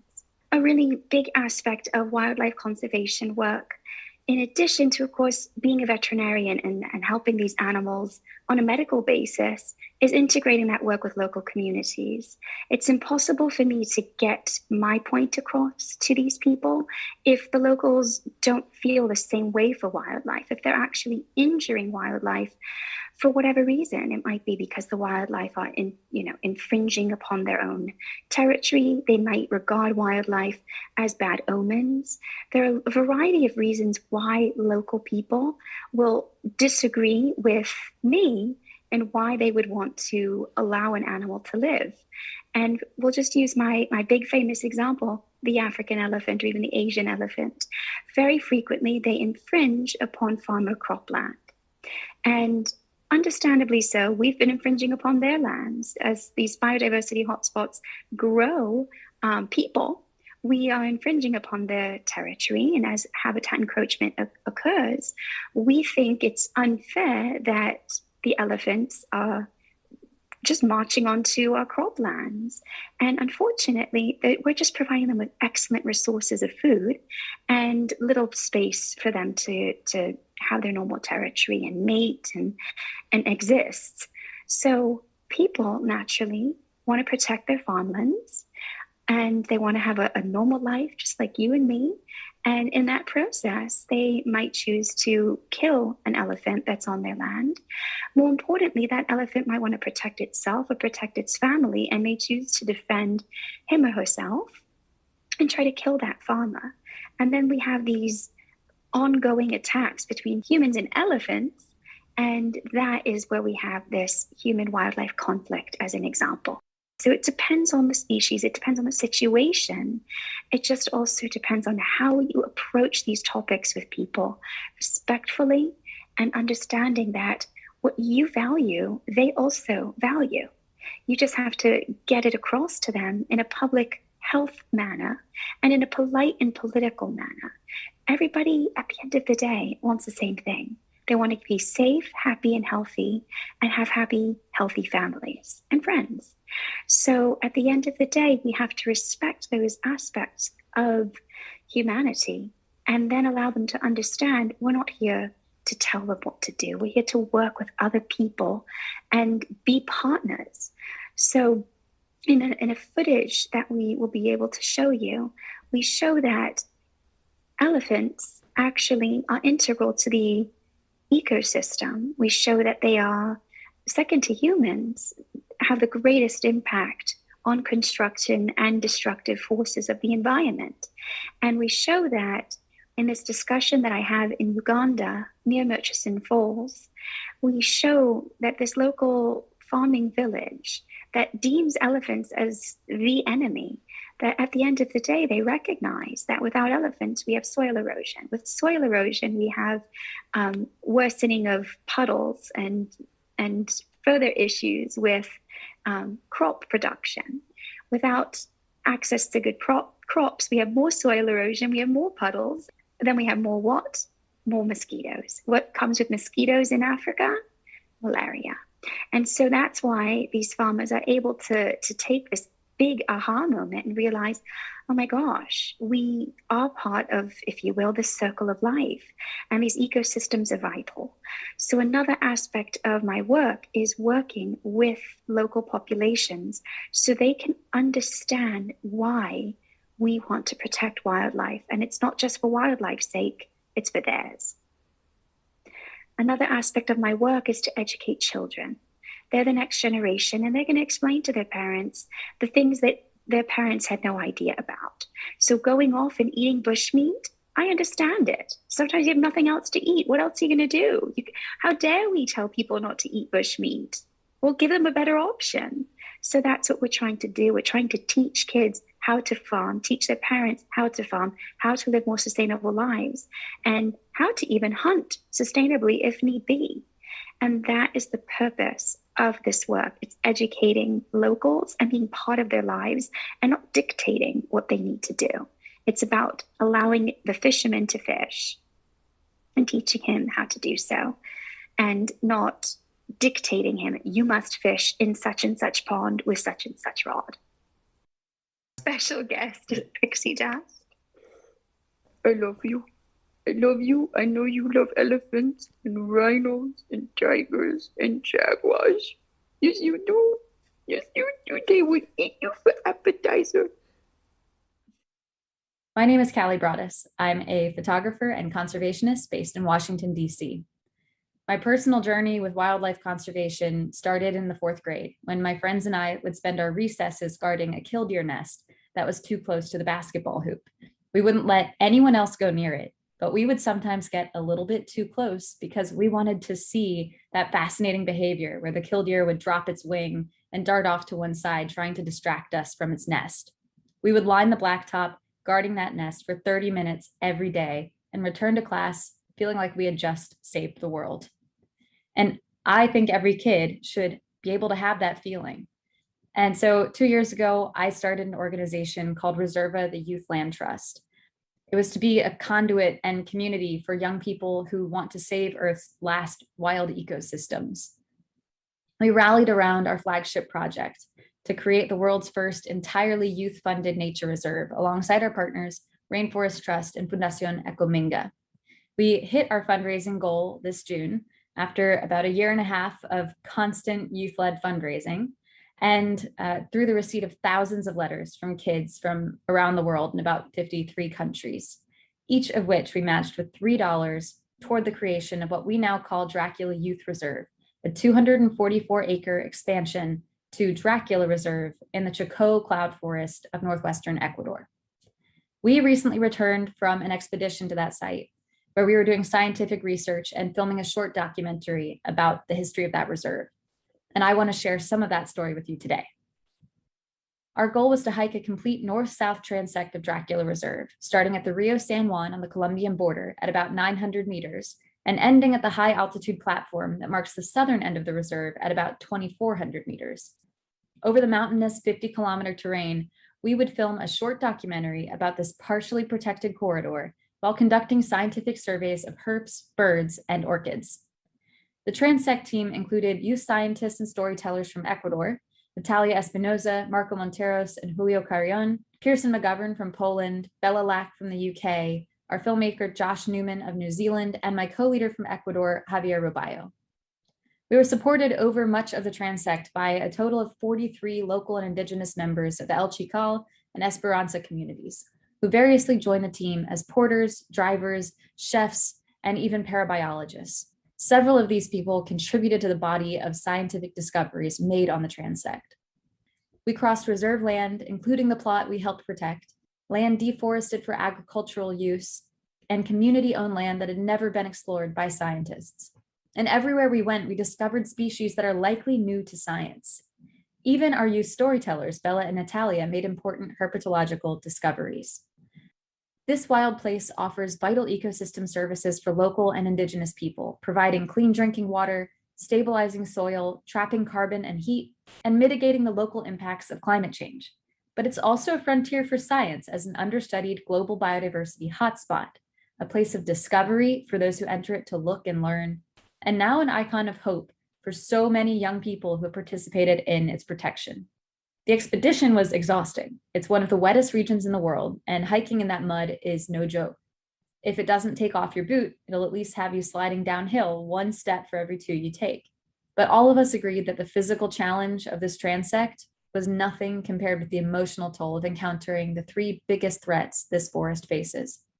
We were prepared to encounter agricultural deforestation, but that didn't lessen the gut punch that came when we emerged from a pristine forest full of undocumented species into an open pasture devoid of life. We were even prepared to see the effects of climate change, knowing that for the last 5 months of this year, a critical roadway had been shut down by a landslide, which was caused by record rainfall over destabilized, deforested soil. But the scale of it was staggering in person. What we did not expect to find was 400 meters of a previously unexplored and pristine canyon scraped clean by illegal gold mining activity on private, protected land. While most of Ecuador's remaining Chocó cloud forest is under the government's mining concessions, conservationists have one layer of protection. They can deny entry to miners who are required to get permission to explore. But what happens if the mining company doesn't get permission and just does it anyway? This was the first proof of mining activity in Dracula Reserve, and luckily it was only a few days old. A short drone flight showed a mining camp just 500 meters from the damage. The next day, we walked straight into their camp to confront them and to find out which international company was responsible for their actions. Today, that's where I'll stop. What happens next in this story is dependent on more people getting involved, whether as donors, global activists, or community leaders. Youth carry a huge burden of inheriting a depleted planet, one with fewer killdeer and more blacktops. But they can still be protectors, whether they're budding field biologists or documentary filmmakers or fourth grade wildlife warriors. Young people are leading by example as we watch world leaders deliberate on the exact amount of wild we will inherit. We hope that by doing our bit for biodiversity and sharing our story, others will be inspired to take action as well. I'd like to acknowledge the Orchid Conservation Alliance, our friends at Basel, and Rainforest Trust for their support of Dracula Reserve. And I welcome everyone watching to join us at reservaylt.org or on social media and share in our next steps. But thanks so much to Kate for giving me the opportunity to share, and to the Explorers Club for celebrating so many hardworking women who are doing their bit.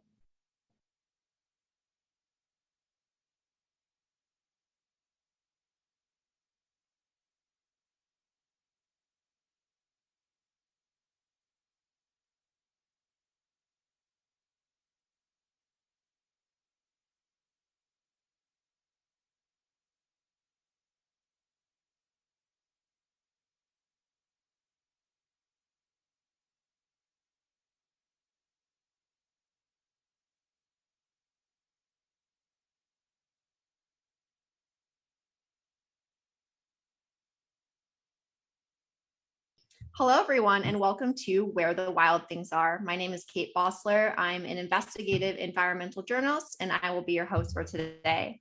I'm joined by women who collectively are responsible for safeguarding countless animals and the wild places they depend on. They do this through direct action, community building, forming global alliances, and by leveraging the passion and courage of all of us in this fight to protect and restore nature.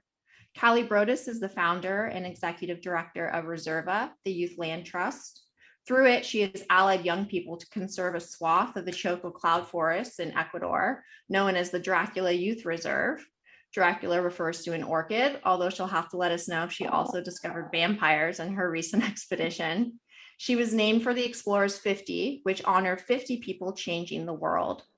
Dr. Gabby Wild is a wildlife conservationist and veterinarian for wild animals. She's been featured in National Geographic Kids books, sharing her adventures saving animals around the world.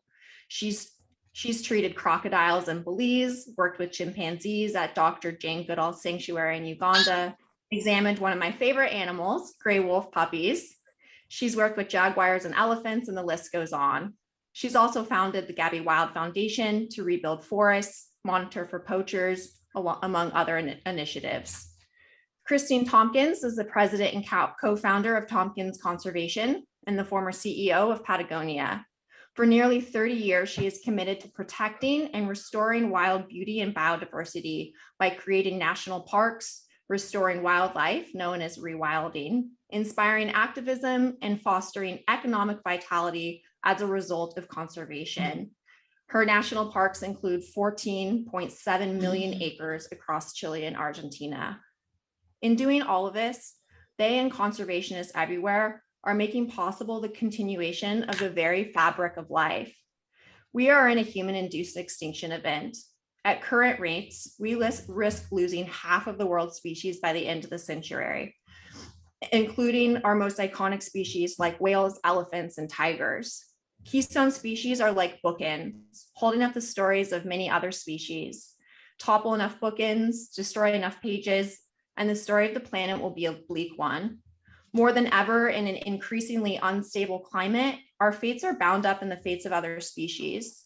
And each person here is rewriting that story. Stories are some of our most powerful tools for restoring the wild and our relationship to it. Environmentalist Renee Askin writes that without the ability to recognize, not intellectually, but intuitively, our relationship to animals and the land, to see them as an extension of ourselves, to understand that our health is derived from and dependent upon them, we become capable of the mindless exploitation, which could lead to our own extinction. She's the author of Shadow Mountain, which is a memoir about her efforts to restore wolves to the Yellowstone National Park. And what I appreciate about this is she doesn't shy away in this fight that she encounters very real obstacles and less than supportive attitudes, and yet she persevered and formed the necessary relationships needed to advance her mission. Something that all of our speakers have in common is this trait of perseverance. And what I love about it is it also names this crisis of disconnection, and that how coming back into relationship with what is wild within us and relating to the natural world is so vital for all of the work in conservation. So I'd love to hear from each of you in response to what she's written about this, recognizing this relationship to animals and to the land, and hear what it looks like for each of you. Chris, you had spoke about not only rewilding land bases, but also rewilding ourselves. Can you share a bit more about that? Hi, everybody. Nice to be on this panel. When we started taking large landscapes and putting them into national parks, we weren't focused, really looking back on it, on making sure that all, especially keystone species that may have been missing, can be brought back. And without that, you don't really have the very nature of a national park system in the first place, because as someone said, if you landscape without is just scenery. So that's when we really got cranking about 15 years ago on rewilding keystone species.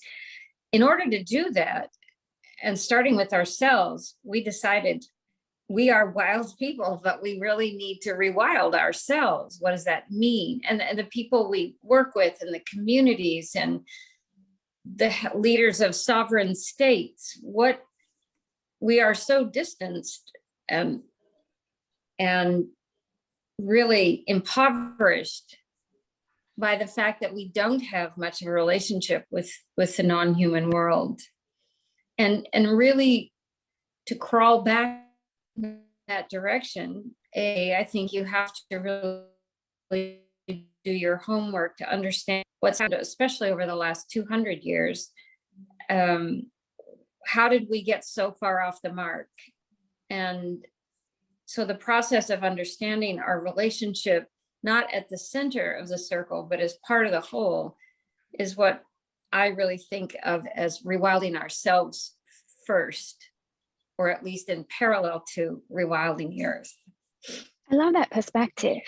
it's actually really beautiful, because I don't think, as Gandhi says, be the change you want to see in the world. And that's exactly it. If we don't integrate who we are into this entire process, it's impossible for us to therefore create an environment and a society that agrees with us. We have to, you can't just talk the talk, you have to walk the walk. And that's exactly what we need to be inspiring people to do. And understanding from like my perspective, because I go internationally to do my veterinary work. And I'll give you an example of allowing people to come to their own and realizing what's important. So I'm the first like young white girl, if I can say it this way, a Caucasian girl who worked with Asian elephants from the king's stable. And these lovely mahouts did not want a Caucasian girl who is very young to be touching their elephants, all things against me. So because I started when I was 16, little by little, they started to be like, oh, I know who this person is. I'll begin to slowly trust them. But I also needed to be totally reprogrammed and understanding their relationship with their elephants and why they're in the pickle that they're in. So society requires humans to find a way to provide for themselves. So we can't just expect people to go out into the world and be like, yeah, I'm going to stop destroying the environment. They might have no concept that that's what they've been doing, because certain people have been doing it for thousands of years. We can imagine the original tank was the elephant, for example. So we imagine the warriors of Surin, these were Thai tankers called elephants. So they originally developed these elephants for armory. And then they said, okay, well, we can also use them for our farming. So that was the original thing. And then logging. And then suddenly we said, no more logging, no more logging. So now this craft that's been going on for thousands of years, we're saying, sorry, we don't want it anymore. So what do all these people do? And with all of these elephants that have technically been domesticated. So we have to now rewild these people to understand why we don't want them to be logging, why not to be doing this, and not to hate us in the process. Yet at the same time, these individuals are so in tune with nature, it's not even funny. I get to learn from them on how to find bamboo when I'm hungry in the rainforest and need to find a bamboo shoot, how to take that bamboo afterwards and not waste it and turn it into a cup so I can use it to get some rainwater and drink later. So they're the ones teaching me how to use nature as sustainably as possible. And it's coming to these realizations that we integrate our world to say, we're all the same, we all want the same things, but how do we approach each different culture and each different society to get to that same goal? And to get back to being a vet now, how do I now say, look, I have to do a procedure on your elephant? And to them, you have to remember, most of them are Buddhist. So there was this one situation where I genuinely felt from my culture, this animal is suffering tremendously. I need to put it to sleep. I learned very quickly that that does not happen in Buddhism, and at least here. I can't just do that. So it's understanding their culture, me having them understand my position, and then working together so that we can actually work together. And exactly what you're talking about. If we don't change, then there's no way we can all work together for the same exact goal. I think that one of the biggest challenges is that we don't know what we don't know.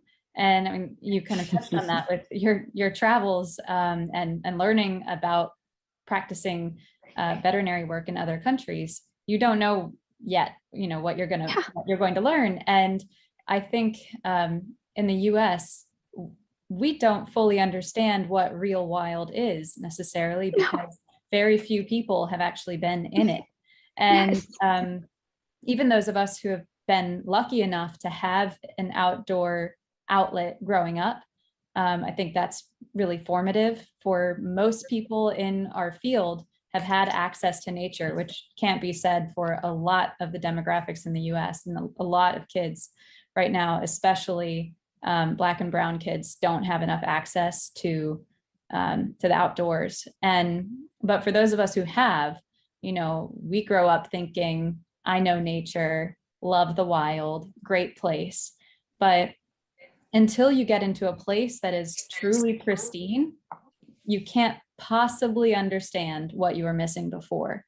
And I remember my first time seeing real wildlife in the numbers it should be, visiting the Galapagos when I was 14. I remember my first time being in Africa and seeing the abundance of wildlife and the natural state of the ecosystem I was in the Okavango Delta, and understanding for the first time, oh, this is what wild really is. And that was all kind of animals based for me, because I think that's what most of us notice right off the block, but or off the bat. But it wasn't until my first expedition to Ecuador that I think I actually understood what wild was. And that was through the plant life that was there. And I remember hiking through, we were emerging from one elevation to another within the cloud forest system in the Andes in Ecuador. And there was a moment where we broke through some foliage. We had to like scramble under some roots and things. And we came out, had just gone up maybe another 15 meters or something. And everything had changed. We were in the clouds and everything around us was red. It was all red bromeliads. And we all audibly gasped, because it was one of those moments where you realize, oh, this is unearthly. But in fact, it's the exact definition of earthly, but, which is just goes to show how much someone, even like me, a lot of outlet in nature, didn't understand what wild was. I think being out in nature and being miserable puts you really in the right attitude to understand your role in nature. Yes.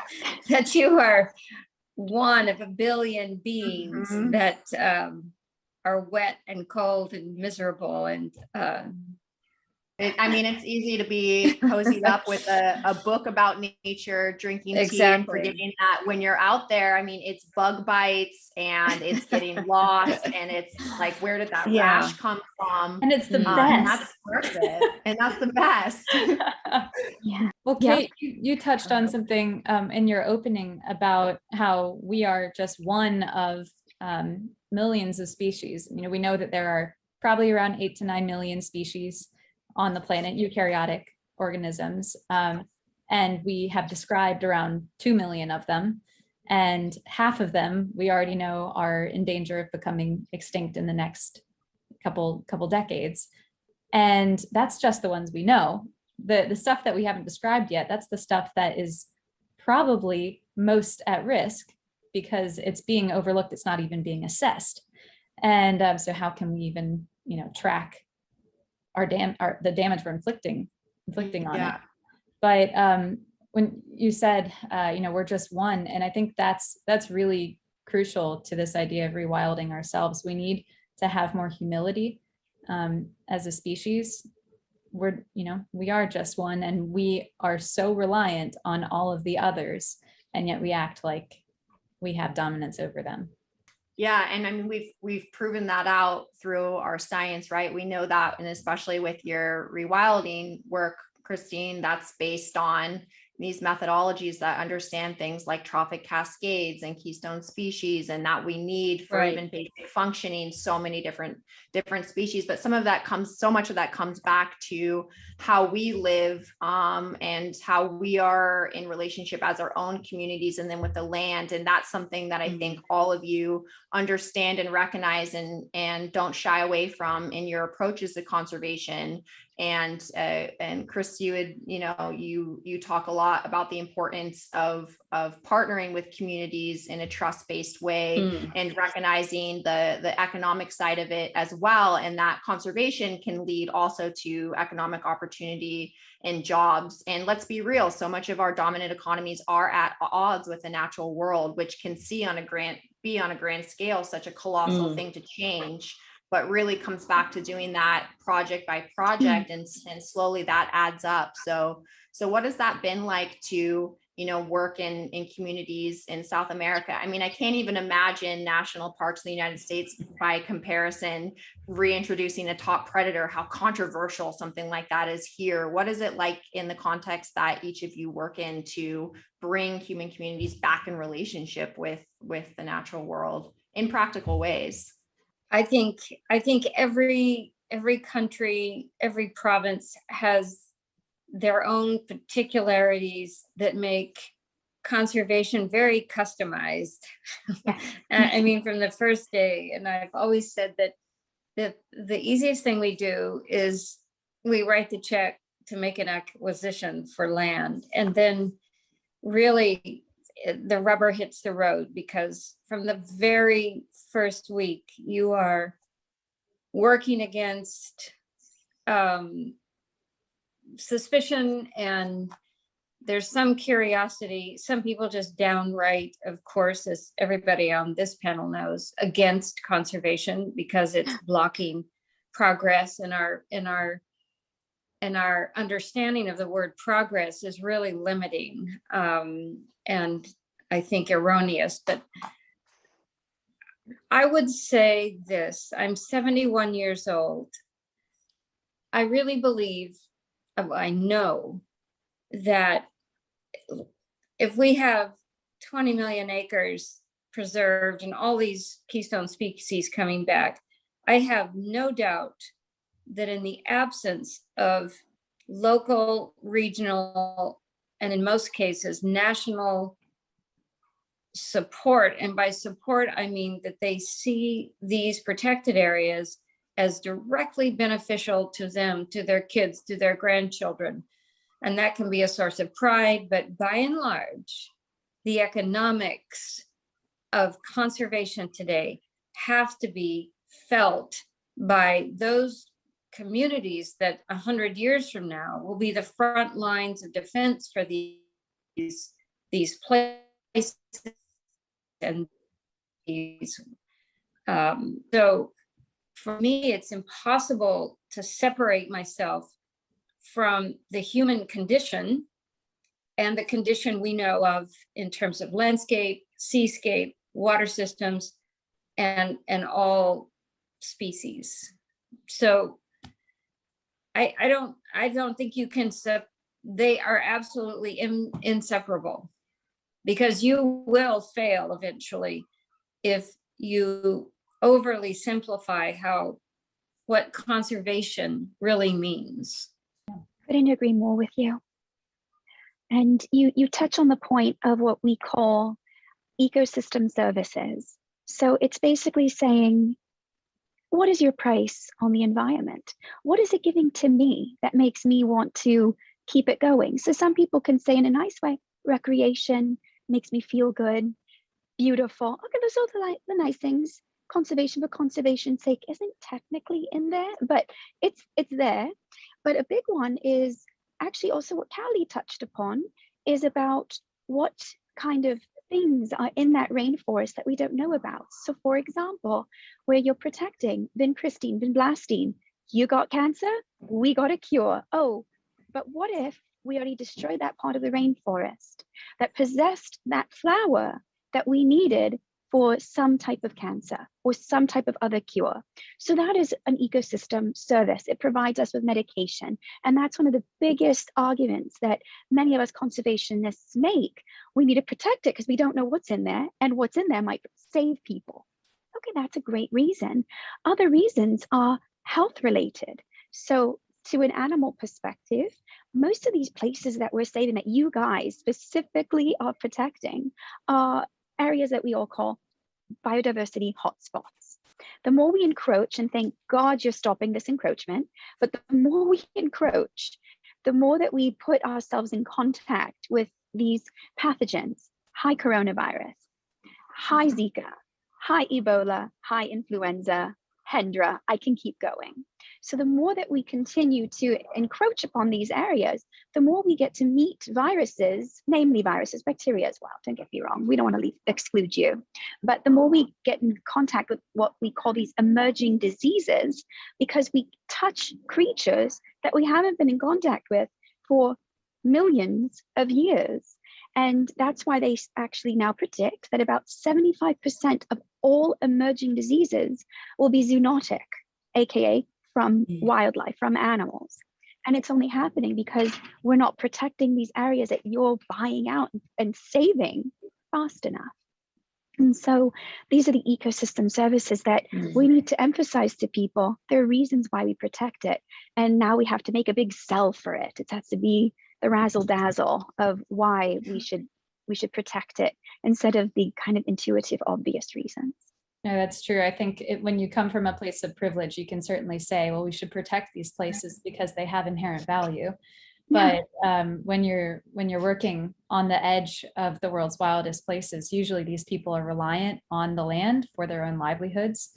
And it comes down to decisions about, what they're going to do to feed their family that week or that month or that year. And they might not necessarily have the ability to think long-term or to make decisions based on their long-term benefit. For us, where we're working on the edge of the Chocó cloud forest in Ecuador, it comes down to mining and whether they allow mining companies to come in and explore for gold under their mountain. And that comes with a lot of water contamination. And there's a huge amount of money in mining. So they can come in and say, hey, what's that conservation organization planning to pay you? We'll pay you 3 times that much. And what are you going to do? You have taxes that you have to pay on your land. You can't afford to keep it. You either have to farm it, cut it down little by little to pay your taxes, or sell it either to conservation for a little bit or to mining companies for a lot. But if you do, then you're stuck with 3 years from then, the mining companies will be gone and your water will be destroyed and you'll have nothing left. So it's something that I think all of us who have the ability to do something need to be invested in to help make those decisions easier. And also to acknowledge that usually the people who are cutting down the forest aren't bad people. They are people who are just trying to earn a living and who aren't faced with the same choices we are. I'm glad, Callie, that you brought that up, because there are so many messy truths in conservation, and it isn't as straightforward as just drawing boundaries on a map and setting it aside. And I think we all sort of try to parse these realities and understand, recognize the very human needs that are being met. And at the same time, Chris, you mentioned this sly word progress that too often than not means short-term profits over long-term prosperity.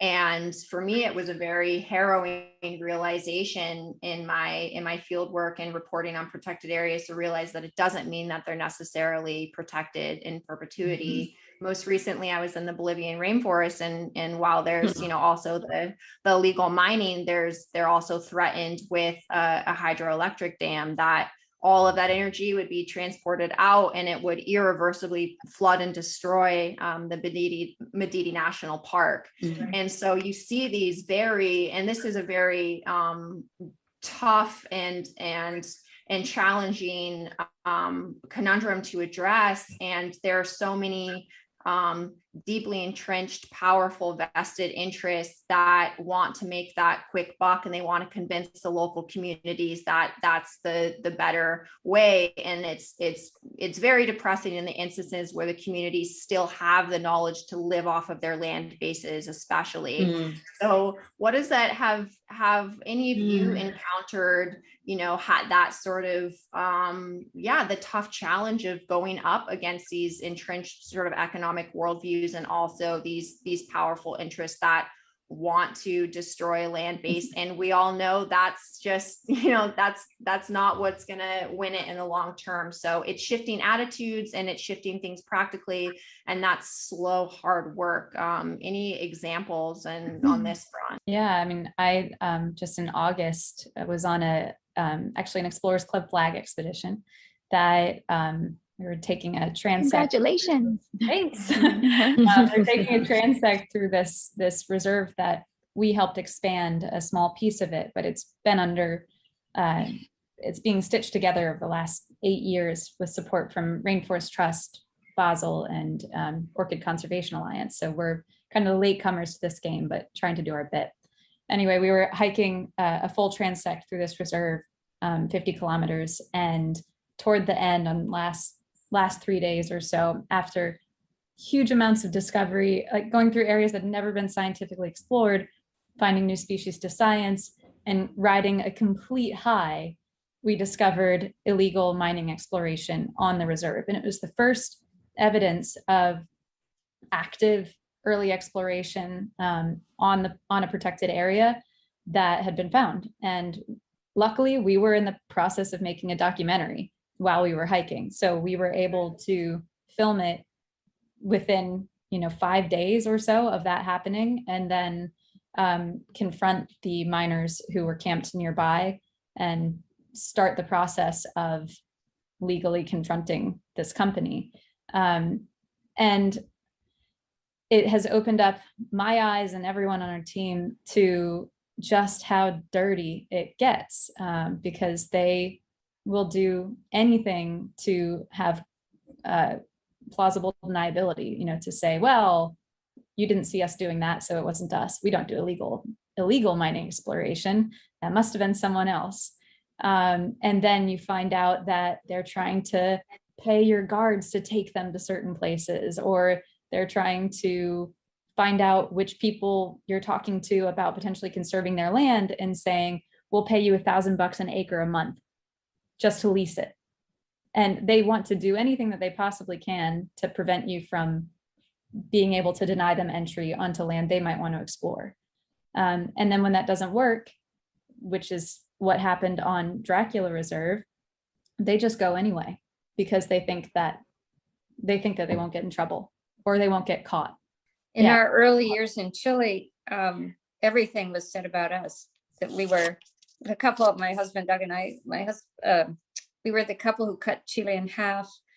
We were putting together a new Jewish state, even though we were both raised as Anglicans, that we were developing a nuclear dump site for the United States, military bases for Argentina to go, so they can go finish off Chile once and for all. Death threats, military planes flying over our house. I mean, it was a full-on conflict of which happens everywhere. It's the conflict of conservation hitting development, and that's going to happen everywhere at any scale that you're working on. That's just a conflict you have to be ready to address. And it was at least the first 5 years, I would say, until we just thought, okay, keep working and doing what we said we were doing, building places where all were welcome, and that eventually local towns and so on would be able to utilize all this work for their long-term stability. But it was, we've been through, in both countries, there's nothing that hasn't been said about us over time. And That's definitely one of the main tactics. Put your shoulder to the grindstone and just keep going, but be very aware that it's dangerous at times. And Chile and Argentina are simple by comparison. When you look at what you're doing in Ecuador, and I mean, there are many countries where conservationists are really, really in peril. No, we're lucky, I think, that we haven't seen violence at all in these tactics so far. But the misinformation, like you were saying, the lies that they will spread just to try to turn people in the community against conservation are insane. And absolutely. And so that work, like Gabby was talking about, of getting to know people, trying to understand their perspective and then showing them yours, is so critical. And I on this last expedition, we got to work with a group of the local indigenous leaders who owned the land that we were hiking across, and showed them what we were doing, and they were beginning to be exposed to the science, and And they had been told that the work that this organization, our partner organization, Ekominga, that they'd been told that Ekominga was actually exploring so that they could extract stuff. And they were able to come and see us and see, oh, we're like handling snakes, and check out this frog, and look at this orchid. It's 1 millimeter wide. Have you ever seen this before? Wow. And they're like, we didn't even know we had flowers that small. You know, so when you can show them that there's more to their land that they might not have even known about, and that it's a treasure rather than, you know, something to be sold off, and how much they'd be losing if it's destroyed. That's the work that happens slowly, one by one, but it's the most valuable. Oh, absolutely. And to say you guys have gone through some adversities is like an understatement, but it sounds like what a journey, what an incredible time. I mean, what I do in my foundation in Sumatra is we have an agreement with the local government, which you can only imagine how Sumatra has a lot of fairness going on. But we have an agreement with the local government that they love me. They really love me. I don't even go to the meetings anymore because they love me so much. So with the locals, they said, sure, what we'll do is, because this area of Waikambas is theoretically a protected national park, we will allow a National Guard to join you, because we have 24/7 eco guards that go into our rainforest tree houses. And so they stay with our dudes. They have a grand old time out there. And if we do see a poacher, if we do see illegal logging, we can immediately escort them out. And they are a little bit more intimidated because the local government is involved. What I also love about this entire method is the locals are involved. They're all taking shifts. Yes, we're paying them, but they're all taking shifts, enjoying time with their friends, you know, smoking cigarettes, having a great time with nature and being part of the world that they grow up with. And I have all the kids come and join every time I'm out there. I have them come out to the tree houses, come plant trees with me. We have lunch. They come to the elephant hospital with me. They go pet the elephants. We have a great time. I know some people might feel uncomfortable by the idea of children petting these elephants. They are domesticated. They're not going back into the wild, unfortunately. But it allows these people to see what we're protecting and why. If this elephant comes onto your land, you've touched one, you know it's not evil. It's just trying to protect its family. Please don't shoot it down. Please. Instead, we'll come up with other methods to keep it from encroaching onto your farmland. And at the same time, I really value how you guys are saying things like, well, these other organizations want to shoot me down. These people want to attack me and target me. And admittedly, when I go, I try to stay under the radar because I'm nervous of these things happening, that they're like, oh, here's the next Diane Fossey.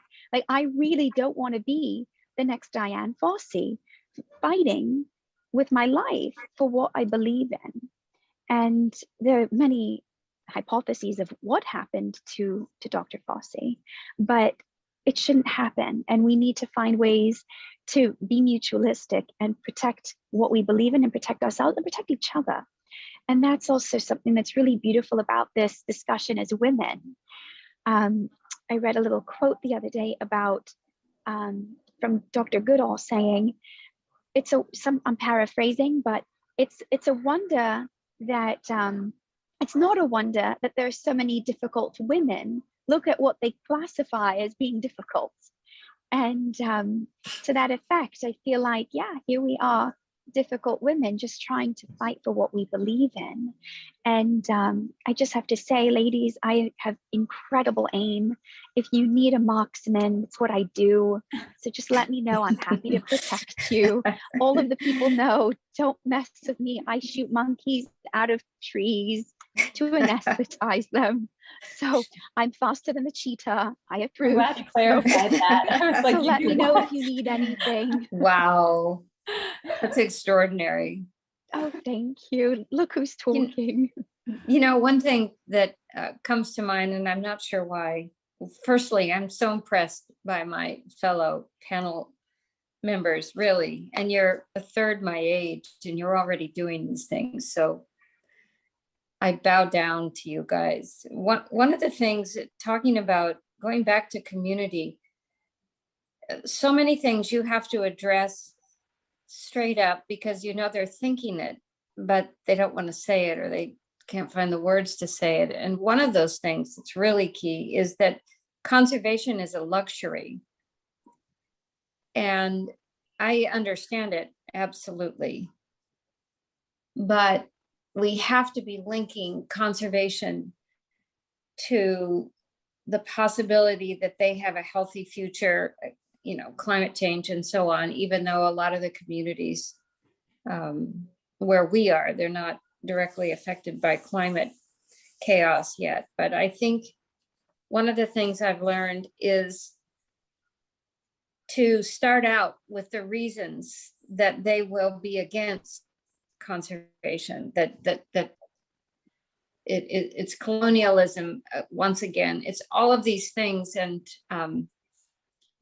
we really have to be the ones who bring those things up, because it turned out to be a shortcut that I should have learned in my business life, but I wasn't paying enough attention, I guess, to really start relationships off with what you know to be true, their truth. How does this look from their eyes? And I think Callie and I can both say we couldn't be doing what we're doing if we didn't have women like you, like Diane, like Dr. Goodall, who started all of this so that we could be here. So we thank you.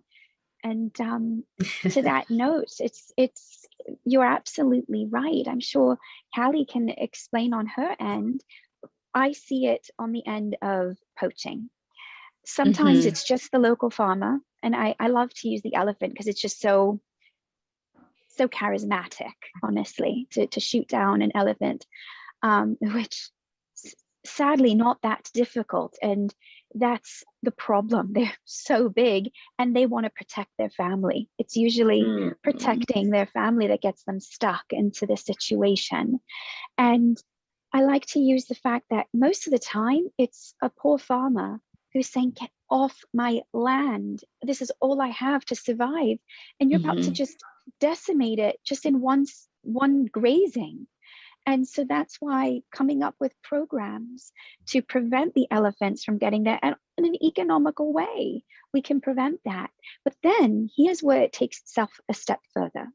Now that they have this bad taste in their mouth because elephants do this damage to their croplands, it's so easy for companies to say, hey, shoot these elephants professionally. I want you to, and each one I'm going to give you X number of dollars or whatever currency you want to give it. And if you do that, fantastic, because you're getting rid of your problem and I'm giving you money. So it seems very easy to go ahead and do it. Now they start to become even more advanced. They have night vision. They can even use helicopters. They have camera traps for them. It becomes even more complex. And it all started with not understanding why the elephants are on their land to begin with and why they don't want them there. So if we can stop it in the beginning, we can prevent it from happening on a militant scale, if you will. And it goes, I'm sure the big one for where you guys are located is jaguars. Jaguars invading onto croplands and farmers saying, hey, I want my sheep. I want my cow. I don't want that jaguar. And how you organize with them saying, okay, let's figure this out. Let's make everybody happy. Well, we're just in the process of putting jaguars back. We haven't had a conflict yet, but we know they'll come. And when they do, we'll have hopefully the 10 years we put into investing in community programs, preparing communities for the return of jaguars. But I know, Callie, you're working with them where you are. Well, we have pumas.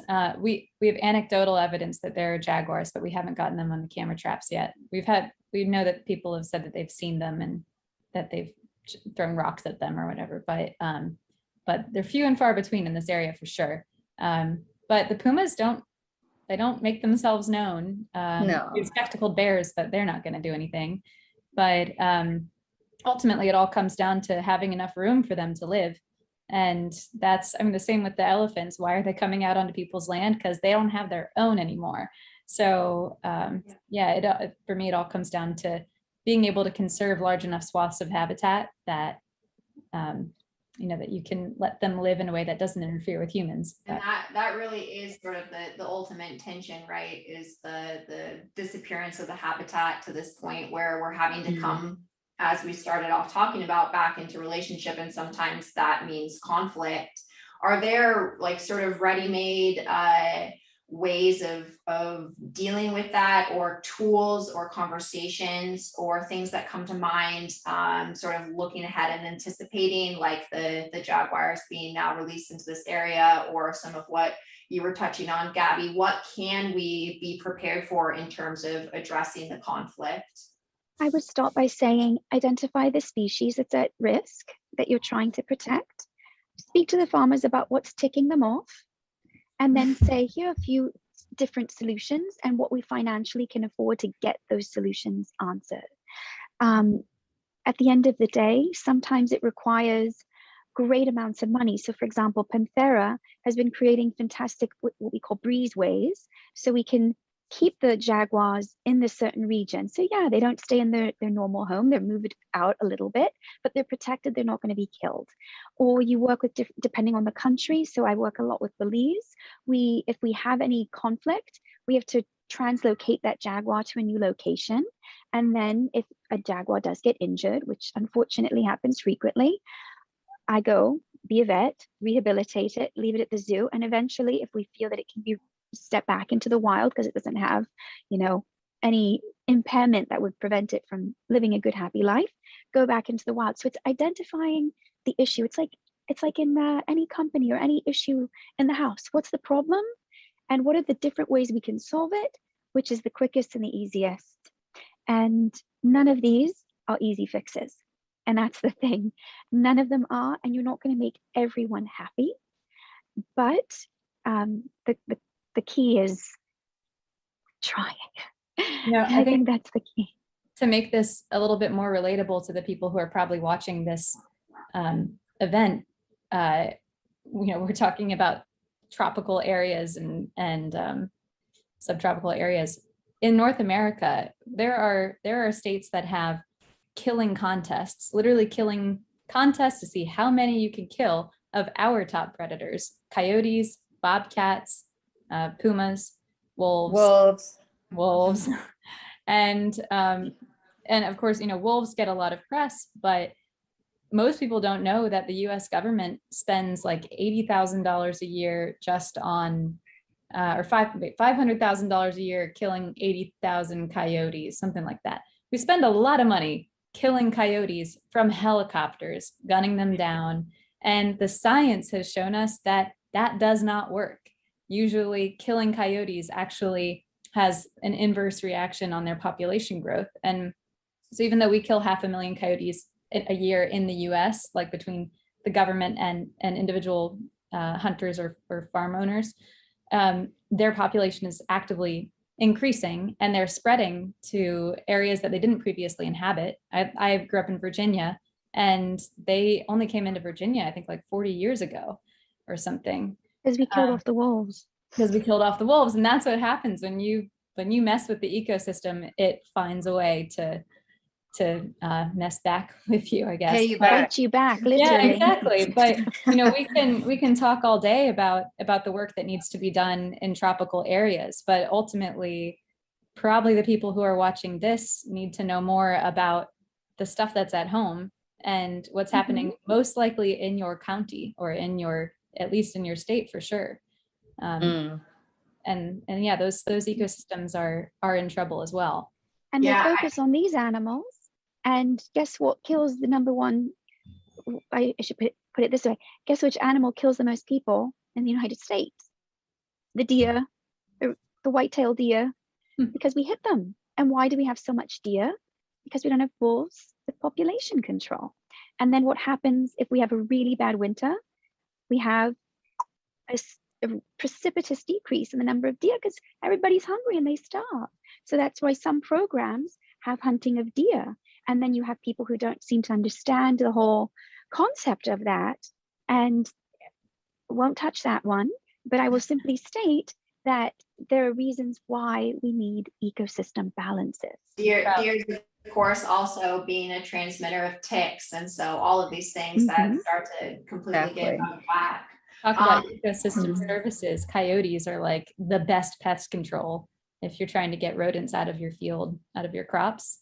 Coyotes. And Callie, I'm glad you touched on that, because yes, like conservation, getting to the goal of preserving enough habitat to stave off the extinction event means, you know, protecting habitats like wherever we are. Even urban ecology plays a huge role. And I think COVID has brought people back into relationship with what is natural around them, out of just a need to connect beyond sitting in their houses and going stir crazy. Like we've seen this madness and rise and birding and people getting obsessed again and rediscovering their local natural areas. And that's incredible. Currently 15% of the planet is protected for other species.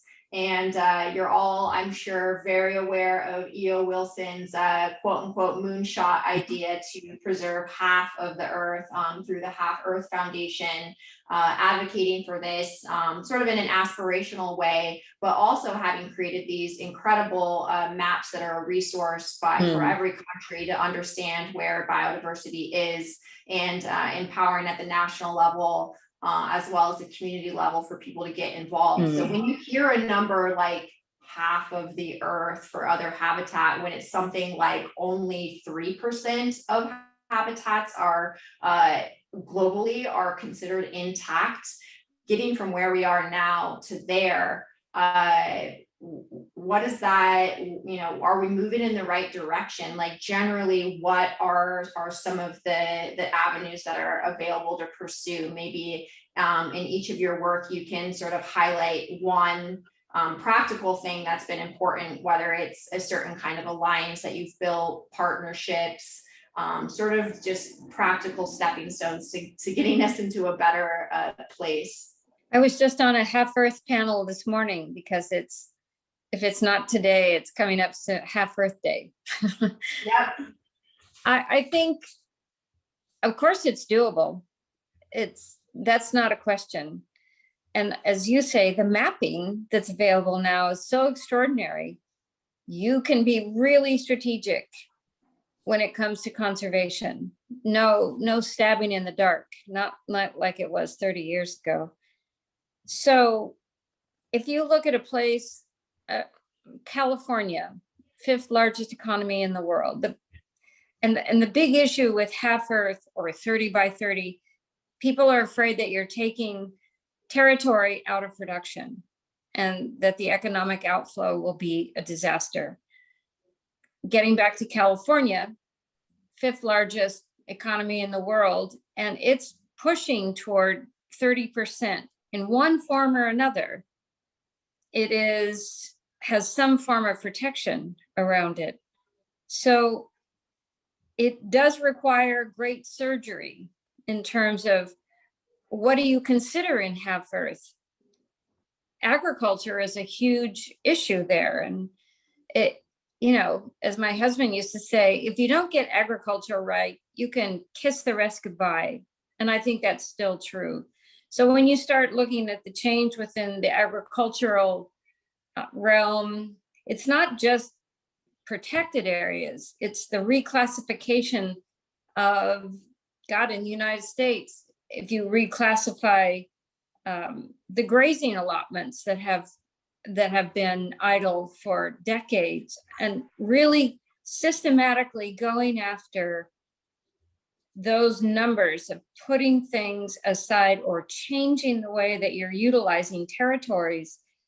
Half Earth is not actually that astonishing. It's hearing it out loud is unsettling to everybody.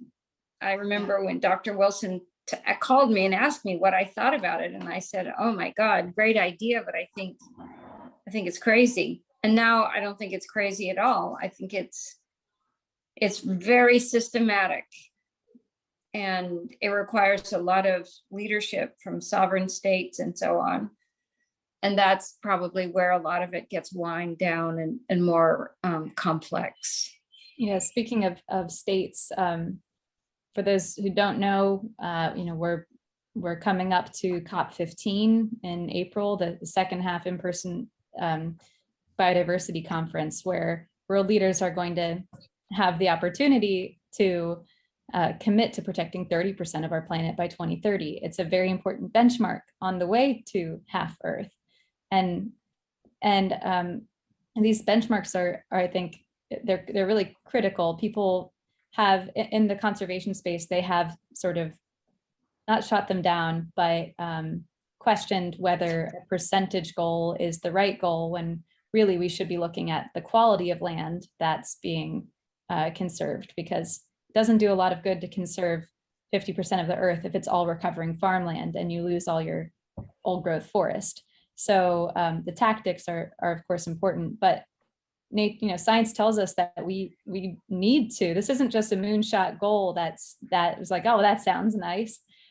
The science that Dr. Wilson did to make that estimation is sound, and it says that we need to have half of Earth in its natural state for us to continue as a species in harmony with Earth. And in order to hit 50, we are gonna have to hit 30, and the sooner we do it, the better. So I think just in terms of systematizing it, like Chris said, you need to have your goals and your sound data to back that up. And I think that's what half Earth is. That's what 30 by 30 is. You need to stop the bleeding, which to me, that's the work that Rainforest Trust is doing, that we're beginning to do now in our small way, but all those local conservation organizations on the ground are doing, where they're buying habitat or working to designate the habitat as a protected area. So we need to conserve the areas that are still intact. And then you need to engage the right people. So that's stakeholders in governments, local communities, and then of course, philanthropists who are able to mobilize funds to get a lot of this done. And then the area that I'm working in, just for a plug, is youth. Half the world is under 31. And previously, there wasn't a conservation organization working internationally to fund conservation entirely through the lens of youth empowerment. And so that's why I'm doing what I'm doing. But we need to bring as many people on board to this concept of preserving nature to save ourselves as possible.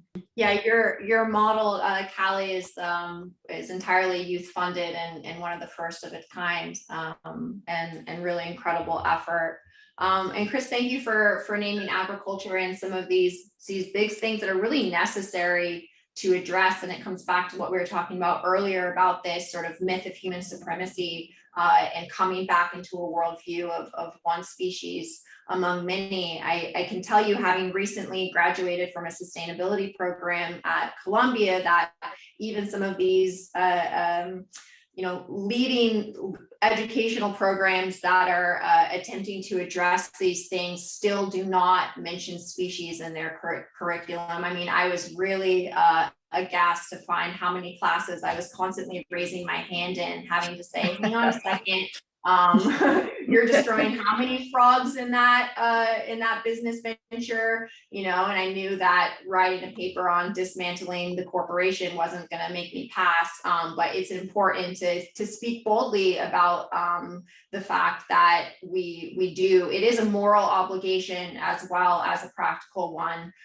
to be coming back into balance in these ways. So I want to end with a question about the immensity of the tasks that we have in front of us, and how continuing to face these challenges really requires, the perseverance and the courage. And I think something that I struggle with, and I'm sure all of you may at times, is this titration of falling in love with the world and the wild, and also recognizing intimately the threats. And sometimes that sense of grief can become overwhelming. So what is something in your own life that has given you an ability to continue forward despite the overwhelming feeling of it all, and brought you some solace and perhaps that can lend some perspective to others who are, looking at the state of the world and saying, oh my gosh.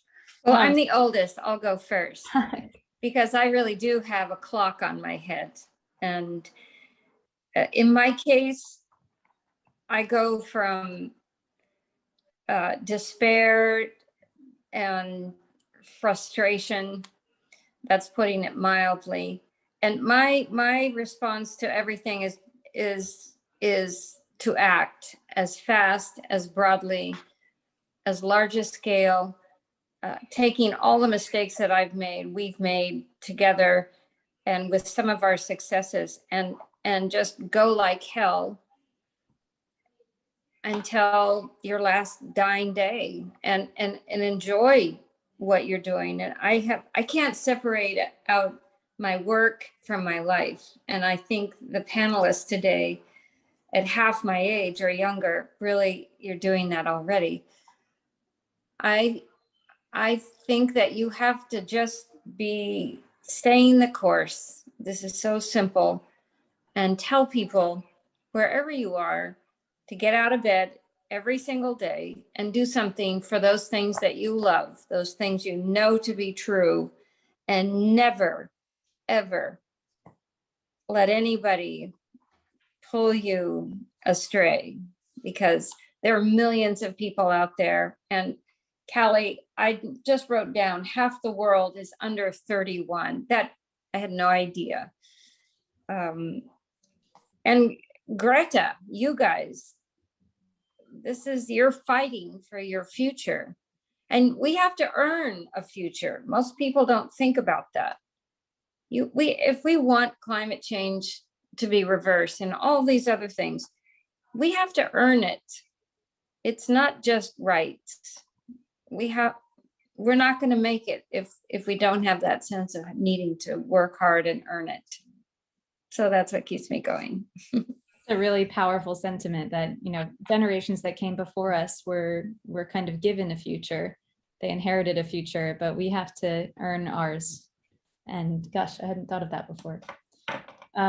Yeah, I think for me, it is really challenging because a lot of people know about the climate crisis now, right? And that's something that I learned about it for the first time when I watched The Inconvenient Truth, and I was 16. And it consumed me from that day forward, but and that's hard enough to deal with. But once you understand the scope and immensity of the biodiversity crisis, that is just it's a double whammy. It's another thing, and it can be completely overwhelming. And so I think that the reason I can get up every day and do what I do is because acknowledging how big it is makes it impossible for you to solve the whole thing.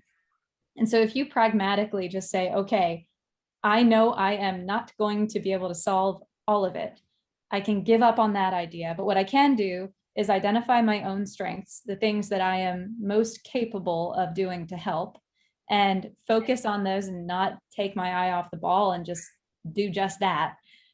Bring as many people along with me and do it as efficiently as possible, then I will have done the best I possibly could. There's a story that Wangari Maathai, the late Nobel Prize winner, that she tells called The Hummingbird, and stop me if you've heard it, but basically it's that there was a big forest that was on fire and all the animals had to leave their forest, and they were so scared and they didn't understand what was going on, and they're just watching their whole home burn down completely in despair, and they don't know what to do. And the little hummingbird goes to a pond, zips up one little drop of water and flies back to the forest and spits it out. And she comes back to the pond, takes one drop of water, flies back and spits it out, and going back and forth nonstop. And the larger animals look up and they say, "What are you doing? You can't put out that fire by yourself. You're too small." And the hummingbird, without misses a beat, says, "I'm doing the best I can." And that's what I try to carry with me every day is like, yeah, not individually, not going to solve the problem, but I know I am capable of doing the best I can. And it's sort of a circular issue here. If you do get depressed or lose motivation to keep fighting, because unfortunately that makes it worse for the crises we're facing. We are net positive people. We're people who are trying to have a more positive impact on the planet than a negative one. And so every day that we don't push forward is the day that we're sliding back. And so it is important to find whatever thing it is for you that helps your mental health to be able to push forward. For me, it's a pragmatic, just convincing myself that it's so. But for others, it might be religion, it might be community, might be some inspirational quote you found on Pinterest, but got to find it and keep going. Wow, I actually welled up with a little bit of tear when you talked about the hummingbird, because I feel like a hummingbird most of the time, and I wax story. It's beautiful. It's beautiful. And I do this getting on to the climax saying, yes, I got more funding. I saved this animal. This was a critically endangered one. Yay. We got oocytes from this, and we're going to have a successful fertilization. All these good, amazing moments. It's my patients when they are healthy and they want to bite me and eat me and I can send them back into the wild. I feel so good. And I think only a veterinarian could say that with such enthusiasm, but it's true. And I love when my patients are doing well, because each one is their ambassador. Each animal needs to go back and fight his or her fight, do his or her job. And I can only be their little advocate and their healer and help them to do that. And then my foundation has a little bit of a bigger play in doing more conservation work, but it's my vet work that says, keep going. And every single human being has their gifts. And every single human being has their mission, if you will. I'm religious, so I believe every soul has his or her mission. And it might be you love animals, but that doesn't mean you need to be a vet or a vet tech or a zookeeper or start a foundation to save the rainforest. But we all need each person's gift to help each of us do just that. Whether it's choosing to buy a shirt that was made ethically and fairly, or hosting a party where you all do shirt swaps, whatever it is that is feasible for you. But I get into my little depressions, I will not lie, where I say to myself, why am I doing this? It's not working. What can I do differently? And then I just have to put on the happy Gabby bubble and say, the song of keep on swimming, like Dory, keep on swimming. And I think that's what keeps us going, and reading about the stories that were successful and saying, you did save this one, you did do that, you can do it again. And if you didn't do that, we'd be even further behind. And just as silly as it is, staying positive. There's a Yiddish phrase, think good and it will be good. And that's what we have to do, is think good, work together. Let's not be crabs in a bucket, pulling each other down. Let's elevate one another and work together. And that is how we can get to this half Earth.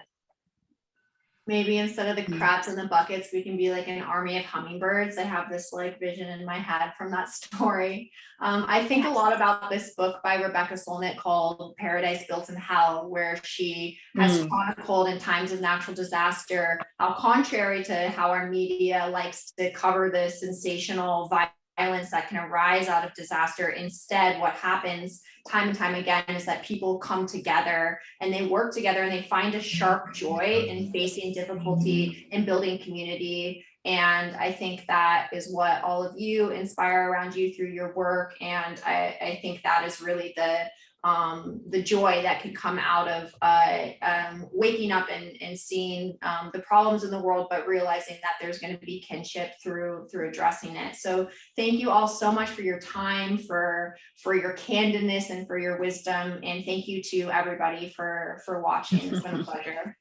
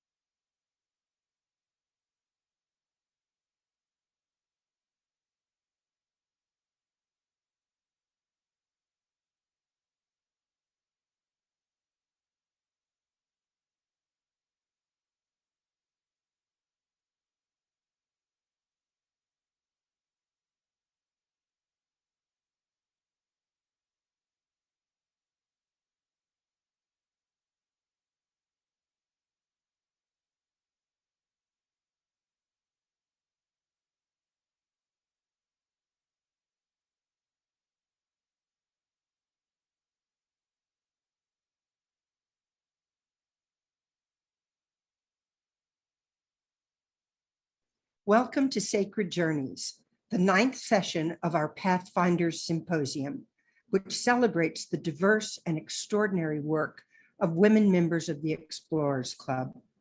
I'm Catherine Nixon Cook, and I'm so honored to be hosting this session as one of the members of the 2021 Women's 40th Anniversary Committee. I was elected as a fellow in the Explorers Club in 1984, just 3 years after women could join the organization founded in 1904. During 37 years of membership, I've had the honors of chairing several annual dinners, serving on the Explorers Club board, leading several flag expeditions, receiving the Sweeney Medal, but best of all, I've met some incredible explorers from around the world who've become good friends. Fieldwork in Papua New Guinea in 1983 led to my election in the club, and you'll be hearing more about that remarkable part of the world from two of today's presenters. And in the next 30 minutes, you will travel to diverse places all over the globe. Our short presentations will show us that sacred journeys can occur everywhere, in faraway places and in our own moonlit gardens, if we look for them. It was the hero of my most recent book, really his ghost, who lured me to Nepal on a sacred journey that changed my life. In the 1950s, Tom Slick searched the Himalayas for the legendary Yeti. He also met with lamas to learn about reincarnation, and he wrote in his expedition journal about rumors of a sacred cave hidden high in the mountains. I was fascinated and decided to replicate Slick's journey nearly 50 years later. I learned that the existence of the cave had been documented by anthropologist, archaeologist Johann Reinhardt and a team of explorers in 1977, nearly 20 years before Johann discovered the famous Inca ice maiden in the Andes. Johann suggested adding Kempalung to our flag expedition, and I'm so glad he did. According to legend, in the 7th century, Guru Rinpoche, who brought Buddhism to Nepal, created a secret bayul, which means hidden valley. It was located between steep mountains in the area of Makalu Barun in Nepal. It held a secret cave that could only be discovered by worthy pilgrims. The journey was difficult, as perhaps all quests must be. No existing trails, rocky, wet terrain, and log walkways against rocky gullies. Not much had changed since Johann's team had navigated rushing streams, seen on the left, and our team wobbled over rickety bridges nearly 25 years later. Dense forests and leeches, unwelcome guests that just wouldn't leave, even above 10,000 feet. And a rare April snowstorm added still more to the challenge. We wondered if the mountain gods didn't want us to continue. The Reinhardt team had experienced the same surprises in 1977. Here you see Yvonne Chouinard, pre-Patagonia, discovering animal tracks in the snow. They wondered, could it be a Yeti? Over the years, the Yeti legend persists, but mountaineers and scientists have concluded that one of my favorite mysterious creatures in the Himalayas is really a Himalayan bear. Ancient texts describe the route through the sacred bayul as, quote, a land covered in dense forest where wild, tall flowers grow and wild animals roam with a sound of a roaring dragon in the sky, unquote. With towering rhododendrons surrounding us, the certain presence of bears and clouded leopards, and plenty of thunder from the sky, we believed we were on the right track. Our arrival in the tiny village of Dobatak confirmed it. Warm hospitality, a much-used prayer wheel, and directions to Kempalung Cave were our reward. A short trek later, we were greeted by hundreds of prayer flags faded in the sun. After removing our hiking boots and anything else made of leather, we washed our feet in a sacred waterfall and moved carefully down a rocky slope to a small stone hut where we were greeted with beautiful butter lamps and paintings on the walls. With reverence, we approached the Buddhist oracle. Lamas greeted us at the entrance. An incredibly small opening marked the beginning of our journey. We crawled into a dark, very tight place, moving along on all fours, sometimes slithering like a snake in the narrowest parts. Midway, we reached a chamber where a stone Buddha figure offered brief reassurance and the opportunity to pray, which I did. The entire traverse took about 25 minutes, and I returned to daylight with a renewed sense of life's gifts. According to Buddhist texts, 3 trips through the Kempalung cave will bring a pilgrim sainthood. I'm grateful to have completed one. The journey changed my life. I fell in love with the landscape and the people of the Himalayas, which led me to a new career as CEO of the Mountain Institute.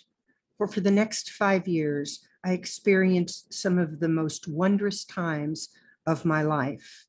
I respect the magic and mystery in this world, and I believe that when we discover the sacred in all spheres of life, nature, relationships, religion, work, play, we take exploration to another level, and we experience those feelings of connection that we all seek as human beings. In the next 30 minutes, you will see 4 short presentations, each about 7 minutes long, that will share Indigenous wisdom and sacred traditions in diverse landscapes around the world. Then we'll spend the last 30 to 40 minutes in conversation about our sacred journeys, sharing a virtual reality of all that we have seen and heard during the journeys. It's an honor to introduce the next 4 presenters to you. Their extraordinary work illustrates why we're celebrating the 40th anniversary of women becoming members of the Explorers Club. Documentary filmmaker Susan Ross Grimaldi was elected to the club as a fellow in 2011. She's led 2 Explorers Club flag expeditions and produced 6 documentaries on shamans in Mongolia, China, Tuva, and the Amazon. Susan was born into the Choctaw Nation, and her grandmother recognized her as a visionary and began teaching her at a young age to embrace the sacred journey. She practiced psychotherapy and spiritual healing, has served on the faculty of Goddard College, and is a frequent lecturer at universities and medical schools on the topic of shamanism. In a few minutes, her remarkable video will transport you to the edge of the Siberian frontier, where you will meet a shaman of the Duka nomadic reindeer herders, giving us a glimpse of the oldest variant of shamanism in Mongolia. Following Susan, you'll meet author, filmmaker, and registered pharmacist Amy Greason. She's led expeditions to the Amazon and Andes, Central America, Mexico, Papua New Guinea, and Africa to study indigenous healing and botanical medicine. She became a fellow of the Explorers Club just last year.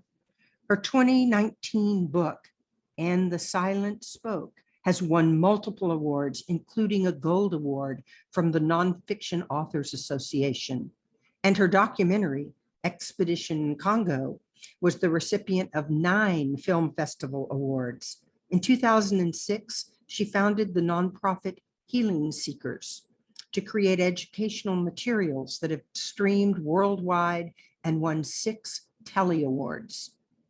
Today, she'll highlight her studies of indigenous healing and plant-based medicines in Papua New Guinea, Madagascar, and Republic of Congo, sharing her sacred journeys among the healing seekers. Phyllis Hischer is an asthma art expert who became a member of the Explorers Club in 2003. She has led 4 flag expeditions, has served on the board of the American Museum of Asthma Art for more than 20 years, and has been exploring the most remote and inaccessible areas of West Papua, Indonesia since 1995. Her experiences with the Asmat, Korowai, and Kopayap peoples will provide us with a very special journey to the spirit world. And finally, author and interim chair of integrative studies at Grand Valley State University, Dina Weibel, became a member of the Explorers Club in 2020. She has participated in diverse pilgrimages around the world. Her forthcoming book features the French shrine of Rocamadour, which is built into the side of a cliff, where dizzying properties are an important part of its sacred rituals. She'll share Sacred Vertigo with you in just a few minutes. And now on to the presentations. Thank you for being with us.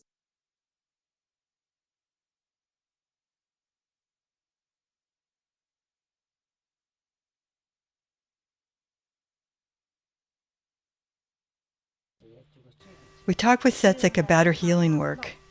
We asked her how she became a shaman. She told us it was a gift from heaven. When she was in her 30s, her legs had been paralyzed. Her knees had been painful and she couldn't move. She received a message from heaven that she was to become a shaman. She was chosen. She explained that when she became a shaman, all of the sickness and fevers left.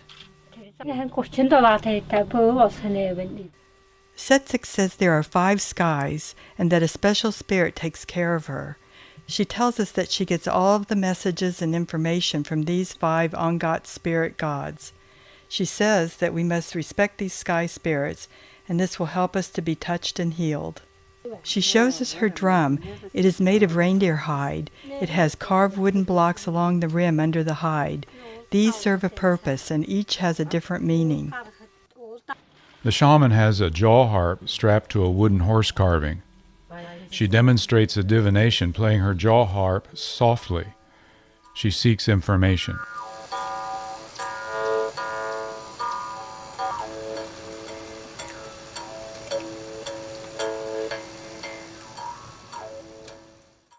Setzik shows us a traditional tool for healing called manjik, which provides protection by preventing bad things from happening. This snake is made up of 12 manjiks. Setzik uses the snake for healing because snakes are very powerful. The head is red and the body is green. The head of the snake has little eyes and a forked tongue. Someone else sews the manjik snake, then Setzik plays her jaw harp to give it power. After using her manjik snake in a ceremony for healing, she purifies it using juniper smoke. One of their main approaches to healing is called repairment. This technique restores the soul to wholeness. Setzik's grandfather used to suck out illnesses in the 1960s, but the Dukkha shamans no longer practice this type of extraction healing. In the old times, there were shamans who healed by absorbing their patient's pain. They would suck it out and then spit it. When healing patients who are in pain, Setzik will often touch and rub the afflicted area. This is Setzik's daughter, Manku. She is also becoming a shaman.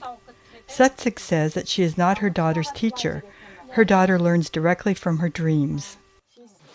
We return after dark for Setzik's shamanic ceremony. She will enliven John's jaw harp and perform a healing.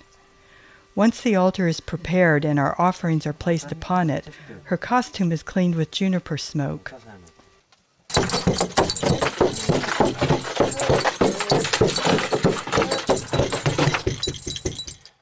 To make contact with the spirits, she must be wearing her special dress and use the drum.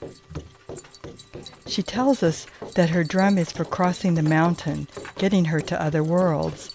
She says that the drum helps her to leave this earth as she passes through the mountain on her journey. During the ceremony, she communicates with the spirit of the mountain. We learn that the spirit of the eagle, wolf, and bear go into this shaman's body and inform her how to heal the patient.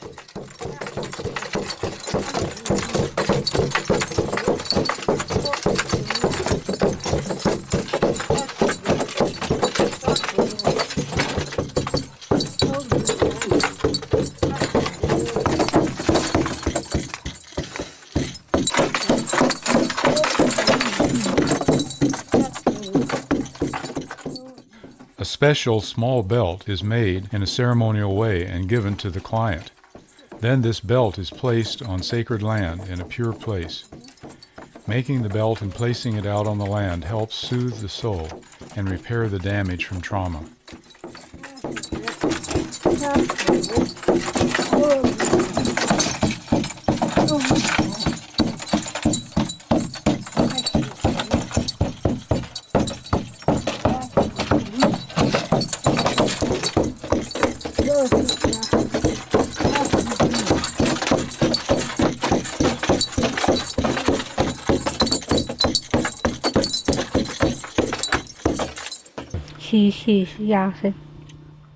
Receiving a bowl of vodka, she flicks droplets with her finger as an offering to her helping spirits.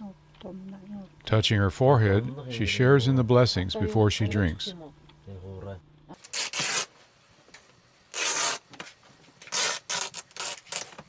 She's going to use this cloth to enliven my jaw harp.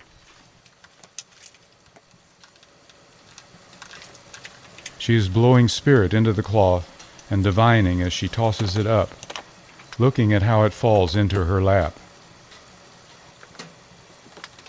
As she ties the knotted cloth onto the harp, she advises John to keep this harp with him always, telling him, "Now your jaw harp is alive."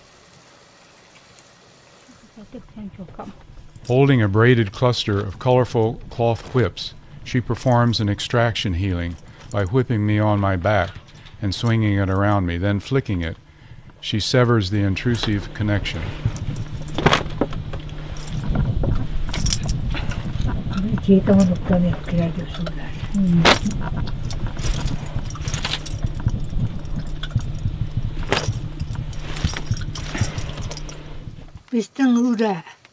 She is now using her hand to locate an intrusion. She absorbs it, then drops it out of her hand, off to the side. Then blowing, she releases the intrusion, declaring that she has taken all of the bad things from me. She proclaims that everything that she has asked for from the spirits has been accepted and received. Things will be good.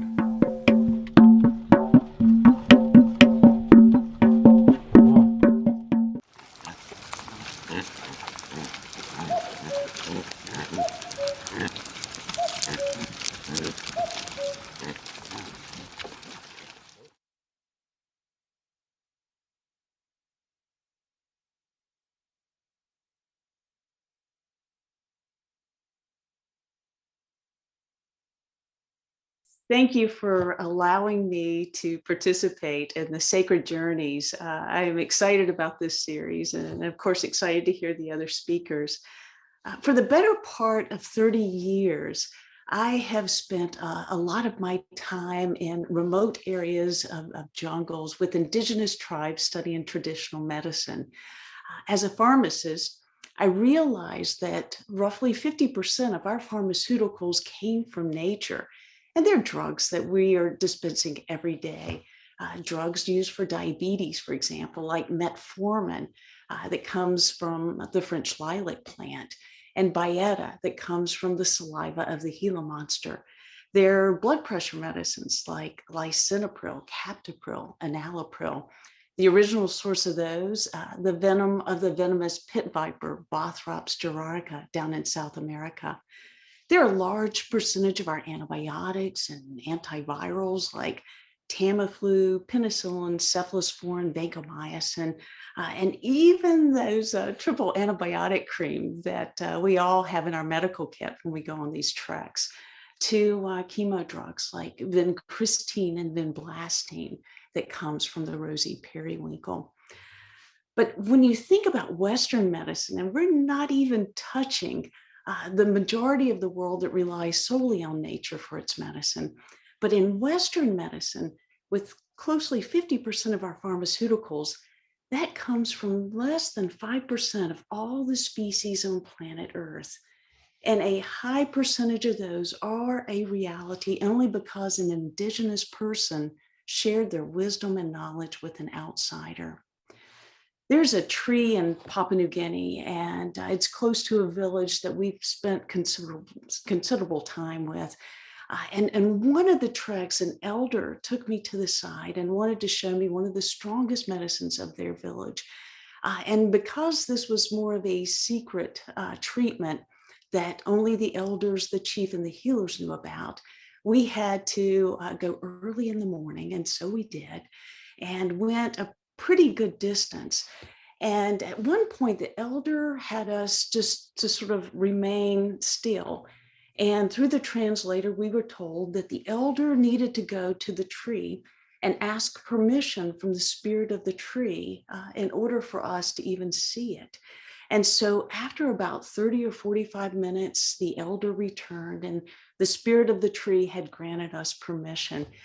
And it was this beautiful tree.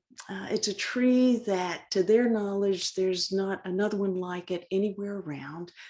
But this particular tree, they reserve for only the most difficult diseases. So when their traditional treatments back in the village don't work, one of them will sneak out and they'll get the bark or the leaves of this tree, and they claim that it will cure anything and everything, and especially the most difficult diseases. And then in the Bismarck Sea, there's a small island, and we have a wonderful group of friends there. In fact, the healer I consider a very dear friend. But after about the third trek there, he put us in a boat and wanted to take us to another small island because he wanted to share one of their strongest medicines with us. And through the translator, the name of the island was called Sacred Island. And this island also, only the elders, the chief, and the healers were allowed to set foot because the soul is sacred ground. Thankfully, we were allowed this one-time pass, if you will. But on the island is a tree, and the healer showed how to take the bark and make a little concoction, and you drink that 2 to 3 times a week, and it will extend your life to be like 100 years or more. Well, in a region where the lifespan is like 40 to 55, reaching 100 is a pretty spectacular feat. But there was also another story about Sacred Island, and that was during World War II, Papua New Guinea was a battleground of sorts. And the story goes that a bomb was dropped on all the islands, including theirs. And every single one of the bombs detonated except for one. And that was the bomb that was dropped on Sacred Island. And they say that that was because the spirits and the Great Spirit would not allow anything to destroy that which was so sacred, and especially something that was man-made. And then in the Congo, our team spent, it did a 2-month expedition there. We came out of the jungle and we were exploring along the Sangha River. And we met some of the most beautiful people of the Baka tribe. And people probably know the Baka people a little bit better by the name Pygmies, but respectfully, they like to be known as members of the Baka tribe. And the remarkable thing is that this healer was blind, and he was blind since birth. And in all my travels and studies and conversations with colleagues, I never had heard of a blind healer. Minus those things that we would deem like macular degeneration or cataracts or something like that. But his father was a great healer of his village, and his father's father, and his father's father's father. And so it went. And so it was his birthright to be the healer of this village. And that's what he did. So when he would go into the woods, into the forest to find the medicine, he would use his other senses, his sense of smell and taste and touch. And he would have an assistant, and he would tell the assistant, take from this plant, but not from that one, and take from this bark, but not from that one. And even though the plants looked the same to me and the trees did, he had this connection, this spiritual connection of this different realm, that he knew which ones were the right medicine and the best medicine. So maybe in our scientific world, we would say that he was able to detect which one had the stronger alkaloids or which plants were more mature. But my whole life, I have loved this spiritual path. And the more I learn, the more I appreciate the sacredness of nature, the sacredness of medicine, and the sacredness of the environment and its species and the world's species with these indigenous healers. And I really do pray that in time we will begin to appreciate, respect, and honor, especially these healers and these indigenous people a lot more, because I think that when we do, we will realize a level of healing that our world has yet to be seen, or has yet to be seen in our world. Catherine, I cannot thank you enough for allowing me to be a part of this. I'm truly honored and so excited to hear the other speakers. The best to you always.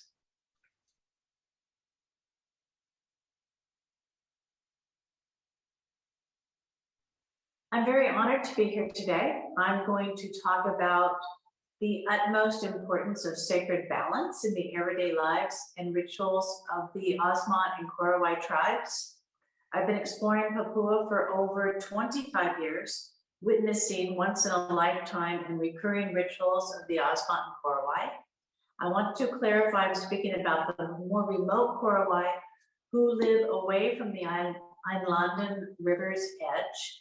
These two communities are separated by 150 miles of terrain, only passable by boat and foot through a nearly impenetrable rainforest. The Korowai live inland up the river, and the Osmont are on the Arafura Sea on the coast. The Osmont and Korowai have had very rare contact, and yet you see the shared importance of balance and reciprocity in everyday life, as well as in their rituals. What strikes me is how vehemently they both strive to maintain harmony and balance through ceremonies to ensure fertility and an abundance of resources. They share a cosmology of ritual balance to maintain harmony between the living and the dead, keeping the cosmos in balance, appeasing the spirits and ancestors.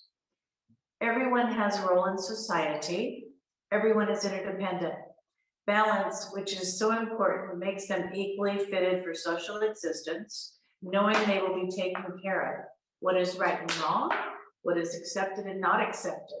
You will see a much more cohesive sense of belonging than I've witnessed in Western culture.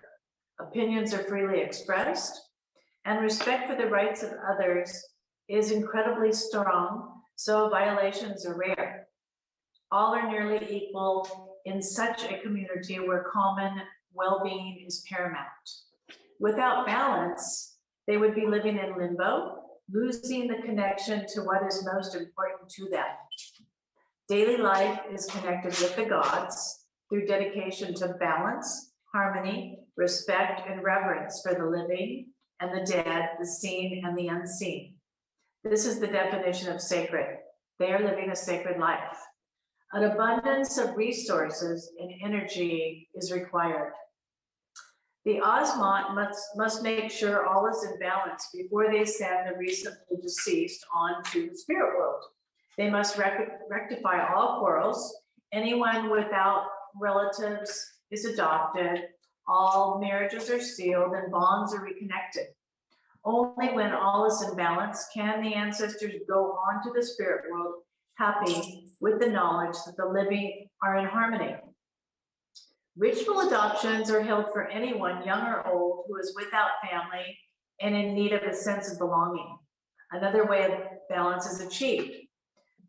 Justice, another part of balance, is when the women actually get to beat the men in play to get rid of their aggressions and frustrations. Shields and also canoes are both made to honor the ancestors. They have a huge shield feast. It could be up to 50 shields, and you can see on top the ancestor heads for the recently deceased of the village. Here you see masks, which are made for abundance and fertility, also to embody the recently deceased relatives. Next, we have a quick clip of the end of a beast pole feast. All is in balance, and they can send the recently deceased onto Safan, or the spirit world, with the ancestors happy in the knowledge that the community of the living are in balance. Tobacco, cigarettes, axe heads, bananas, sago are all attached to the beast pole, symbols for the ancestors to take on their journey. Later, a longhouse full of provisions is divided up between the living. What is so striking to me was the inner stillness and contentment, free from pressure to be who they are not. I've experienced a firsthand whirlwind, a cultural transition with people on the cusp of an anthropological change. The Osmond, who number close to 70,000 today, went through this transition in the late 1950s. They were forced to stop their cultural traditions. They lost all sense of identity. The Crozier missionaries, who began arriving in the late 50s, were culturally sensitive and trained as anthropologists. We're there to guide them through this upheaval and to help them reclaim their cultural traditions. The advocacy of the Croziers are the reason the Osmond are culturally and traditionally as strong as ever, and we're able to adapt. Inclusivity happened through animism and Catholicism with the merging of symbolism. The church and the carvings in it were dedicated and made completely by Osmond hands. Baptism for a new baby was probably seen first in a Catholic church, but done in their own way with a mix of animism and Catholicism. This was the first time I ever saw this. Today, the Korowai, who number about 4,000, are going through this same process, but without the help of another spiritual community like the Croziers to help them navigate modernization and are losing their dignity and identity. The need for a powerful ally to help them bridge the gap from traditional land-based life to the modern world is hugely needed. My journey of the last 25 years has been sacred due to my experiences that have impacted my life. I've been fortunate to spend a lot of time there and to really belong, to get that feeling. I've learned that belonging is more important than independence. Balance has become a large part of life, and I see it as one of the big missing links in Western society. Listening to my heart, forgetting the superficiality in our society, and less artificial boundaries, and not worrying about adjusting who I am. I'm comfortable being who I am and don't worry about societal pressure. Whether it's a first contact or not, the intimacy of relationships is intense. There's nothing I can compare it to. There's no walls. Being beheld this way when someone, puts their arms around you to feel who you are, they look into your eyes so deeply, it's amazingly intense. They may hold you for 5 straight minutes until they stop shaking. There's nothing like it. You're wondering, I'm sure both of us are wondering, are they gonna shoot me with an arrow? Am I gonna make him disappear? What's gonna happen? Not speaking a word of the other's language, but communing and seeing each other nonetheless. The entire experience is raw, like being awakened to another dimension. I've learned something so simple, often overlooked, and it's that you don't have to be anything in this world other than who you are. You just be, and that's more than enough. It's perfect. That was my lesson. It's difficult to summarize my experience in just 7 minutes, but I'm grateful to be here today. Thank you for having me.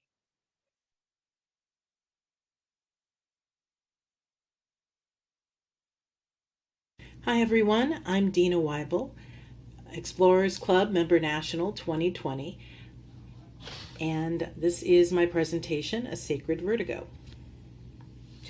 I'm a sociocultural anthropologist who completed my PhD from the University of California at San Diego in 2001.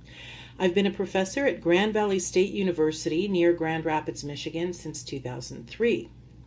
My research as an anthropologist focuses on sacred places and objects and how people understand and interact with them. I also look at ritual behavior and the way that places, physical locations, impact people's religious experience. And this is a collage of some of the places I've done research, from Rocamadour, which is here and here. This is Swayambhunath in Nepal. This is Lourdes in France. Rocamadour is also in France. And then some more recent research at the Mojave Air and Spaceport and the Vatican Observatory. I first went to Rocamadour, France in 1995. I was 25 years old, traveling alone, funded by my school, UC San Diego, and a small grant from the Seroptimus Society of La Jolla. I visited the shrine towns of Lourdes and Rocamadour, falling in love with the latter as I sat at the Restaurant Sainte Marie, absorbing the vista around me and looking down into the canyon below me. Rocamadour is the site of a shrine dedicated to the Virgin Mary that has been in active use for more than 1,000 years.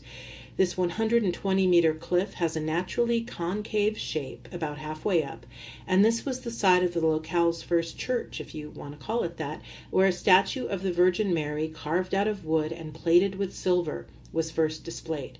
Legends associate the site with a Saint Amadour, Amadour meaning lover, but some tales associate Saint Amadour with Zacchaeus, the biblical tax collector, or even the evangelist Luke. The statue's black color is likely due to oxidation of the silver combined with candle and incense smoke over the centuries, although some sources suggest a link between similar black Madonnas and pre-Christian fertility goddesses, often also colored black. The shrine was sacked, and invaders even attempted to burn it, but it withstood these assaults and was renovated in the 19th century during a time of great Marian devotion. I study contemporary pilgrimage and tourism to the site and have conducted ethnographic fieldwork there for more than 25 years. I've been especially drawn to the way the cliff is used in both. Traditional pilgrimage requires pilgrims to start at the top of the cliff opposite the shrine at Rocamadour and descend. Then, beginning at the bottom of the cliff, from which point the whole of the precipice leans dizzyingly forward, to climb the stairs one at a time, kneeling at each one, and alternating Hail Mary and the Lord's Prayer.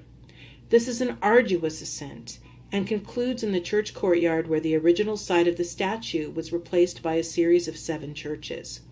The ritual emphasizes the smallness of the pilgrim and the difficult path to attain heaven, but locals and visitors both speak of something else at Rocamadour, a feeling. And you can see some views up and views down. This is the layout of the churches, and this figure was created by an artist named Carl Tate at my request. That kind of gives you a sense. And what's interesting is the buildings themselves, the basilica and the chapels here, their fourth walls are actually the cliff face. So these are built up against the cliff, not just resting on a terrace, but they're incorporated into the cliff itself. Residents of Rocamadour, as well as seasonal shopkeepers, tourists, and spiritual visitors of different kinds, all mentioned feeling an energy at Rocamadour. The locals described the site as a place where a great underground river of telluric energy emerged, making the site seem unusual and strange. Visitors frequently noted dizziness, either looking up or looking down. Some neo-pagan and New Age pilgrims, who indeed come to Rocamadour, described the site as a location crossed by a ley line and consequently a place where radiation or microwaves were present. The man I'm posing with here is a tour guide showing me where one such line passes through the church courtyard. He stands there when he needs extra energy.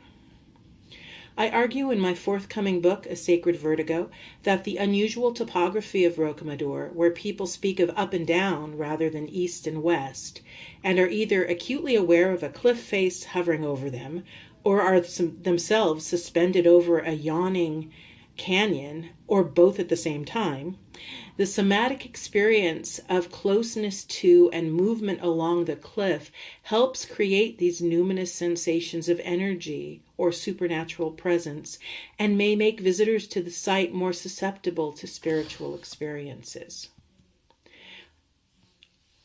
I'm conducting current research on the intersection of religious and scientific ideas about space and the heavens, particularly the way that astronauts in space conduct religious rituals and have religious experiences in space, which some of them very definitely do. I suspect that the oddness of microgravity and of confronting the enormity of our planet from the outside, something author Frank White has referred to as the overview effect, creates similar numinous or uncanny sensations to what we see at Rocamadour, and can impact space travelers in ways that turn them, too, into pilgrims. Thank you very much.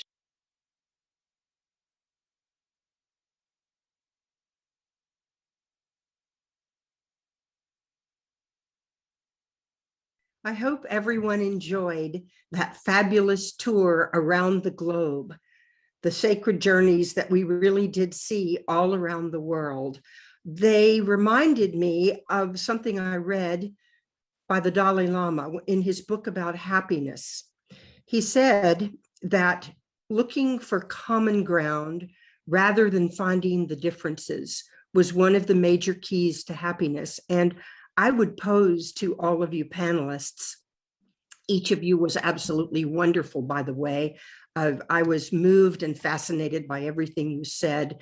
I would pose a question to each of you, if you will, how to think about how your sacred journey connected you to a different place, a different culture, a sacredness that touches all of humanity. I think that's what sacred journeys are all about. And I'd love to hear you talk about the richness of that experience and what it has meant to you personally.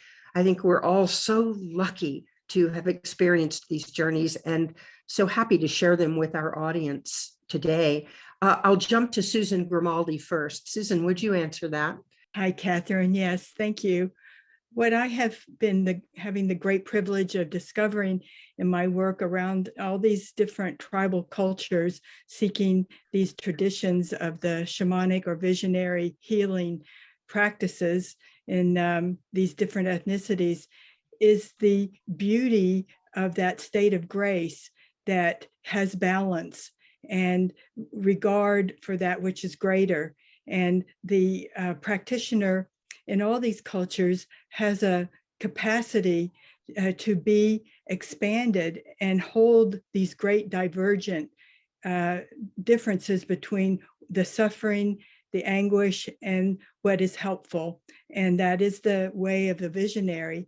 And the beauty is how it spans all these different places on Earth and how it's been alive at least 30,000 years.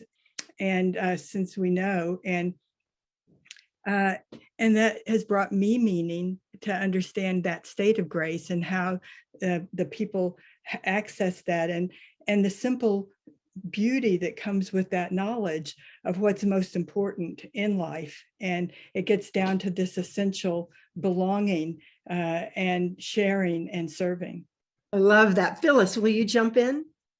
Well, I have to say, I completely agree with Susan, especially when she says belonging, being part of something, bigger than yourself, feel like you really belong. I see that. I travel a lot all over, and you see it, you see it everywhere. But when I related it with my talk that I did with the Osmont and the Korowai, the sense of belonging they have, every single person is important.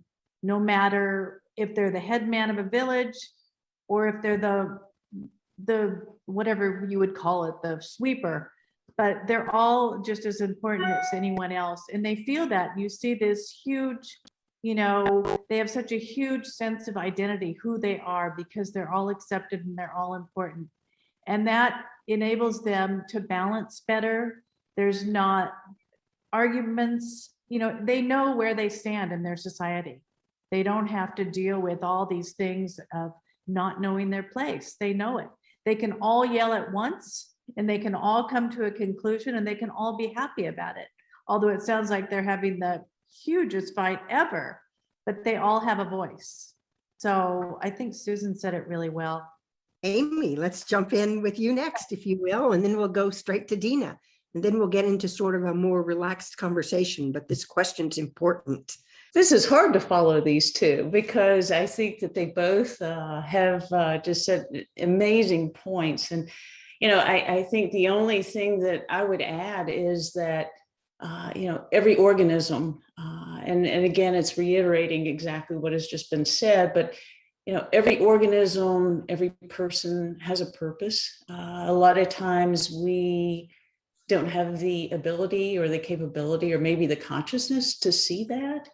But, I'm constantly amazed at when I am with a shaman or a healer and the wisdom and knowledge that has been passed from hundreds and thousands of years, or they are using a small leaf and it's a leaf of a plant that we passed by 1,000,000 times and never even looked twice at it. And, it's one of the biggest powerful plants of the tribe. And so it's just, I'm constantly learning and growing. And I think that this sacred journey is, to me, one of the most, it is the most powerful journey for me in my life. And, I have to say too, I think, wouldn't it be nice if one day the Nobel Prize in medicine went to a medicine man or a shaman? Because so many things they've changed our world. Huge amount of pharmaceuticals, like I said, but just the medicines that they're practicing all over the world, and they're saving the members of their tribes. And, anyway, but that would be a beautiful thing to see one day. Love that idea. Wow. And Dina, you've gone to all sorts of amazing places too on your pilgrimages. I have. I've had a really wonderful opportunity to go to places that are considered sacred in a number of different communities and traditions. And a lot of it has been, unlike you folks, looking at Western traditions. And so European and people of European descent. And it's interesting because when things get larger and complicated, sometimes there's conflict about why something is sacred and how people interpret it as sacred.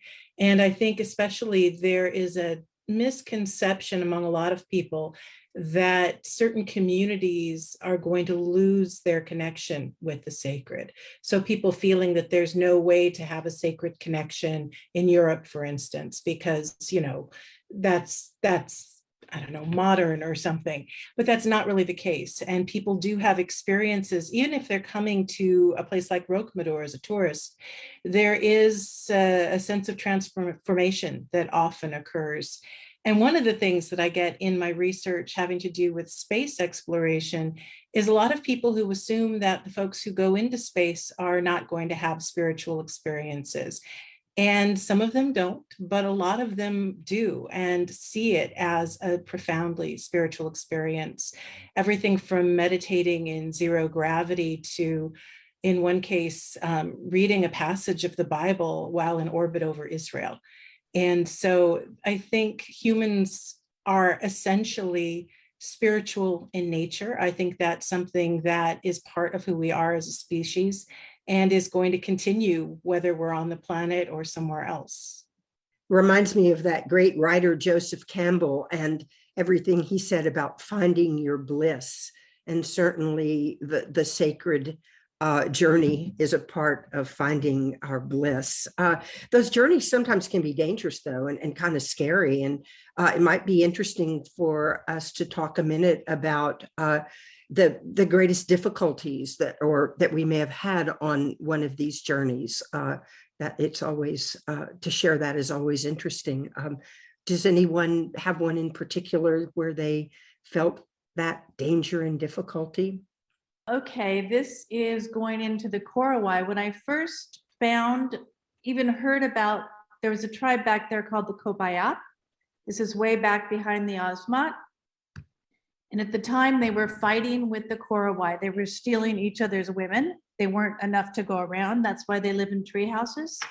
So I got one of my friends, we don't speak one word of the same language, but I trekked with him many times. Whenever I went back there, I got him. He was a war chief.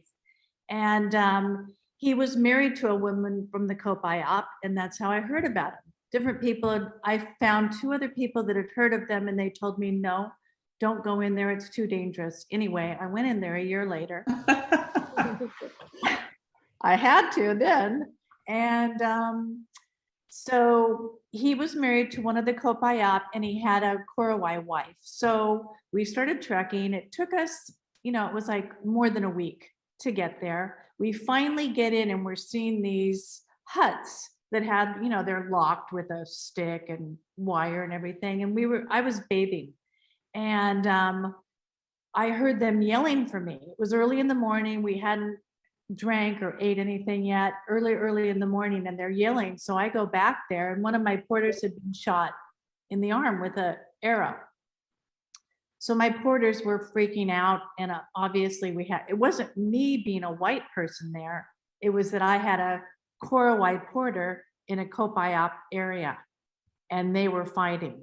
So we had to leave really quick. So we threw everything together really fast, started running. It had rained the night before, so the swamp was full of, it was really high up to our waist. You had leeches crawling up you, leeches crawling down, and it was hard to get out of there. I ended up getting malaria right after that because my body was so weak. But it was scary because of how scared my porters were. I wasn't really afraid, but my porters were shaking, and they were so frightened. And that's when I realized, well, we've got to really run. And we did. We ran for an entire day. We finally get to a small little treehouse area where Yali had another wife and family. And we ended up, staying there for a night. And that goes into a whole another story. But it's more of being scared for someone else, being scared for the people that you'd taken with me, my porters. Then I've run into several situations like that, being, warriors with bows and arrows after us, or questioning why we're there and standing there waiting us with bows and arrows at the ready. But when I saw my porters so frightened like that, that was scary for me, because you just feel responsible for anything. You're taking these people in there, and it was very scary. And that still happens down there, not as much anymore, but it does. I think that is one of the most difficult things too, Phyllis, is that you are responsible for a team. Mm-hmm. And as we all know, I mean, there's rarely a trek or an expedition that someone doesn't, pick up something, either diarrhea or vomiting for a while, or, they've hurt something, or, and I think that, probably the most difficult trek we did was in the Congo, and we did a 2-month trek there. And again, just like you, Phyllis, I think we had 18 porters, trackers, and guides. And but before we actually got in the jungle, and then after we got out, and in between, we were arrested 5 times and put in jail twice. And so, you see these programs on like Locked Up Abroad and stuff. And I tell you, it's that terrifying. I mean, it's terrifying when somebody is sick and you don't know, do they have malaria? Do they have dengue fever? Do they, what's wrong with them? Can we get them out of here? Do we need to transport them back to the US, blah, blah, blah.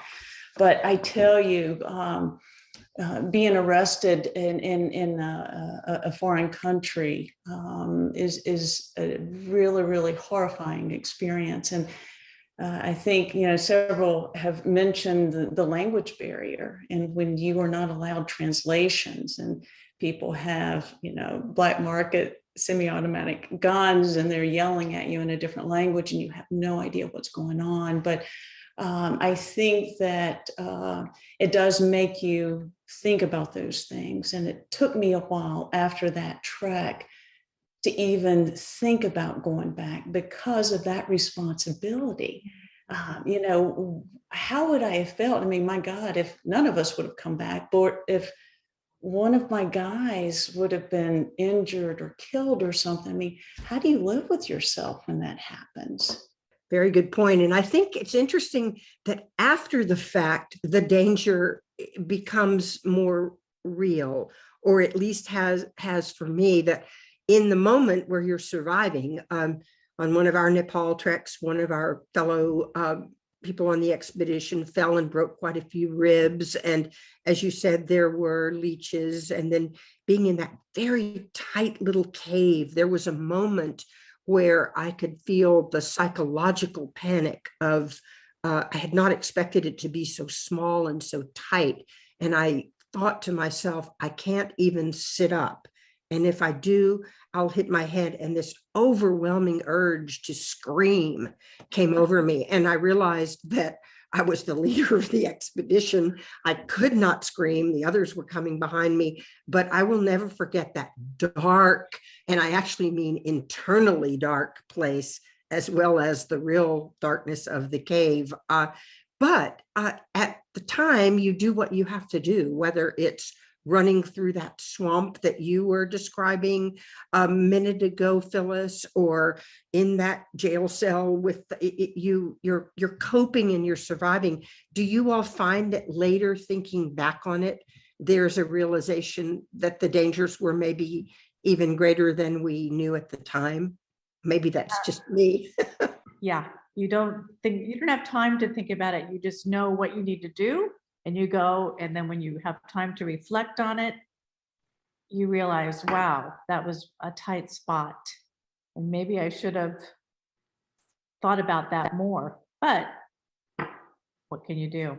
You just respond the best that you can. And, you know, of course, the first thing is the safety and the welfare of everyone is first and foremost. But I think it is. It's like that survival instinct, and that adrenaline is flying. And you know, half the time, I don't know if you're like this, Phyllis and Dina and Susan, and Catherine, but you know, you don't really process everything that's going on. It's almost like it's just sort of like you're in this zone, and maybe that's a good, I don't know, response of the human body. But there's also a huge faith, and it was for me as well. And you know, there were points where I was so terrified on that, and other times during other treks, and you know, there's a faith that, okay, you know, we're going to be okay, we're going to be okay, and you pray that you know, that's exactly what's going to happen. And yeah, it's a tough one. Yeah. There's a faith that you can handle it, and handle it with grace, like grace under pressure, that everything's going to be fine, but you have to show that it's going to be fine. And then when you actually really feel that way, you know, I was just in a situation, life and death, like a month ago. And to come out of that and realize, wow, that was so close. And I was okay with it. You know, I came out of that feeling not crazy screaming, you know, because you have to have that quality to get other people through it, I think. There's a certain resilience that is necessary for these kinds of expeditions and the ability to adapt. I was caught up in a force of nature in one of my expeditions up the Rio Negro in northern Brazil. It's a headwater of the Amazon, and we were doing work with some riverine people who had left their reservation and were in danger of moving into the city, an outpost basically, and that really was usually catastrophic if they did that. So we were trying to figure out ways to encourage, to preserve their culture and to keep them in their place with nature. And we were in an archipelago that was many miles wide, and we were connected by radio, and we heard there was a big storm coming, and we had two river boats, and my son, who was 16 at the time, was on one, and I was on the other, and the night was falling, and we headed to try and get a safe harbor somewhere. And we anchored, and the storm hit in the dark, complete darkness. And it started to blow our boat so fast and so far that our anchor was dragged on the top of the water. And I was separated from my son, who was in the other boat. We couldn't see anything. It was pouring rain. The wind was ferocious. And then it calmed down the next morning, and we realized that there were these floating islands in that area that are made of mats of different growth, and they had all shifted. And so all the maps that we were kind of going by in terms of getting where we were going, all the islands had actually blocked our way and kind of trapped us in an area. And it took us days to wind our way back out of there and get back on track. And I was reunited with my son and found out everything was okay. But it was a feeling of trust and also helplessness. And these things can be experienced and make us more, I guess, full of fortitude and hopefully wisdom. We had radios, for instance, and we needed that. And we had extra gasoline. So there was a lot of preparation too that goes into these expeditions, and we were well prepared. I was just going to say my experiences have been pretty different because as a cultural anthropologist and an ethnographer, I tend to go solo. And so the field work that I've done has been primarily by myself, starting in my 20s. And I'm thinking about some of the situations that I may not have recognized as dangerous at the time, but in hindsight, meeting somebody and getting into their car for the first time, because this is going to be a decision I have to make about whether I want to follow up on a lead for research. There's a strong emphasis on participant observation. And so you find yourself in a situation that may not feel safe at the moment, but you need to go ahead and do that in order to gain people's trust, in order to show that you're game. And to establish connections that you need to connect to other people. I can remember being invited by somebody to a party that was way out into the woods. And this was in France. And the man who was running the party was kind of lecherous. He told me his nickname was concombre, which is cucumber in French. Didn't want to follow up on that. But he had an entire barn that he showed me full of saws. And I was very clearly supposed to be intimidated and just trying to move forward and ask questions that had to do with my research. More recently, I don't think I was in real danger, but it felt like it. I was given an offer by a test pilot at one of the private space firms to go up in a plane that he had built in his kitchen, a two-seater that had the little sign on it that said that it was not FDA compliant. And I thought my son and my mom are going to kill me if anything happens, but I got in that plane and had a wonderful time. So I think the dangers and being able, as Susan said, to acquire that wisdom and negotiate what dangers and what risks are worth taking, I think that's a really important skill to use. I think you're right. And it made me think of another question that I would love to hear from everyone on, especially for our younger viewers that are watching today. And that is, where does that willingness to take a risk, to find out new information, to go to new frontiers, did that curiosity begin when all of us were little?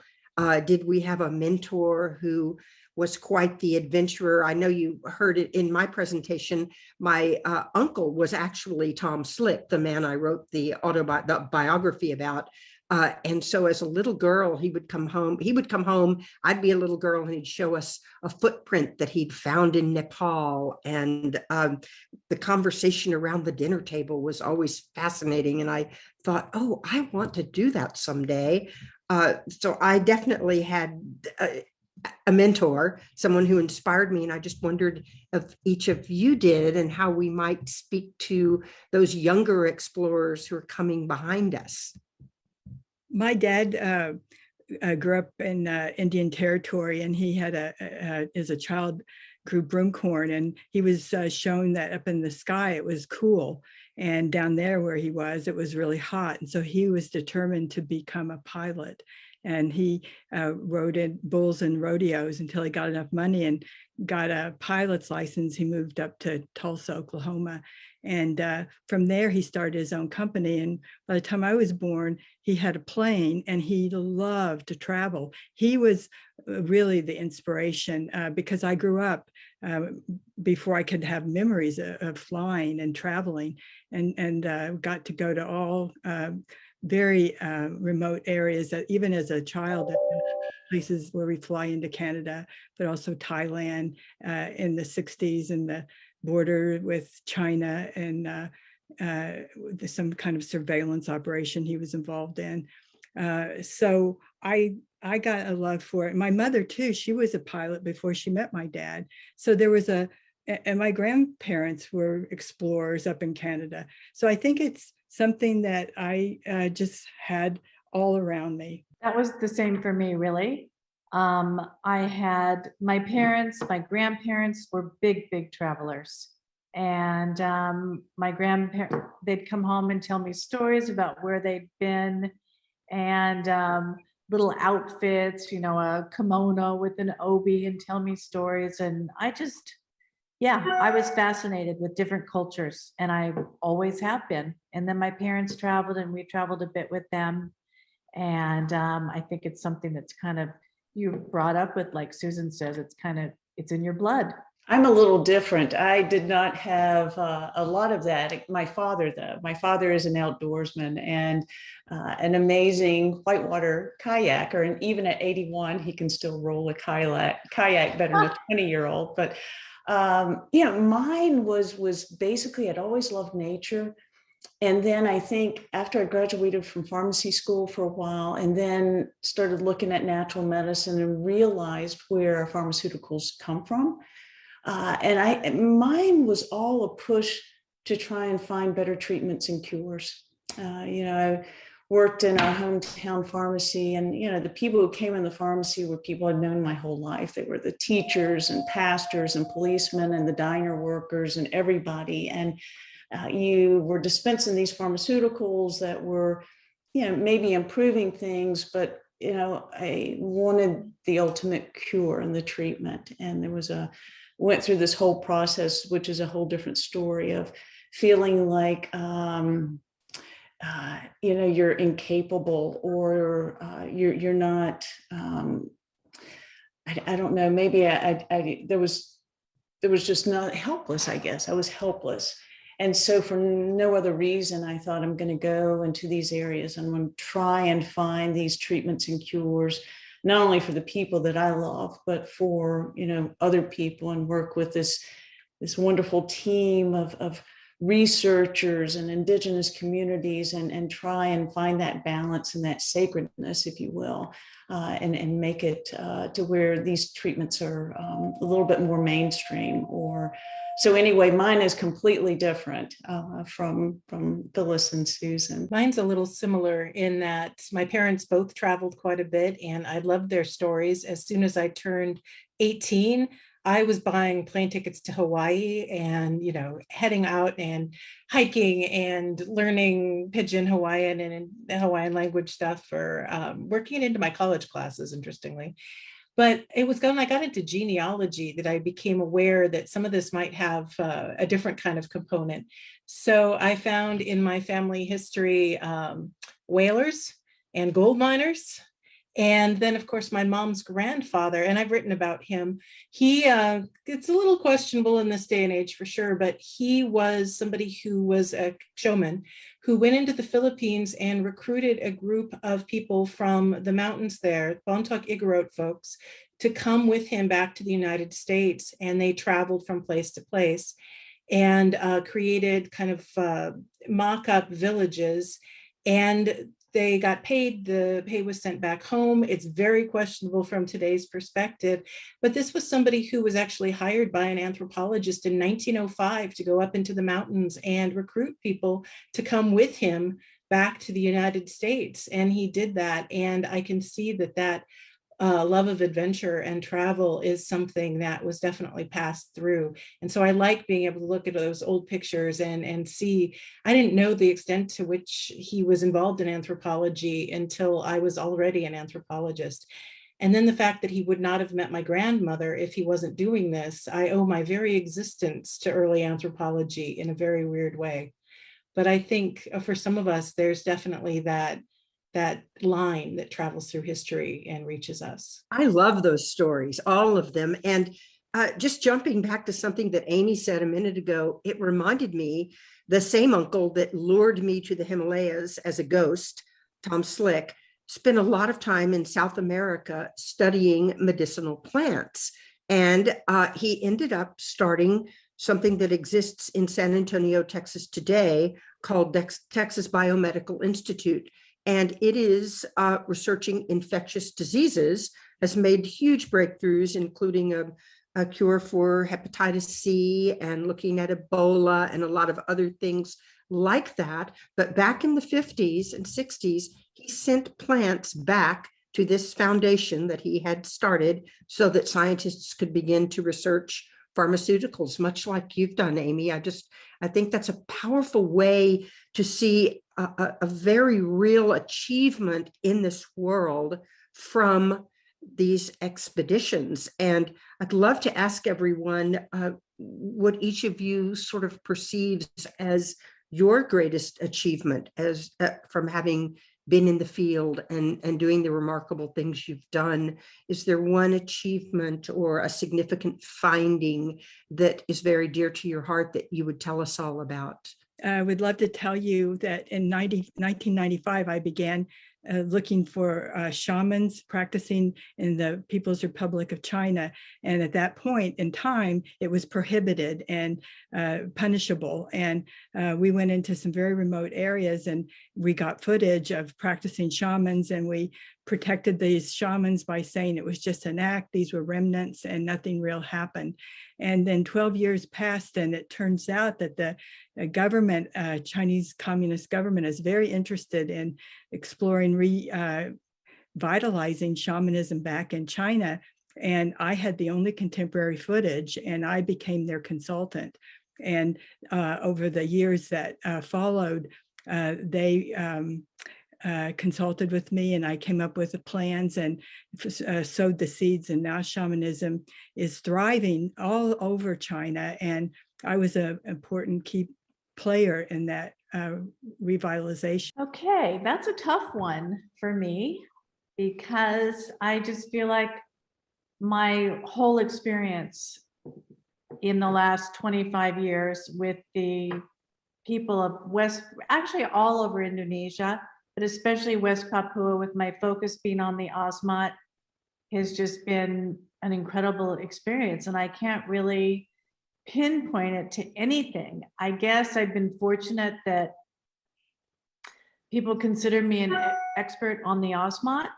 So I've taken small groups to Osmat now for years. I put together art and culture trips for different venues, for museums, for collectors. And the most amazing thing has been to see how people react when they are with the people. And you see them coming in, getting off the plane in Denpasar, Jakarta, and how they get off the plane and how, they're coming from the West, they're working, they're uptight. And you get them into Osmat and being with the people and getting on and off the boat and going to these ceremonies, spending time with them and seeing how much they change as a person. And I've had more people tell me, in fact, I can only think of really 2 people that didn't change through this. More people have told me that it's been the most wonderful experience of their life, how it's changed them as people, being around the Osmat especially, and the Korowai, and how just being with people who are just themselves and being able to open up to them, how it's changed their lives. And that has enriched my life a lot. There's nothing better than seeing that change in people. Yeah, that's super. That says it so well. And I know Amy and Dina, you probably are kind of feeling the very same way with your experiences. And will one of you comment as well? I think with me, it was a book that I wrote. It took me 6 years, so that tells you something about me being an author. But the thing was, it was the stories, and they were some of my favorite stories on the treks, but they were all a spiritual level. It was the connections of the people that we met, and the lessons, if you will, that we learned, and those moments of divine intervention that brought us with the right tribal leader at the right time, or the right government official at the right time to get us the paperwork we needed or whatever. But I think that for me, and it wasn't so much about the fact that I did that, it's the fact that so many of my friends and family did not really get the depth of what I was doing and what it was like to experience. And so it was a little bit of an immersion for them into this world of different cultures and different things that, let's face it, most people in the world are not going to want to go to these areas and trek through a swamp and have leeches crawling up and down them, or going even in the woods and dealing with the mirage of insects and mosquitoes and such. So it was just that way of being able to share the experience, but even more important, bringing the acknowledgement of how important all people are, and especially these cultures that are not in our mainstream social media, if you will. Well, and if you didn't catch it in my introduction of Amy, her book, And the Silent Spoke, has won multiple awards. It is absolutely fabulous, and our listeners may want to get it. It got a gold award from the Nonfiction Authors Association. So it's a phenomenal book, and that is an amazing achievement. And Dina, you've got a book coming up very soon, if I'm not mistaken. Yes, I do. It's called A Sacred Vertigo, Pilgrimage and Tourism in Rocamadour, France. And it's looking at specifically the sensation. It's looking at a lot of things at this shrine. I've been doing research there for 25 years now, a little bit more. So it's a very longitudinal approach to it. But you had asked about sort of achievements that we were proud of. And one of the things that I've been working on lately that I'm excited by, at least, is this experience of awe, and how being in a physical situation can create like very specific physical situations that can be used for religious purposes or help like intensify religious sensations. So with Rocamadour, it's this big cliff. I talked about it in my presentation, and it's in the book too.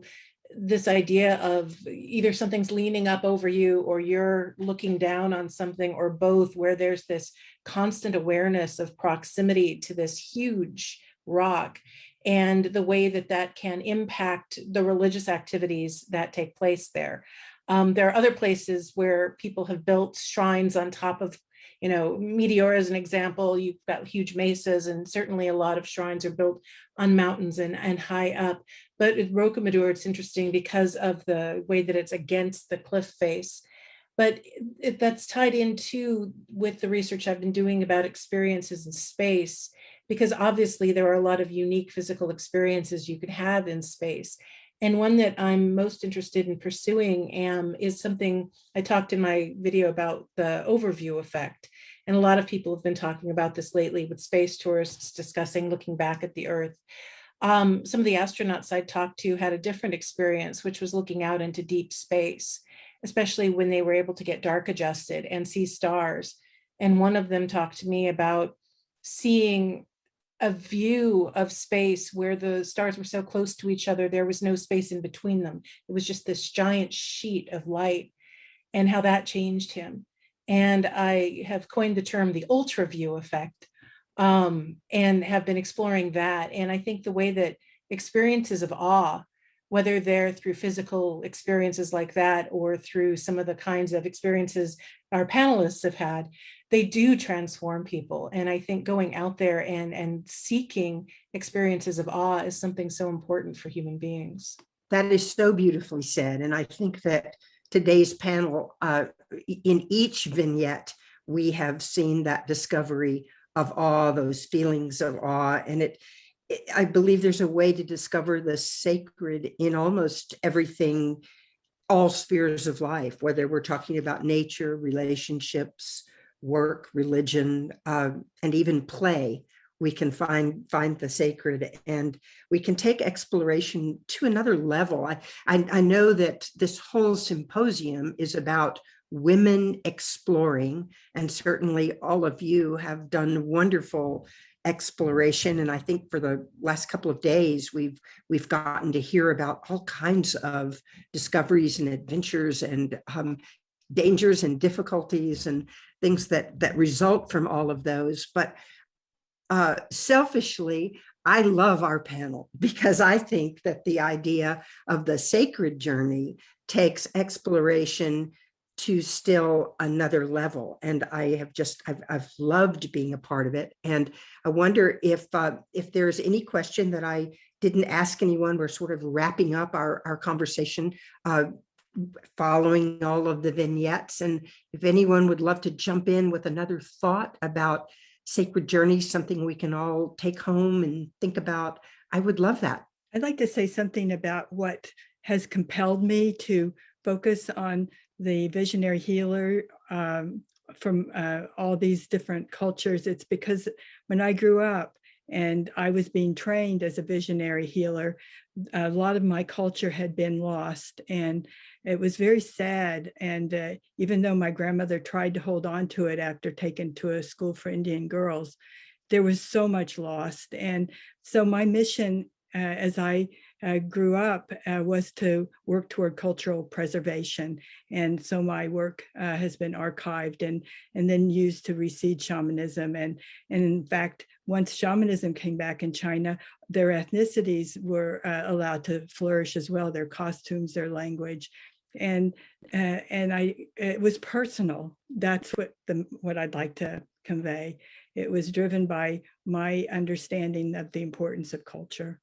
Does anyone else want to jump in? I think the only thing I would say, Catherine, is just to reiterate the sacredness of every day and every moment. And I think that we've all had some awakenings this year with the pandemic, and it just makes you appreciate those moments even more. And within those moments are definitely the sacredness of life.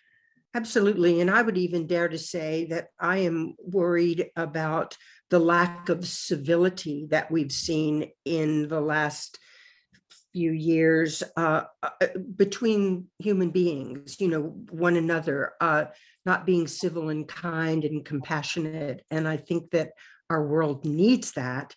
And we're so lucky to have gotten to experience it in the bigger sense of these remote places we've been, and the fact that we are all connected as human beings and need to respect and actually delight in that. Catherine, what you just said made me think of Victor and Edith Turner's writings on communitas, which maybe some of you are familiar with.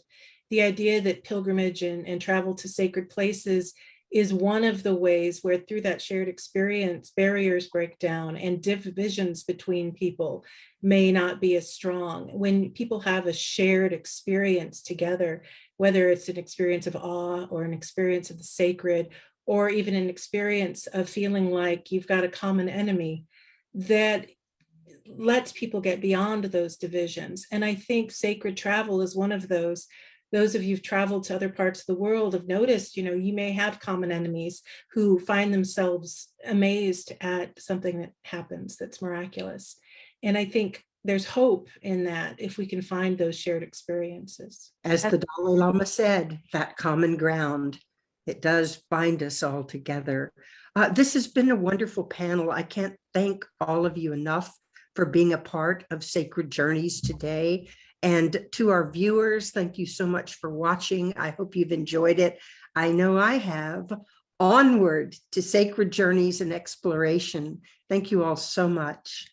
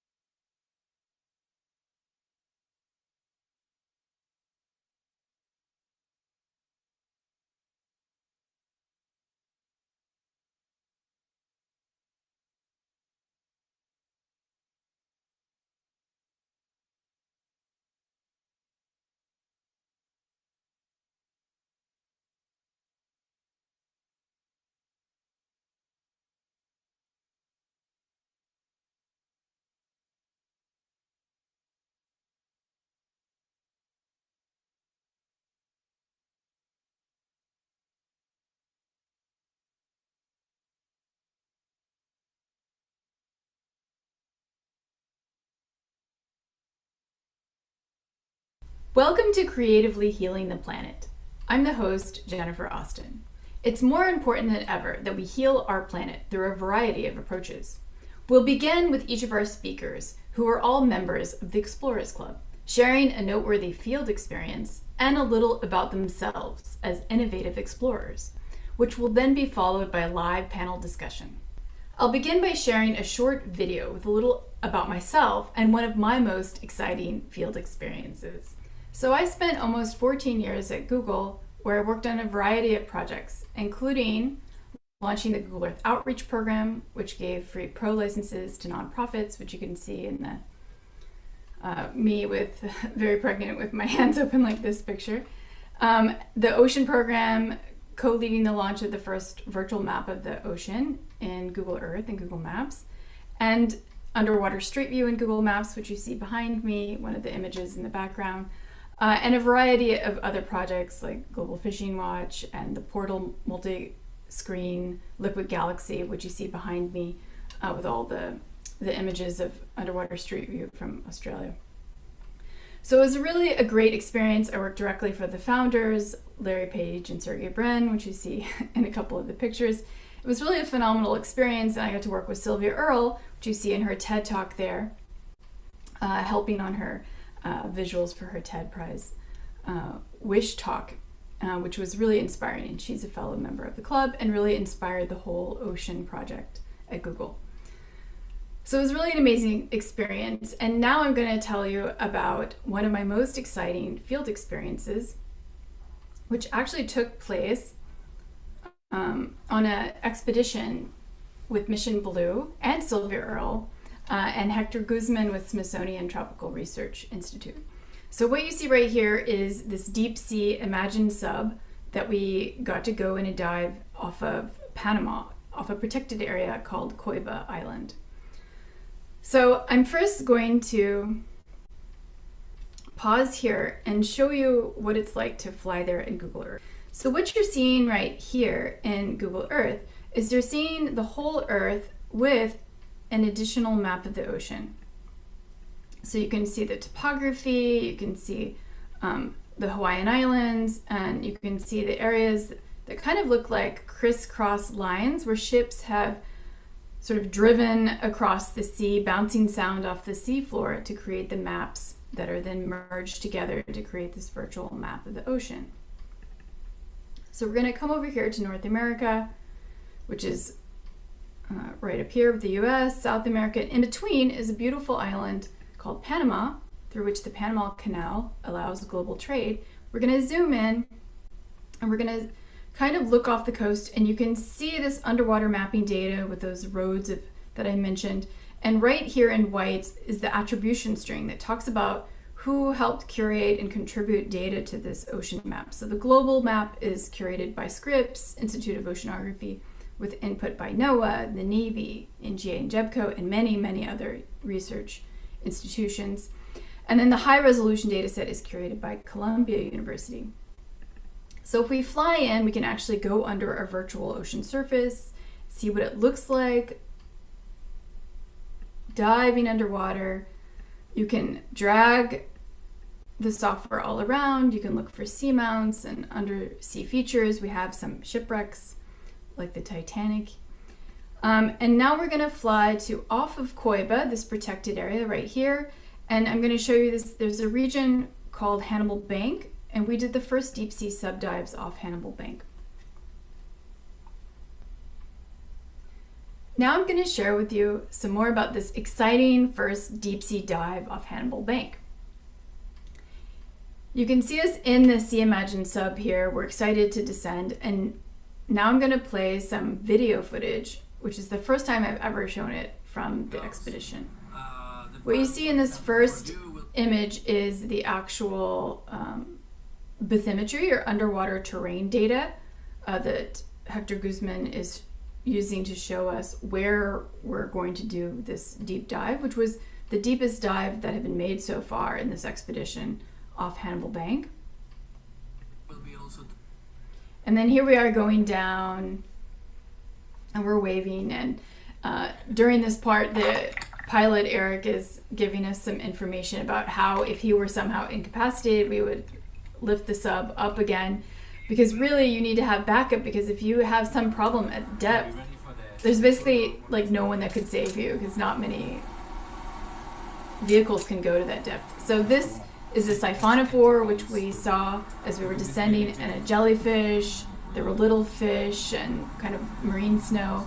It took us quite a while to get to close to max depth. So this was around 220 meters. You can see this threadfin bass fish kind of hiding under the rock, and these pink hydrocorals sort of growing on top of these rock outcroppings. Our max depth was 257 meters or 860 feet, so it was quite deep. And we were looking at sort of what does this area look like, because Hector was interested in basically how it is as a sort of rookery for fish so they can grow, because it's important to the fisheries economy of Panama. So we saw this conger eel going along the seafloor, heading past some tube worms. And then we came across this fish, which the pilot didn't recognize, and we joked maybe it was a new species, because it was really like as if you were exploring in space, but with sea life. We joked about, like, you know, should we name it after me or Sylvia or someone more famous? Whitemore biomass focus, which is a nature reserve. So you kind of see all of this sort of landscape. It's almost like a sort of otherworldly landscape. We have deep water. And then you see this sharks, scorpion fish. California. A lot of fishes. There's a scorpion fish. This kind of like white sponge material on the ground. We weren't quite sure what that was. The fishing line. There's a cup coral, and then you see this fishing line that had been discarded, cutting across, and you wouldn't want your sub to get stuck in that for sure.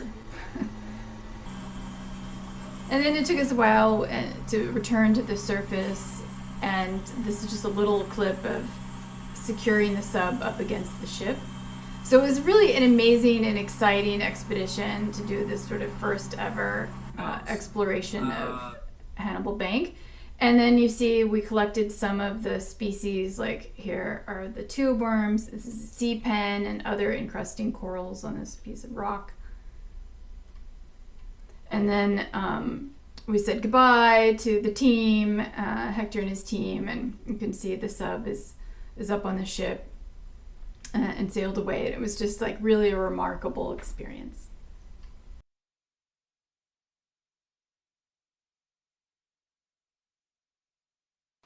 Hello, fellow explorers. I'm Sharon Kwok, currently based in Hong Kong, and I've been asked to speak at the Pathfinders Spotlight Symposium on November 5th to 6th.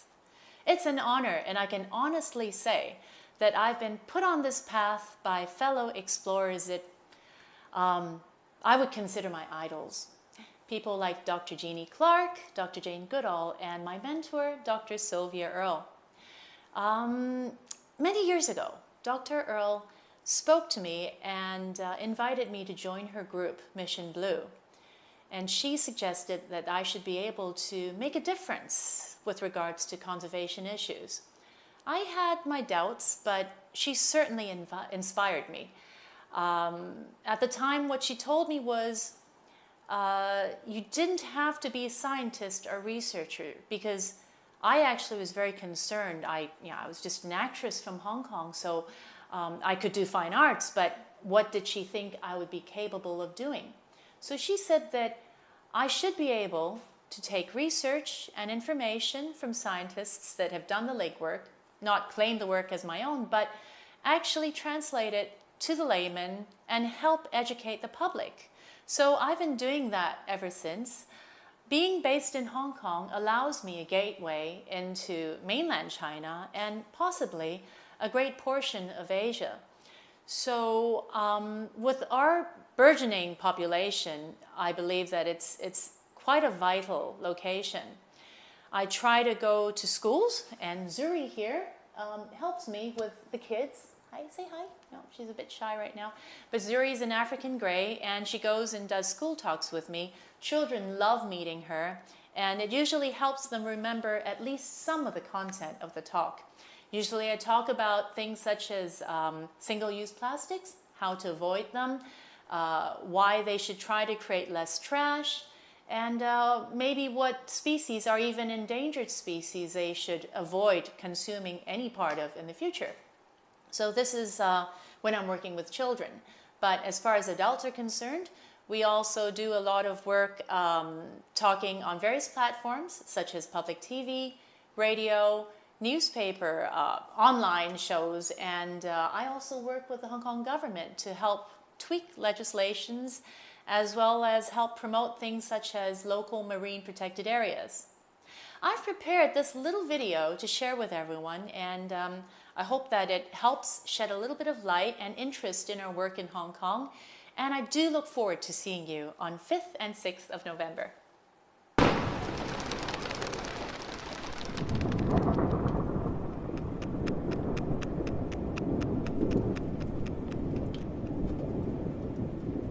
大家好，我係郭秀雲，歡迎大家今日嚟到米埔。Hong Kong's Maipo Nature Reserve is an internationally significant wetland area. It supports globally important migratory birds and provides a conservation area for local wildlife. Aqua Meridian is keen to help promote Hong Kong government's efforts to educate the public and nurture a love of nature. Well, I think that education is the real answer here, and we're trying everything that we can. I think we need to also work with the government. Wherever there's any avenues that we can educate, we need to go there. And hey, you're helping too. I respectfully urge that you vote in favor of AB 96. If we don't do something about it right away, then it might just be too late. 今日中國咧就終於做一個象牙嘅銷毀嘅儀式啦。中國國家林業局与海关总署今天在广东联合举行执法查没、象牙销毁活动。I believe that there are a lot of people in China who do want to do the right thing. 由今日開始，香港政府就會將我哋海關充公咗嘅28.5噸非法象牙開始銷毀。With the support of the Hong Kong government, we've been able to host many events, and our annual Elephant Walk has steadily grown with the participation of people from all walks of life. 心愛地球。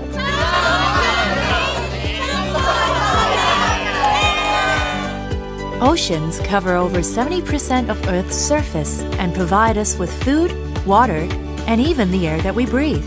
From the smallest shrimp to the biggest whale, marine biodiversity is vital to our own existence. Through pollution and overfishing, we've already destroyed many beautiful habitats. We've also lost 90% of larger fish populations since 1950. However, if we act now to protect and preserve what we've got left, there's hope for a brighter future. And education is the key.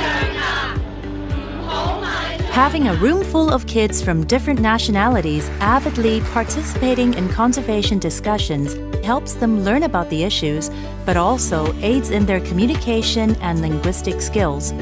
That's why youth education is one of Aqua Meridian's vital missions. Aqua Meridian will be creating multilingual ebooks and more educational toys.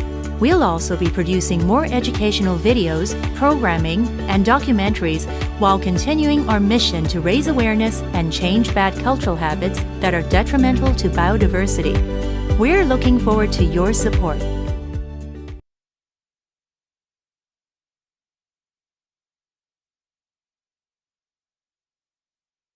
Good evening. My name is Joan Maloof.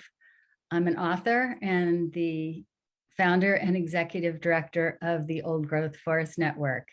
It's a pleasure to be here with you today to talk about what I do and to enjoy the presentations of the other explorers. My question for you is, have you ever been to an old growth forest? And by old growth forest, I mean a forest that has never been cut.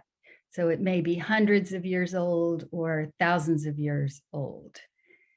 Now, chances are, if you've been to such a forest, it was in California, the redwoods. That's my guess. And I have also visited those beautiful forests, but I'm an Easterner. So I wondered, are there any old growth Eastern forests left? If so, where are they? What are they like? How would I find them? And as it turns out, the answers to those questions are not easy to find. It took some research. But what I did find was that there was an old growth forest about 60 miles from where I live in Maryland. And one day I took an expedition there. So it's not a dangerous or a long expedition, but still I considered it an expedition of exploration. What would I find? What would I experience? And as it turned out, what I experienced there changed my life. As I walked into that forest, the first thing that I noticed was the air. The air quality seemed so different to me. And yes, the trees were large and the forest was beautiful and the birds were singing. But when I got home, it was the air that I wanted to research. So I started researching, and I learned that the Japanese had been researching what is contained in the forest air for just a few decades. And at that point, there was no popular mention of forest bathing or Shinrin-yoku. It ended up being my writing about the forest air that brought the Japanese research to the popular culture of the US. So now we have many, many books about forest bathing and the health benefits of forest air. And that experience of visiting that forest and breathing that air and writing about it also had another effect, because my readers would come to me and say, where is that old forest? Can you tell me how to get to that old growth forest in the East? And not many people realize that we still did and do have old growth forests left here, although not very many, only 1%. But instead of it being difficult information to find, I decided that I would write a book that shared with people how to get to one of these old growth forests in each of the eastern states. So the 26 states east of the Mississippi River. So more research, more explorations, learning where all these forests were. It took me a few years to make all the visits in between my faculty teaching. And most of the visits I was doing alone. And some I was backpacking into, some they were easy day trips from parking lots. But I realized the beauty of these forests, yes, the biological importance of these forests, but I also realized how threatened they are, and that there was no national organization that was speaking out to preserve these forests. So in the middle of my travels to visiting all these eastern old growth forests, I realized that we needed this sort of organization to educate about these forests. And the dream of the Old Growth Forest Network began. And the Old Growth Forest Network is to make sure that there's one forest in each county, protected from logging, open to the public, and relatively accessible.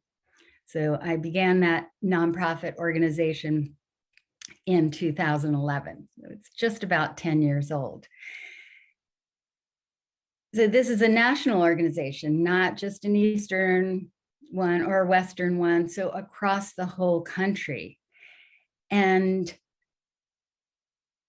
as we add these forests to the network, we now have 146 forests in 27 states.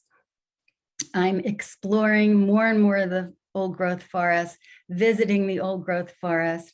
I've now been to the oldest forests on the planet. Those are the bristlecone pines in California. I've seen the largest trees on the planet, the sequoias. I've seen the tallest trees on the planet, the redwoods. I've seen the largest expanses of old growth in the East. So fortunate to have had these experiences. And I realized that I've probably seen more old growth forest than anyone alive today. And I'm so pleased to be able to speak for them. So my explorations aren't dangerous. They're not in the deep sea. They're not in outer space, but I still consider them explorations. I'm exploring the parts of our planet that have escaped human influence. And I'm speaking out to preserve some of those places. So that is the reason that I decided to join the Explorers Club as I continue my explorations of these beautiful forests across the country. Thank you for your attention.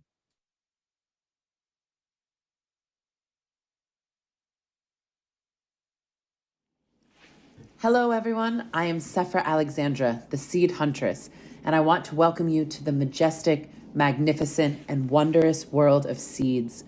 Seeds are living embryos, the most elegant and distilled form of all the botany that abounds.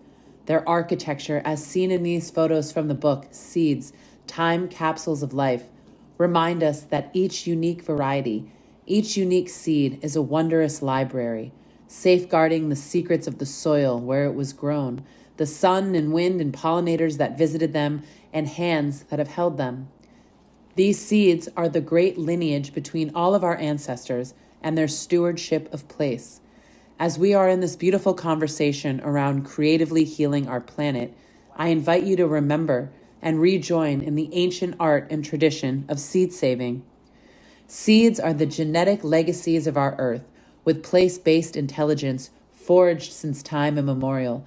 They are the great artistic palettes of our wild lands and the greatest tools of resilience we have in the face of changing climates.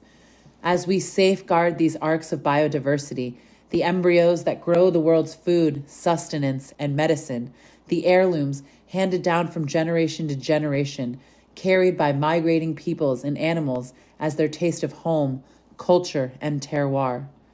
I have traveled the globe on ethnobotanical expeditions to assist communities in safeguarding their bioregionally adapted seeds, germinating and providing sustenance in the great biomes of the earth for over 360 million years. Where species first emerge on the planet is known as their center of origin. This is where the greatest diversity of their crop wild relatives are found. The ancestors to our domesticated field crops that allowed us to transition from a hunter-gatherer society to an agroecological and agrarian-based society. Our world's seeds are safeguarded by the Gene Bank platform, with seed banks that back up these great arcs of diversity ex situ or in a cold storage out of the soil to ensure the genetics of these bioregionally adapted varieties are not lost, all safeguarded as a backup in Svalbard, the global seed vault. My fieldwork in the South Pacific chronicled the cultural totem crop taro and tells the tale of their version of the Irish potato famine, a crop so important to food security and their traditional cultural practices was almost lost due to a blight. The diversity from centers of origin had to be regathered, starting the taro seed bank at CPACT, and thus ensuring we could rebreed this staple food crop to be blight resistant, as it is the 14th most eaten vegetable in the world. Blights are not the only threat to our seeds. Man-made and natural disasters are occurring far more frequently. In our work in Haiti, unfortunately experiencing many of these devastating events, We help to fortify a community seed bank. By this model, if and when the next disaster strikes, they have a regionally adapted resource of seeds to immediately replant their fields without having to rely on foreign aid. A closed-loop system approach that is self-facilitating, self-perpetuating, and a self-regulating system. This supports ecosystem restoration, food security, seed sovereignty, access to nutritional diversity, and supports, rather than undercuts, their agroeconomic system. Of course, the preferred method of seed conservation is certainly in situ, in place, in the local soils where it belongs, as stewarded by Aboriginal folks the world over for medicine, sustenance, food, fiber, and supporting the symphonies of wildlife in their vital needs. When we speak of implementing seed-based ecological restoration, we need to put our bug eyes on and see it from our entomological partners in pollination and the great seed dispersers of wing and fur. They do not see where one state begins or ends. They see riparian corridors, broadleaf forests, phytogeographic regions, phyto, plant, geographic, place. In this sense, to do true restoration, we must work off of a shared framework. Here's the EPA's eco-regional map and broad stroke artistic mosaic of shared data sets that serves as a baseline for seed collection, in saying if we collect genetics from within this ecoregion, we can be confident that we can rewild them throughout that corridor and know we are putting the right plants in the right place. My work has been centered around fortifying a Northeast native seed supply chain to make truly local native seed available by working with regeneratively trained botanists, organic farmers, and nursery men and women. In an effort to spread the word and spread the seed, we launched botanical.org because we are botanists, not botanists. In canoes and Polynesian outriggers, we have paddled the gorgeous Connecticut River corridor, the Algonquin term for the long tidal river, a vital passage system in the transports of seeds, animals, and trade. In an era where urbanization encroaches our riparian corridors, we plant these native plants back in the living seed bank, the soil, and celebrate stewardship of place like our ancestors. Once these plants root, the myriad dispersal mechanisms of nature, by wind, anemochory, by bird, ornithockery, by water, hydrockery, and by human, anthropochory. We must sink our perennial taproots into the soil, providing ecosystem services to the mycelial wood wide web of society. We all have a role to play in caretaking our earth. Creatively healing and rewilding our lands is as simple as saving and planting a seed. The ROI of seed is extraordinary. Plant one and the next year you can harvest thousands. As my great mentor says, which has greater technology, your iPhone or a seed? It's the seed, ever adapting since time immemorial. It is time we pay as much reverence to the charismatic microflora as we do to charismatic megafauna. Fortify your seed shed in the same way we have learned to protect our watersheds. Join us, find a friend, a paddle, and a native plant, and you will be stepping in as a person of the pinch, choosing to not let the erosion and genocide of plant biodiversity wash away, but step in and safeguard the exquisite biodiversity that still exists in this pinch of time. The key to creatively healing our planet lies in the simple elegance of the seed. You don't need to board a plane to the Himalayas to go on expedition. We, as citizen scientists and stewards of ecology, recognize that the greatest adventure and need can be found in our own backyard expeditions.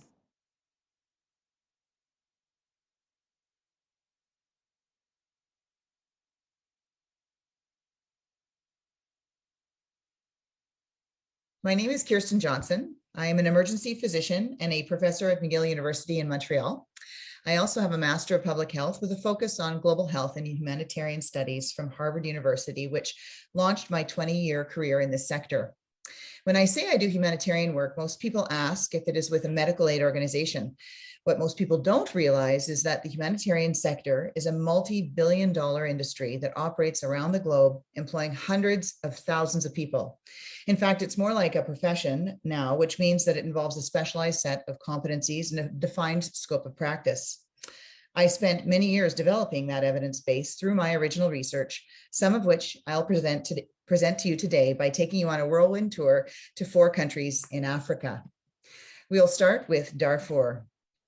Darfur is a region in Sudan. I traveled there with Physicians for Human Rights to conduct a part of a 3-part investigation into the genocide perpetrated by the government of Sudan. Our investigation was unique because we focused on the part of the Genocide Convention that had to do with the destruction of livelihoods.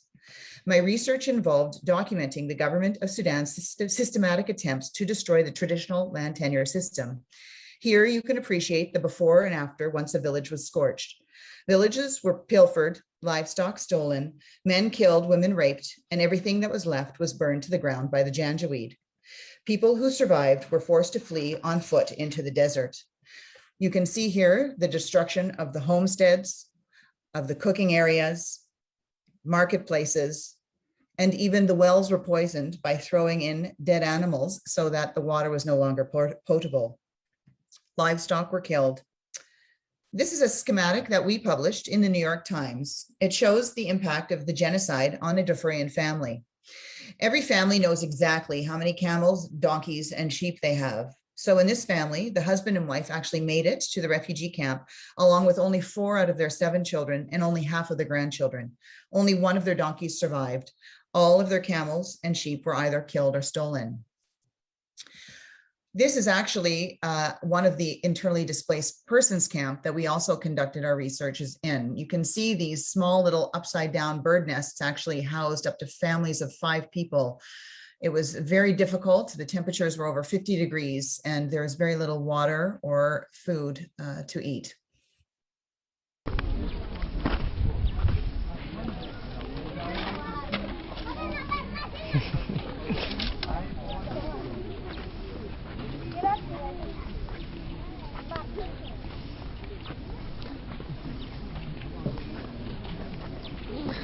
I don't know.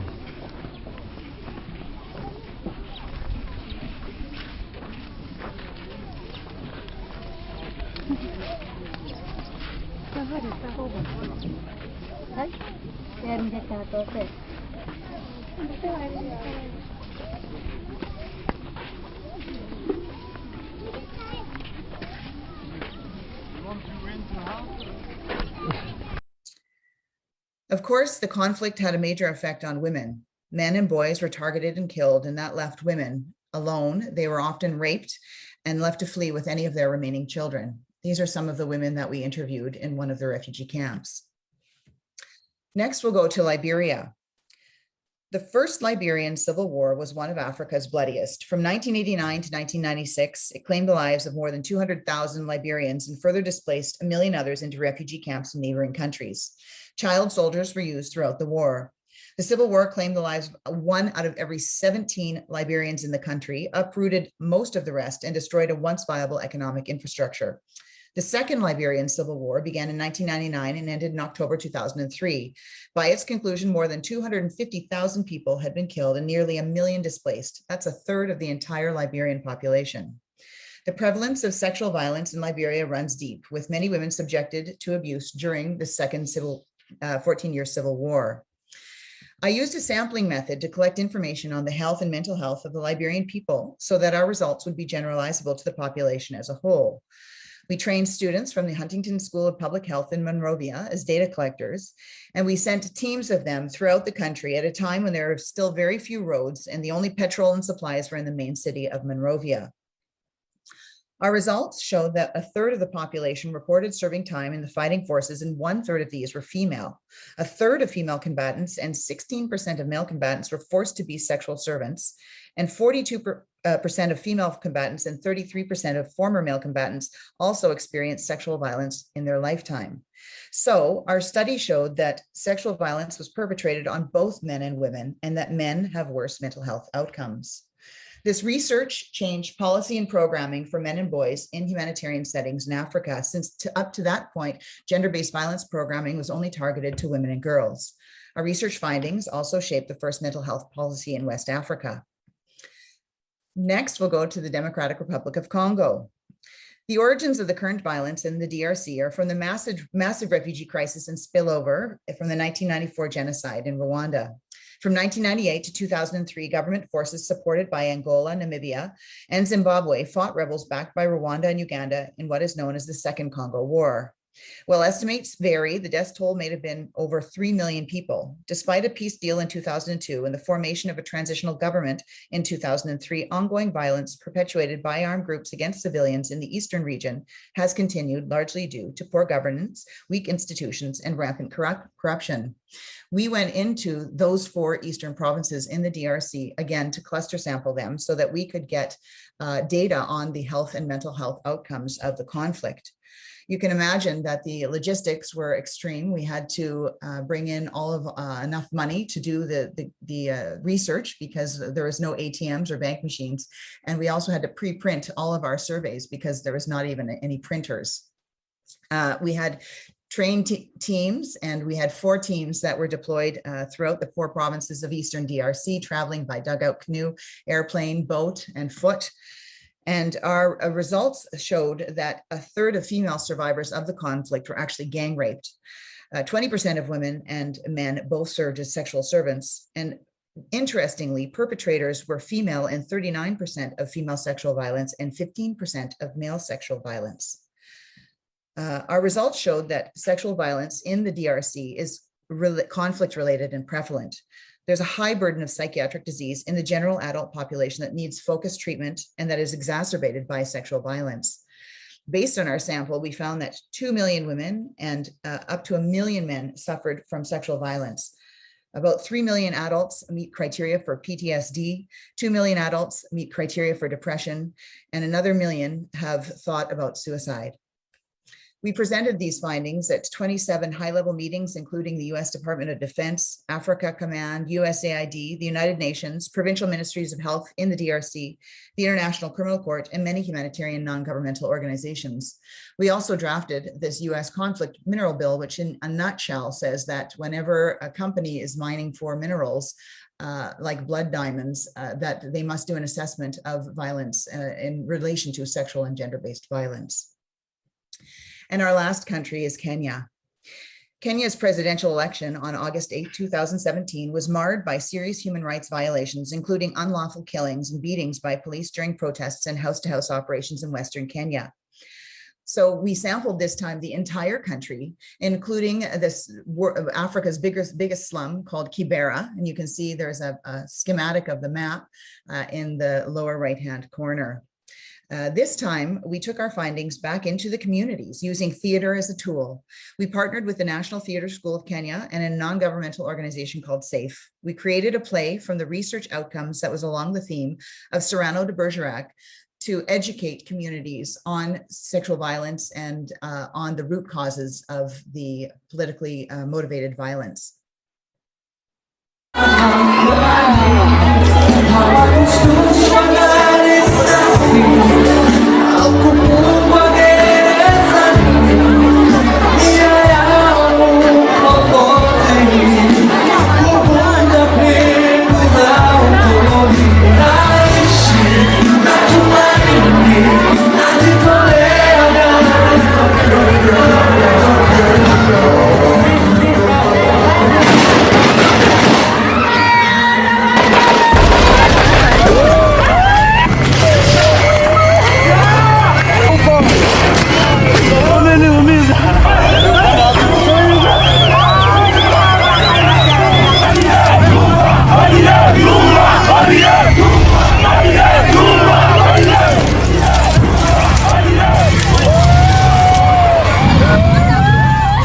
You can see from that last clip that it was a combination of our theater performances that we held all throughout the Rift Valley in Kenya, and also actual footage from the politically motivated violence that occurred just around the 2017 elections.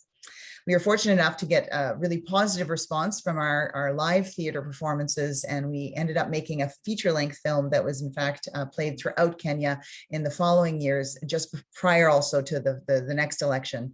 And I've got a trailer of that I'd like to share with you now. Good morning, Kenya.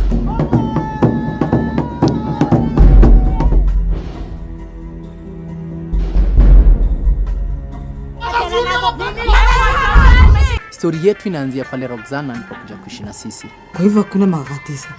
Nene, tangu lini tukawa na magagatisha? Nataka uniambie kuhusu Roxana. Ati yeye ni wa familia yenu? Tabasamu lako kuangaza moyo wangu. Ni kufikiriapo moyo wangu hutetema. Tabasamu lako hufanya jua liparare. Unaona? Mimi ni mshairi. Hii kutongozana imetosha. Mwambie nataka kumuona. Bam bam bam.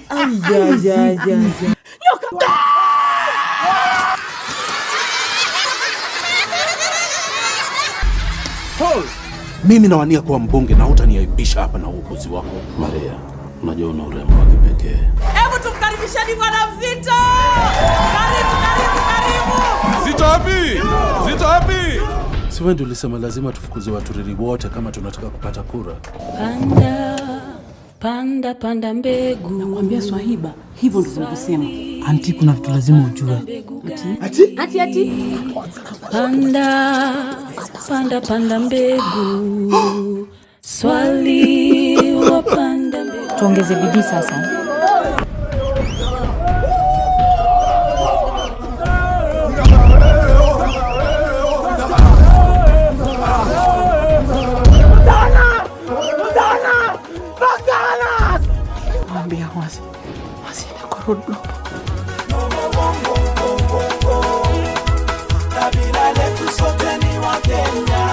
I'd like to thank you so much for the opportunity to share some of my work throughout Africa with you, and I look forward to the question period, and thank you so much.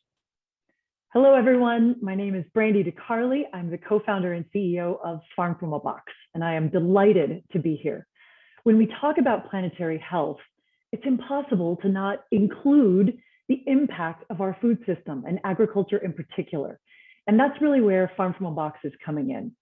We already know that we've got stretched resources and unpredictable water availability and fractured supply chains that leave huge gaps in terms of access of food. But we also have the technology to help change some of that and help bring about a much more sustainable agricultural future. And that's what we're working to do. So we developed Farm From a Box as a decentralized, off-grid, clean tech-powered toolkit, basically, to help empower localized growth, particularly for small and medium-sized enterprises, anywhere between urban centers to rural to remote. It's really designed to bring the technology in and pair it together with regenerative crop production so that we are helping grow more efficiently, but also nurturing the health of the soil. So to give you a little bit of an idea of what it looks like, we have two different products. They serve anywhere between 2 to 10 acres of thirsty irrigated crop production. They're all powered entirely by solar and also provide solar powered pumping, drip irrigation that goes out into the field, internal cold storage to make sure that we're keeping the crops fresh as long as we possibly can, and also Wi-Fi connectivity. Without that, we have to have connectivity these days. On top of that, we also layered on a data IoT platform so that we can optimize crop production, energy, water usage, and layer in fintech solutions so that we're also bridging in that digital divide and helping connect with digitized market access. So that's a little about the system, but let's talk about the important stuff, what it enables on the ground. It's really all about strengthening the community's ability to grow high quality and reliable crop production. There's one farm in particular that I'd like to bring up, and that is in Tanzania, out in the Kigoma region, if anybody is familiar. The Kigoma region has a great deal of agricultural potential, but their weather has changed and things are not producing the way that they used to. So we came in with the United Nations and we developed a farm in the village of Kalimungoma. And that's on the border in a host community of the Nyarugusu refugee settlement. And there's one farmer in particular that really stands out that I'd like to share a story with you on, and her name is Alice Concessa. Alice is one of those pathfinders, and she is a force of nature in and of her own self. We came in and we co-developed what this farm was going to look like with the community. And Alice, from the beginning, as a fractured subsistence farmer growing for her own household needs, really took a leadership role with everyone to make sure that their voices were heard, that their concerns were addressed, and that the design for the farm that we put together was really done for everybody's benefit. We end up landing our box in the area. And of course, Alice is the first one to like pick up a machete alongside me and just start chopping away at the shrubbery to make sure that we're clearing everything. And as the planting continued, she was one of those that was spearheading the training alongside a lot of the other women farmers. And of course, women being the multiplier effect, the food that she ended up growing and the income that she earned from that, she ended up reinvesting into the purchasing of goats, which she was then selling again. And she basically went from being a single, struggling smallholder farmer to where she is now, where she is advising the local agricultural extension units on smallholder production. So I share her story because I think it's really important to consider and really keep in mind that when we talk about planetary health, when we talk about climate change, we have to make sure that we remember that 3 out of 4 farmers globally are smallholder community-driven farmers. They're on the front lines of climate change. And at the same time, they are our greatest allies in being able to really tip the needle in the right direction and steward healthy practices for not only where we are in the present tense, but also for training new farmers in the generation to come. So while there's COP26 going on right now and all of the discussions that are going on behind the doors, I wanted to just offer up this opportunity to be able to think of farmers like Alice that we're basically having a lot of these climate discussions for. All of us, we are all Alice. She is a Pathfinder and so are we. And we need to look at how we can address some of these challenges through a human lens, because through that human lens and seeing our interconnectivity is really where we're going to see the solution as well. So thank you very much. I'm delighted to be here, and let's do everything that we possibly can to be able to put good ideas into action and do so quickly. Thank you so much.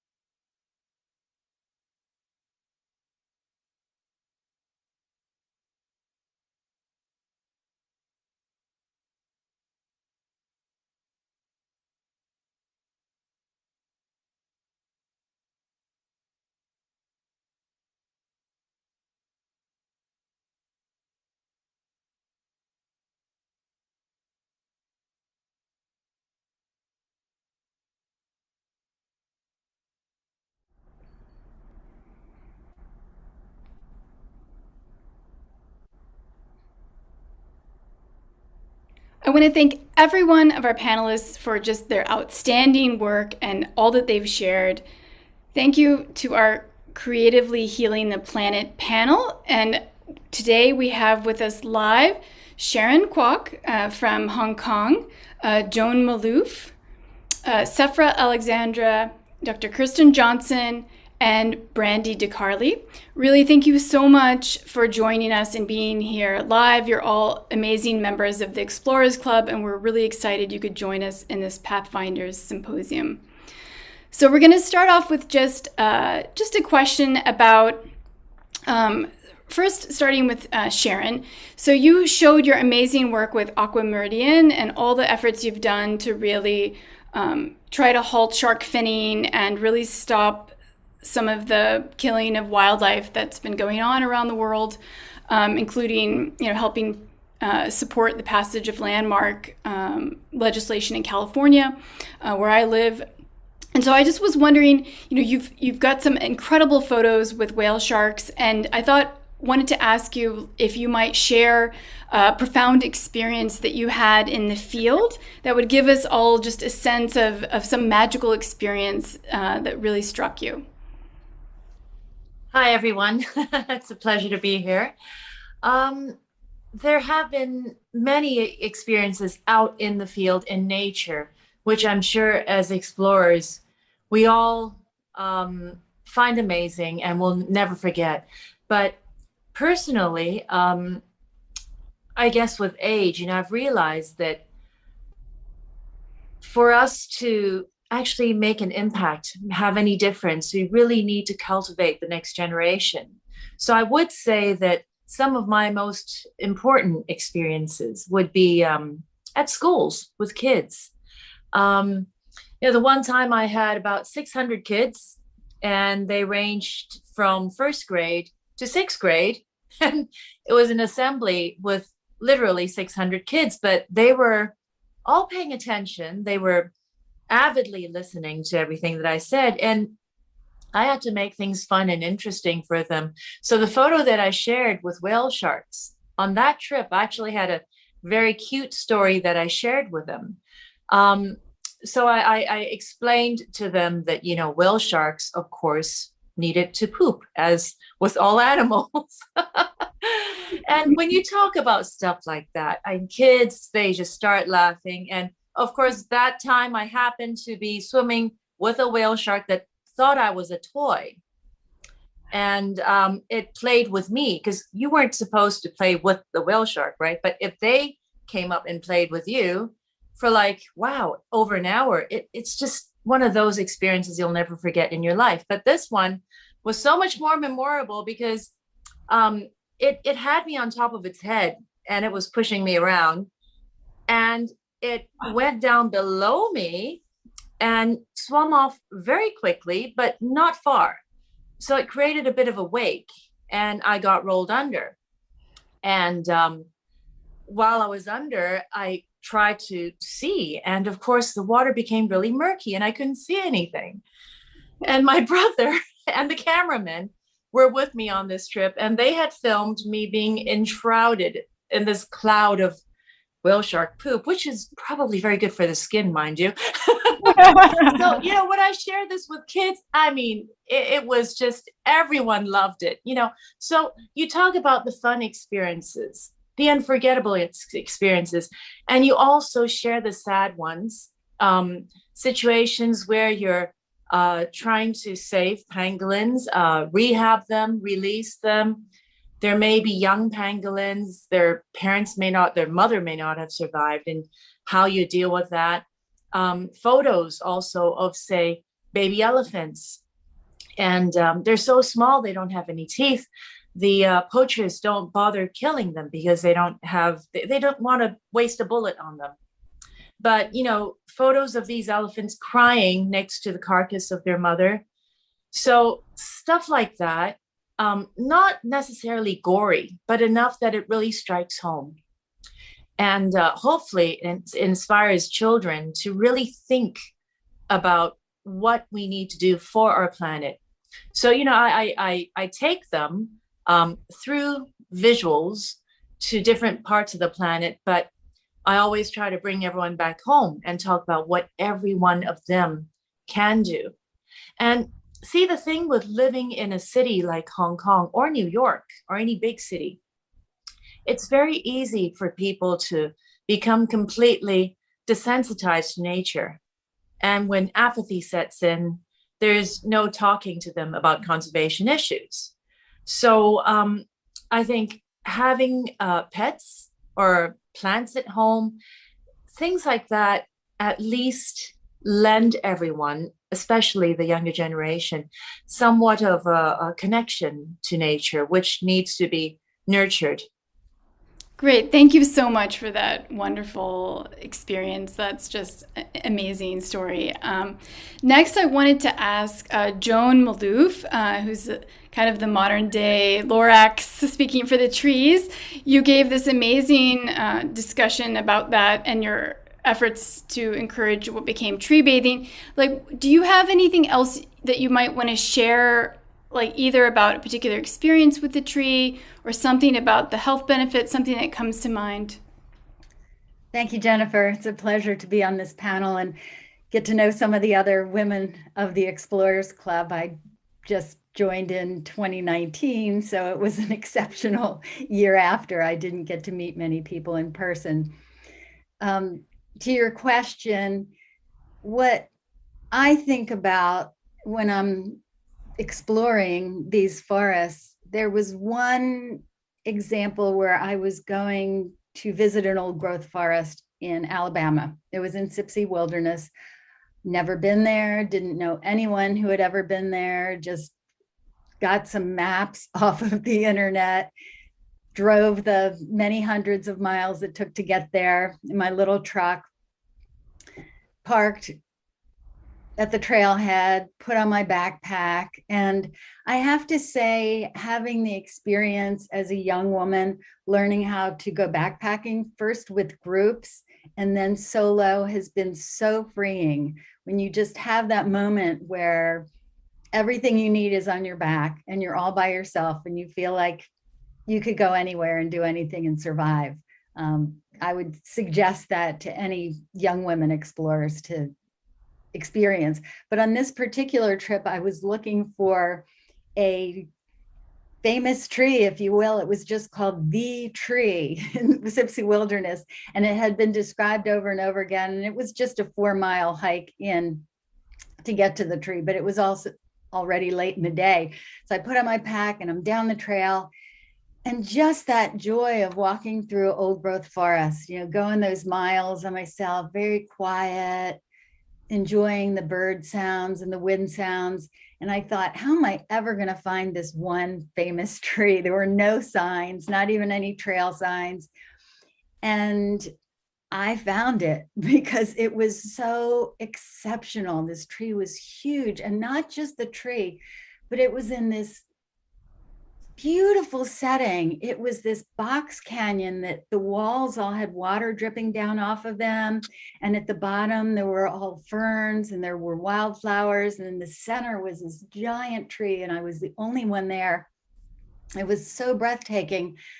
And I just said, I'm not going anywhere. I'm just going to spend the night right here. So I took my pad, took my sleeping bag. I don't even know if I cooked any hot food that night, but just to be in that canyon with that tree all night and to have the owls come in and sit in the tree and call, your heart swells when you realize the beautiful places that are on this planet that we can explore and get to and that need protection and preservation. So that's part of my work. It's hard when I see the clear cuts, when I see forests get lost, but then that's balanced with the joy too of being able to experience these places. Amazing. Thank you so much for sharing that. I want to learn how to go and visit that tree myself. So it's incredible. Next, I wanted to ask Sephora Alexandra, like we saw your amazing seed work and, you know, is there a particular, I know you went on a recent expedition, but something about like something that really struck you from a field experience that you want to share with us? Yeah, absolutely. And hi to everyone. Such a great panel. You know, I always have seeds around me. I don't think I've ever done laundry where you don't hear titididink or some sort of seeds falling out of my pocket. I really, you know, I can speak to this past expedition by stating, you know, where I sit. And this was the land of the Pagosset, the Golden Hill tribe. And I'm from Connecticut. And this used to be called Machamuks, the beautiful land, because the stewardship of this area was some of the most fruitful of the country, from the mussels and the clams in the ocean to the huge chestnuts and the acorns and the twice a year burning they would do to steward and caretake those lands. So there was really gentle grasses and meadows that they could hunt for deer and have silent hunts and so forth. And just the exquisite brilliance of the traditional ecological knowledge and the stewardship of this place has been so unbelievably inspirational to me that when I pick up a seed and I realize the only reason and the way that this seed, this living embryo, an acorn grows an oak, can still exist is by being passed down from hand to hand, from squirrel's mouth to squirrel's mouth since time immemorial. And with that sort of reverence in my heart, as we paddled the great Connecticut River, this year we paddled on the botanical expedition because we're, as we said, not botanists, we're botanists. And we paddled with native plants from a native seed initiative that I run. And when you paddle down, you're really reminded of all of the ancestral people who have paddled and used this vital corridor. That river goes from Canada to the Long Island Sound. And so in terms of transport for humans and their needs, but for animals and for seeds, that, I love all these words of anemochory by wind, hydrochory by water, anthropochory by human. So to be able to join in that story, putting our tracks in and putting our seeds back in that living seed bank, for the second time on the expedition, when we actually planted the native plants on these organic farms that we walked to off of the river, both times after we put those crops in for seed production, we looked up, I promise, and a bald eagle was circling right above where we planted it. And for me, as someone who maybe adheres to animal totems and things of that nature, I really you can't help but like cry and just feel grateful that you can play your part in helping to rewild these beautiful landscapes for the food that the pollinators and the animals need, and to provide the food that we all need. So that's continued to be, anytime I put my hands in the dirt and put a native plant back in the soil, it's really a magical moment, especially to be shared with kids and all of those other explorers with us. So, yeah. Awesome. Thank you for telling us about that. And it just sounds so inspiring. Then Dr. Kirsten Johnson, your work is just incredible and impactful and brave in Africa. And I wondered if you might share with us a particular experience that you had that was striking to you from all of your work. Sure. Thank you so much. It's a real pleasure to be part of this panel, and I've watched the other speakers throughout the day, and it's a really exciting time for women in the Explorers Club. It's our 40th anniversary, and so it's interesting though because this last panel seems to be sort of it brings us together under this theme of creatively healing the planet, but it feels almost a little bit hodgepodge, and I think the common theme with all of us is advocacy. That's I think that we come at it from very different angles, but I think we're all advocates, and that's really what I hear a lot of women speaking and saying, and so really that's what's driven my work. I ended up being a researcher by sort of happenstance because I was always an advocate for people who couldn't speak for themselves, and who lacked the privilege that I had to go and be able to use the resources that I was given to give them a voice. And so my work started very early on with the Dalai Lama and the Free Tibet movement, and then I ended up going working for Mother Teresa, and then I went into medicine as a result, and used that skill set, but also really what I learned in public health school to be able to work in these very different parts of the world, not only in Africa, but to use these cool kind of tools that had been used in different contexts to actually sample populations, very, very dynamic populations affected by war or disaster, to be able to give them a voice. And the research that we did was kind of new. It basically, it's called cluster sampling, but it allows us, if it's done in the right way, to get data that we can actually then present in a way that's representative of the population as a whole. So when I spoke those numbers, I mean, really it's to say that many people had been affected, which then really it gives something tangible to change policy and programming. But, throughout my years, my decade of doing that particular research in Africa, I took a lot of those findings to high level meetings, changed policy and programming and designed the first mental health policy in West Africa, met with, as I said, UN agencies. I actually even testified in the Office of the Prosecutor for the crimes against humanity to indict Omar Bashir for his crimes in Darfur. But, it felt so removed for me from the people. And, at some point I had to look back and say, I was missing that connection. That's the whole reason why I went into this whole line of work, was to connect with those people and to give them the voice. So that was kind of the reason that my work culminated in that film in Kenya, because I decided that instead of going higher level and being kind of removed from the people on the ground, that we would take it back to those people. Though the data came from those people, they gave us their stories. So I took it back to them in the form of a play. And what was so cool was that we partnered with this organization called SAFE and the National Theatre School of Kenya to create this play together using themes of the research. And, there's a lot of data on performance, play and in terms of like public health messaging and so on, but it really allowed them to take on this cause, and especially around sexual violence. And we toured this play on a bus that Daniel Craig actually bought for us that had a pull-out stage. And we had these massive speakers, and we'd start with these big dance parties. And all through the Rift Valley, these villages, we'd get thousands of kids and people coming around, and they'd have these amazing dance-offs like I'd never seen before. And then we would start our theater production, where we would start with this big song and the whole thing. But, at the end, we would have testimonials where people would come on stage from the villages, the people themselves.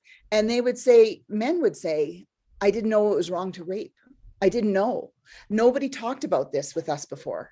So, I really feel like that for me was the most substantial product of all the work that I had done, that just bringing it back to those people and allowing them to see what that data meant, and allowing them to experience change through that performance, and hopefully we impacted the politically motivated violence in the next election through that film, because certainly wasn't the same thing the next time around.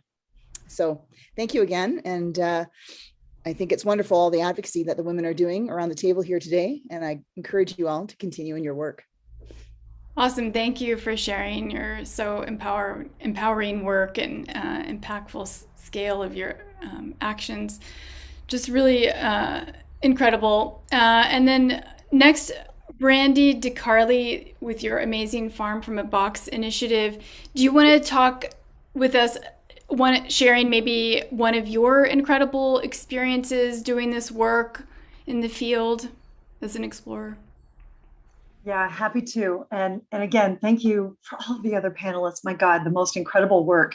And it is kind of funny because we all are different, and yet there is this common thread that's sort of between all of us. And it is that, nature brings people together. And that in and of itself is something that is really healing, right? Joan, you mentioned the air that you breathe, and Sephra, the feeling that you get when you sink your hands in the soil. And certainly, Kristen, the work that you're doing, the lack of food certainly increases violence in a lot of the areas that we work in as well. But the togetherness that we have experienced in some of our farms of, it seems like this foreign object, something out of a sci-fi film that sort of comes into this area, and solar panels come up and this technology comes out. And yet it becomes this anchor around how can we use this technology to really honor local indigenous, Sephra, this is way up your alley, local indigenous seeds and local indigenous agricultural techniques. And for us to learn alongside the locals when we're really doing this. And I've experienced this with every single farm that we've done, whether we're working with veterans in Virginia or out in Tanzania, out in the Kigoma region or in California, that the commonality of that is the same. And when we have the opportunity to come together and ask questions and see what they want to plant, and be able to just sit in the space with them, that there is such a healing that bridges the cultural divide of, Westerners coming into an area with this technology and really being with people in this space. The other factor of this is bridging the informational divide. A lot of women are left out of technological training, period. But there's an advantage and a disadvantage. Because they have not had that training, that also means they're the keepers of that ancestral wisdom of how to really plant in that regionally specific area. So to really open up the floor and listen to them and have them teach the rest of the community, but have our technology support that, is something that's incredibly healing and very powerful to be able to experience. So it really depends on each area. We have a farm that's in California, and it's in partnership with the IRC, and we're basically using our technology to help empower commercial production, but for resettled refugees coming in from Bhutan and Nepal. And obviously, an urban area in California is not going to feel like home to refugees that are coming in from those areas. But what happens is the farm becomes that center anchoring place of gathering, of feeling like home. And we have one farmer in particular who's, my God, I think he's in his upper 80s at this point. And he's the first one on the farm and the last one to leave, because he feels more at home right there, surrounded by people and plants, and there, surrounded by all of these incredible crops, than he does necessarily at home by himself. So there's this homecoming feeling that comes around with it too. So there's a common thread a little bit between all of us. And when you get back into nature, it inspires us to really honor it and take care of it and heal it and protect it as well. So yeah, definitely honored to be a part of this panel as well. That's amazing. And you're going to go talk about your work soon at COP, right? I actually just returned. Oh, you just came back. Oh, well, congrats. And I'm glad you got to share it with the world there. That's impactful. Well, that's wonderful. And that kind of leads us into, I know it, we're all doing, everyone in this panel is doing amazing work in so many different regions towards healing our planet. And one thing that comes to my mind, or I think people watching might be curious about, is to hear, what's one thing from your work that they could do? And maybe we'll just go back in reverse order. What's one thing they could do to themselves, Because sometimes, it seems so impressive, what everyone is doing. So it's just, I think if you just had one idea or a couple of ideas, people at home watching, what might they do on their own? So Brandy or Kristen.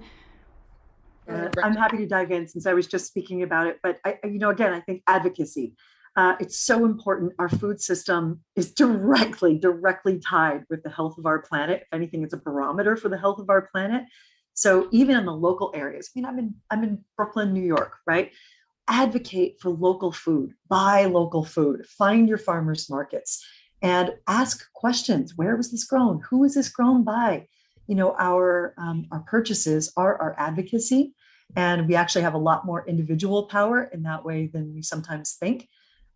So I think just on the small level, wherever you are, really do everything that you can to be able to support your local farmer, and really ask about regenerative growing practices and what are the chemicals in here, and make sure that you're putting your money to that. Great, thank you. And Kristen? Yeah, I agree, support local, but also I think it's people's responsibility to go global and to at least learn or educate themselves about an issue that involves some other people on some other part of the planet. I'm a bit dismayed by our, the new generations coming up and all the social media and the time spent on this little micro universe that they create for themselves. And they feel like they lose context and get pulled in these directions where they don't know the truth, or they can't really figure it out because it's just, they lack a sort of an appreciation of other cultures and contexts and what's going on out there. So it doesn't mean that you have to get on a plane and go to the Democratic Democratic Republic of Congo, but certainly to read about these issues and to learn about these different people and what's going on out there, you know, and I mean, that might end up going in towards advocacy or not, but I think we have a responsibility. We are so privileged being from, well, at least in my shoes, from North America, and having all the opportunities that I have, that for me, I really truly believe that we have a responsibility to be a global citizen. Great, awesome. And Sharon, did you want to speak next? I see.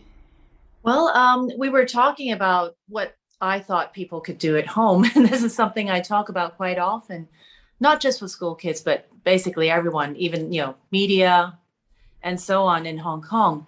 Other than the obvious, you know, bring your own bag, use less plastic, treat your trash carefully, even masks. We're seeing a lot of trash masks now. Don't forget to break the handles, you know, the tooth strings on your mask, because this has become a thing that's been detrimental to much marine life and other animals out there. But really, I think the one thing that I would resound with the ladies that spoke with me previously would be never stop asking questions. Don't just take things for face value. Don't just take things as people tell you. You know, I try to help with saving endangered species via education. And a lot of the times, these are things that are in demand because of the wrong reasons. Now, for example, pangolins. Both Africa and China has a demand for this animal. And every part of the animal is used, but only a small portion of it relates to actual recorded traditional Chinese medicine, and it's supposed to actually work, but the substitutes abound.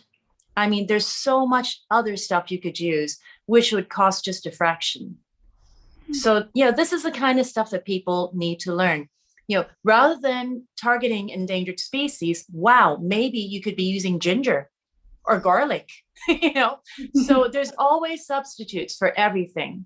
And, you know, I'm quite happy to see that actually, especially in Hong Kong, the universities are getting together and we're trying to make a big difference, especially in the field of traditional Chinese medicine. Because frankly, all medicines, I don't care what country you're talking about, started with a basis of just, you know, something taken from the wild, and we don't know what we're really doing. Over time, we experiment, we learn. So with Chinese traditional medicine, we're looking at about 3,000 years of trial and error. But still, there's a lot that needs to be tweaked. And of course, with the burgeoning population, we have to sit back and look at how we can make things sustainable. So again, it's question everything and find out the truth before you make your decisions. Great, awesome, thank you for that. Next, I guess, Joan, do you want to tell us what's one thing people can do? Oh wait, you're muted. Sorry. Yeah. One easy thing they can do is to just look around where they live, unless they're right in the heart of a big city. But if you're not right in the heart of a big city, look around and say, what is the oldest forest in my community? Just start really looking at forests that way, instead of just a green background. Are there any special forests? And then once you find one, start asking who owns this forest. And then perhaps even meet that owner and ask them what their plans are for the forest, because this is what I see. The way to save them is one at a time. And if we don't look around and we're not aware and we don't ask these questions, sometimes these forests disappear and we don't have any warning. So pay attention. Thank you for that so much. I agree. I ran up and took my kids to see the Big Basin ancient trees before the area burned last year. So, but the big trees will survive. So that's the good news. Sefra, can you tell us about something that people can do with your great seed work. Absolutely. I think that's my entire initiative is saying that our backyards, right where you live, no matter the urban environment, any environment, there's so much fun work to be done. And I think it all really starts with inspiring wonder. I'm so grateful to my family. With my mother, we would go look for spots, whatever environment you're in, feeling like you're discovering magical oases, even if it's just at the end of a parking lot with trees and whatever it is. When you're young, the fact that you're going on an expedition or paddling with my father, so grateful to live near the water, growing up at survival school with my brother, but all of the things that we learn there are transferable to anyone. So when you open up a kid's book, like The Search for Delicious, there's all those beautiful maps at the beginning, of the magical lands, and you can really recreate that wherever you are. And with seeds, especially, there's maple seeds, the samaras that spin down that kids can find everywhere. And kids are the best seed collectors there are, because it's like going on a scavenger hunt. And, that wonder extends to this ancient art of seed saving. It's, you plant one seed, you get thousands. My dear friend, Harriet from Third Mesa on the Hopi Reservation out in northern Arizona, they're the longest continuously settled village in our country, right? Thousands of years. And they have this amazing Hopi blue corn that grows out of soil that looks like you're in the Serengeti. And you ask her, how is it possible that this corn can grow here? Because they take their kernel and they dig a foot down and they bury that corn a foot deep and wait for that one monsoon that comes through and is able to grow that seed. And the answer is, as Carol Deppe from Harvard says, 1,000 years of stewarding and selecting for what does so well there. And if we want climate resilience, we all need to be learning how to safeguard our heirlooms, that bioregionally adapted arcs of diversity. So in summary, just as Harriet and they do, plant anything and just watch for what does best where you are and save the seed. It's easier than you could ever imagine, and kids will love to do it. So find one plant that you love, learn how to save that seed, and you are well on your way to helping heal this beautiful planet we have. Oh, amazing. That's really phenomenal. That's so great. I have some heirloom tomato seeds and I'm like, oh, that's incredible. So I wanted to ask our wonderful panelists here now about, what's one thing you would tell aspiring explorers? Like how did you get into exploration? What might you tell them to guide them on this path? And yeah, Sephra. I would say do what you love and make it up as you go along. I'd say don't be afraid to just dream your biggest dreams. What are you passionate about? I love paddling in boats. I love plants. What did I do? I hybridized those two things together, right? And the challenges that you'll face is when you make up being a seed huntress, you have to find the grants and do the work and do what you love and find people who support it and continually just, try every arc of different seed saving initiatives you can find. But if you keep going and you're doing what you're passionate about, it'll all come together. It'll make sense. So seriously, just dream, just absolutely dream, and then start small and then just keep doing it. And you'll find people who will support you. Wings World Quest is an amazing organization that sponsors women in science. I've carried their flag on 3 expeditions. There's whole communities and networks out there rooting for you now with the Explorers Club and the Women's Symposium. So I would say just make it up as you go along and it'll work out. Awesome. That's awesome. Kristen, please. Sure. I mean, I think that something that's very relevant for today's whole symposium is the fact that we're all women. And for me, it was always a surprise. I would do something and I would surprise myself that I could actually do it. I didn't start out knowing that I could do all the things that I ended up doing and that my research and work would have such a big impact. It wasn't like I went into it thinking like, I'm going to do this and publish this and et cetera. But I think the key word is passion. And I think the key word is also, or the concept is to don't put obstacles in front of yourself. You can do whatever you set your mind out to do. And I think that it's so important that we mentor and sponsor women so that they realize that they can do the same. I think sponsorship and mentorship is extraordinarily important, and handing that down. I think that the new generation of women who are coming below us will probably see the world with more opportunity than we, I hope. But certainly that, you can do anything that you put your heart into doing. And so long as you've got the passion, it'll become a reality. Amazing. That's inspiring. Joan. Yeah, I like that so much, Kirsten. The passion, and I would add perseverance. I used to teach at university, and I think the best compliment I got was from one of my students. She was a mid-40s Black woman, and she said, "Dr. Malouf, what you taught me is perseverance, to just stick with something." And so it's easier to stick with it if you love it, as Sephra said. So, and I didn't have a lot of mentors. I didn't have a lot of opportunities in these fields. I just made it up as I went along and just stuck with the perseverance and the passion. That's all it takes. Awesome. Sharon?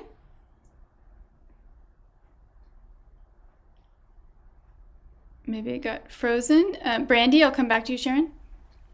Yeah, I'm 1000% with the other ladies on this.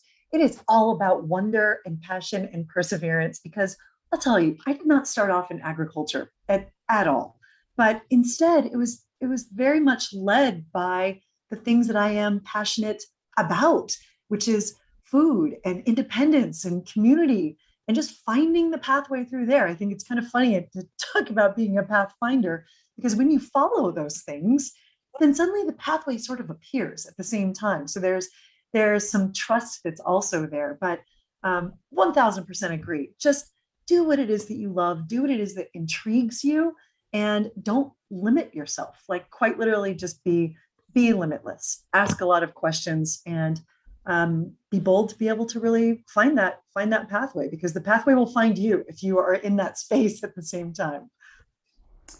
Awesome. That's awesome. Sharon, anything for aspiring explorers? Well, very simply, believe in yourself. And again, as Lady said, the path will open up before you. Awesome. That's really great. And then I know we're getting close to time, but just last, if there's like a fun fact or question last question you want me to ask you, please let me know if there's some. Sephra, do you have a? I don't know what your advice would be, Jennifer, for the young explorers. For new and up-and-coming explorers, I'd say, go after what you're passionate about. There's this concept, Satchit Ananda, from Sanskrit and the Vedas, and it's like means truth, consciousness, bliss. So you want to find that bliss. Like, what is that thing that really, is it diving? Is it hiking? Is it talking to kids? Like, whatever that is, catch on to that and follow that. And I would say, like, support others. And especially for women, like, it's hard enough out there in the world. If you can really support each other, look for the best. I think, and men being supportive also, like, just really, like, support others and believe in yourself, because it can be challenging, and you just gotta, like, shake off, the challenges and keep moving forward. So that's my advice. Woohoo! Victory arms, right? So, so please, anyone else have, like, either a fun fact or any closing thoughts you might want to share before we wrap up? Just a closing thought that I can share is just, I hope you all out there, if you haven't looked at seeds and had reverence of it, they're like these great libraries. The genetics embedded of them tell the stories of the soil and the soul and the surroundings since time immemorial. And so all of you, I say save seeds, because seeds save. So have fun and They're so pretty and they're everywhere. That's awesome. Anyone else? If anyone else, everyone's good, then I just really want to applaud everyone in this panel for your incredible, amazing pathfinding work towards creatively healing our planet. If you want to learn more about the Explorers Club and their work, there's explorersclub.org. And you can just go and watch all the videos that are on the Explorers Club Facebook page and YouTube channel and see the amazing work. The Pathfinders W40 committee has been supporting women's talks this whole year. They've got a great archive of content. If you're a young aspiring explorer, you can do it, go out there, see what other people are doing and make a new path forward for yourself. So thank you, everyone. Really appreciate it.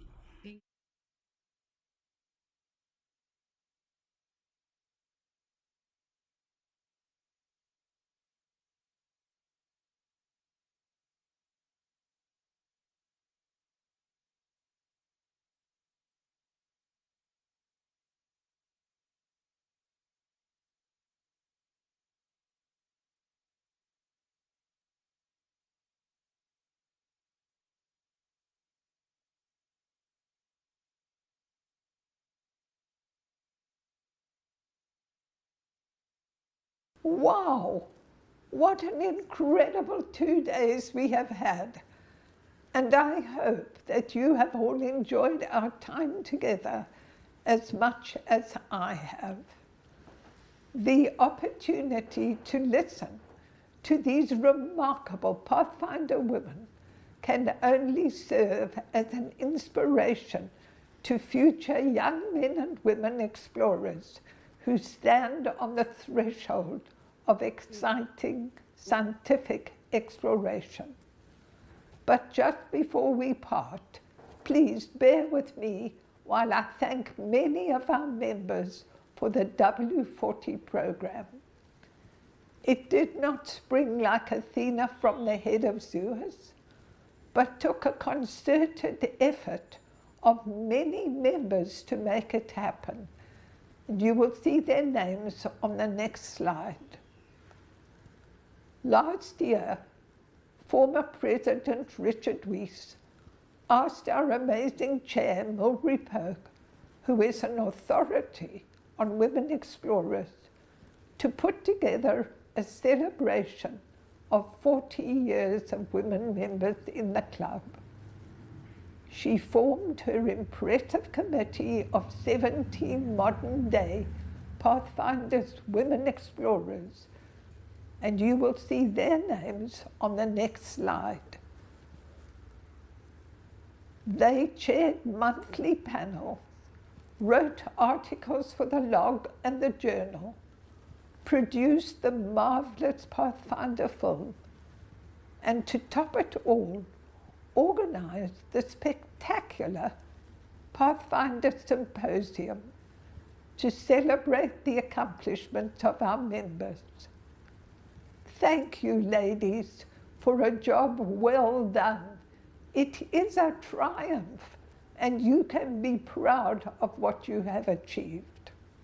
Huge thanks are also due to the Explorers Club staff, A-team, who played a large part in the success of this event.